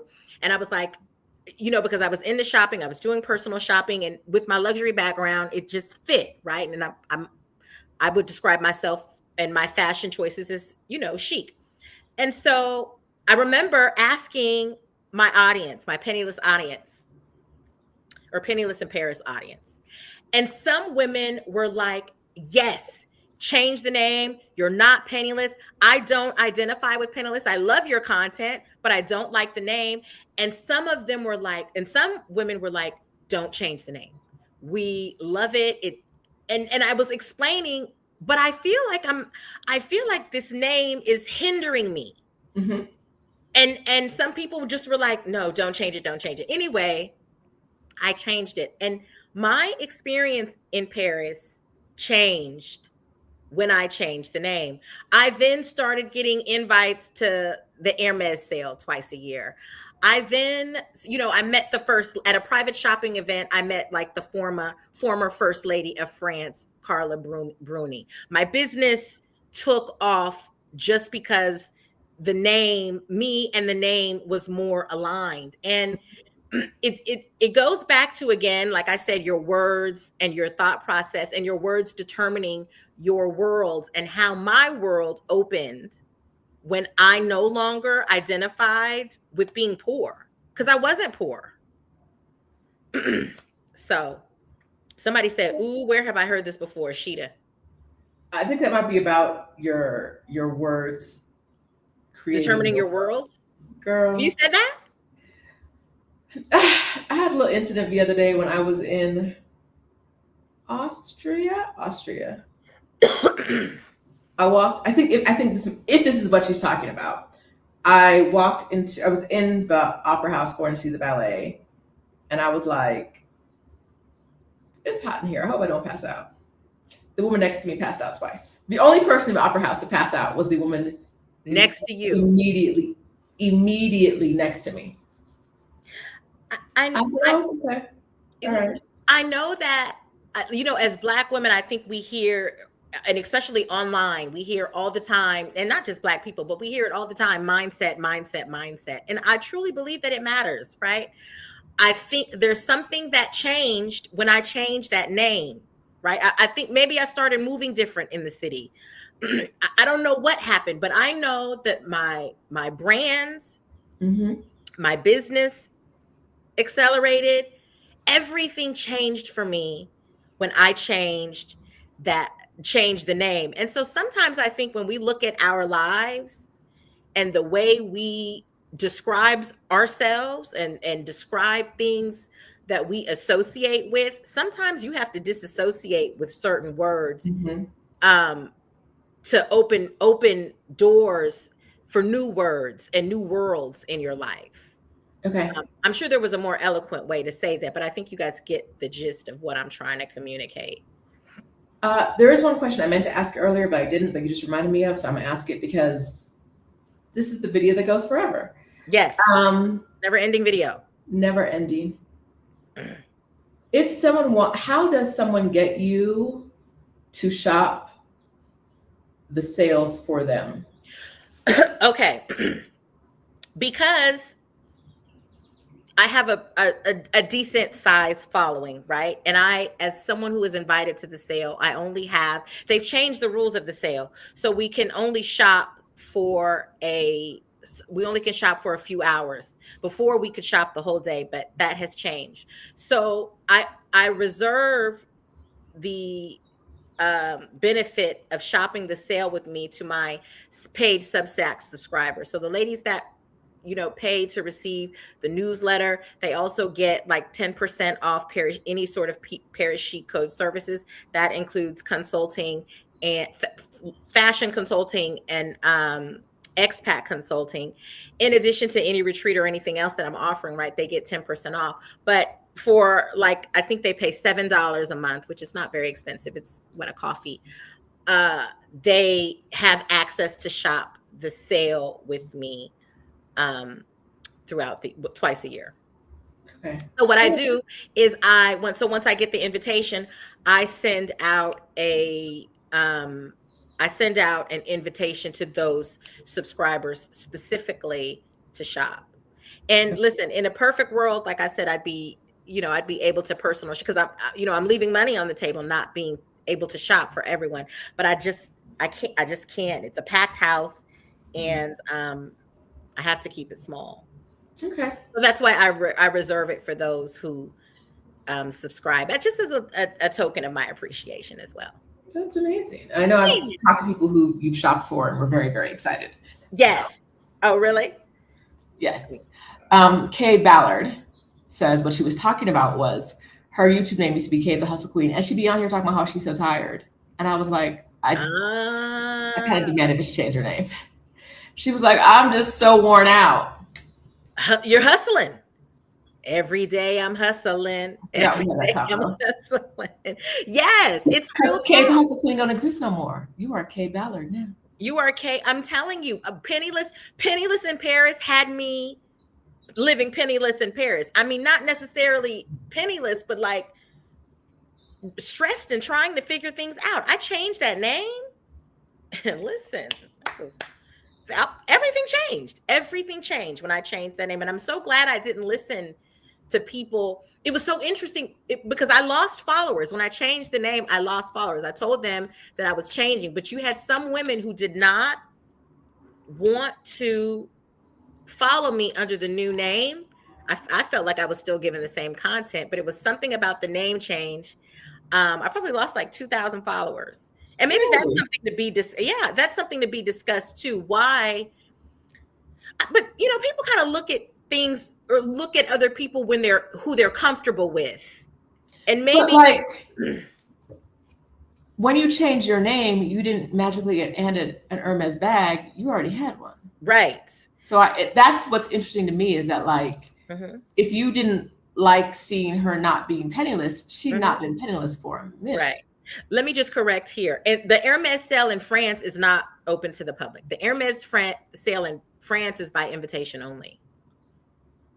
Yeah. Yes.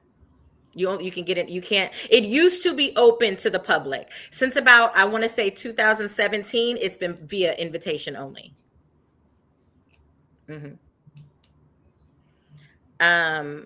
Let's see. So yeah, I think maybe people wanted to identify, or people identified with I sometimes identify with scarcity, right? Mm-hmm.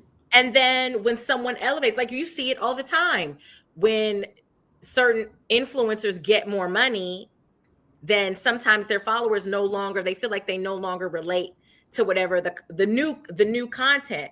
I felt like I was still giving the new content, giving the same content. However, I was in different spaces. That's a given. I was in different spaces, and it was less of me figuring it out. So I saw something recently about someone was talking about this online about how an influencer was building a new house, and she was like, well, I'm unfollowing you. And there was threads. There was two schools of thought, and one was hot topic. One was like, this isn't what I came here to see. And and the other one was like, you're a hating ass bitch. Okay. But like,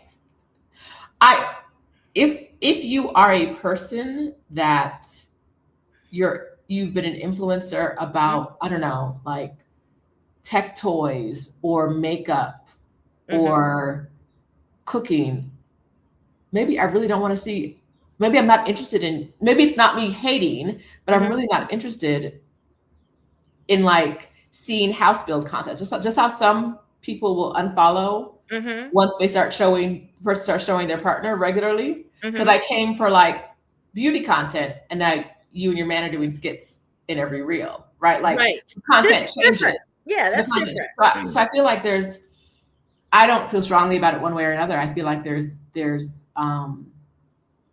two very valid viewpoints. One is like your content. This is not the content I came for, but content change.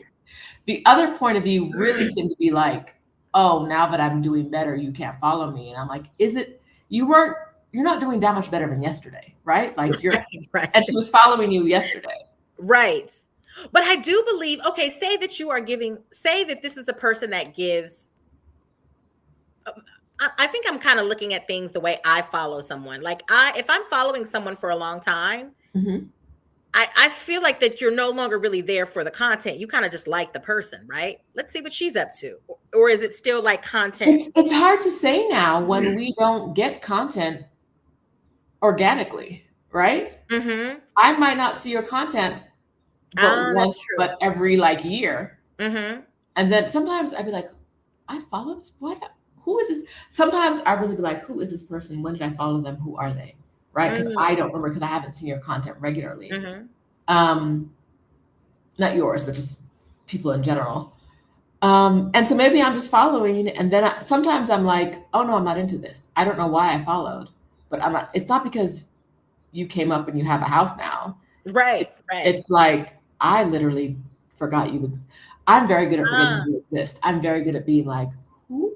Right. Okay. I mean, that's fair, because sometimes your faves, you don't, but I don't know if it's someone that again, I guess it depends on the relationship of who the person is. Because if I am someone who is really following you, and I am, locked into what you're giving, and I don't see you, I'm going to look for you. Yeah.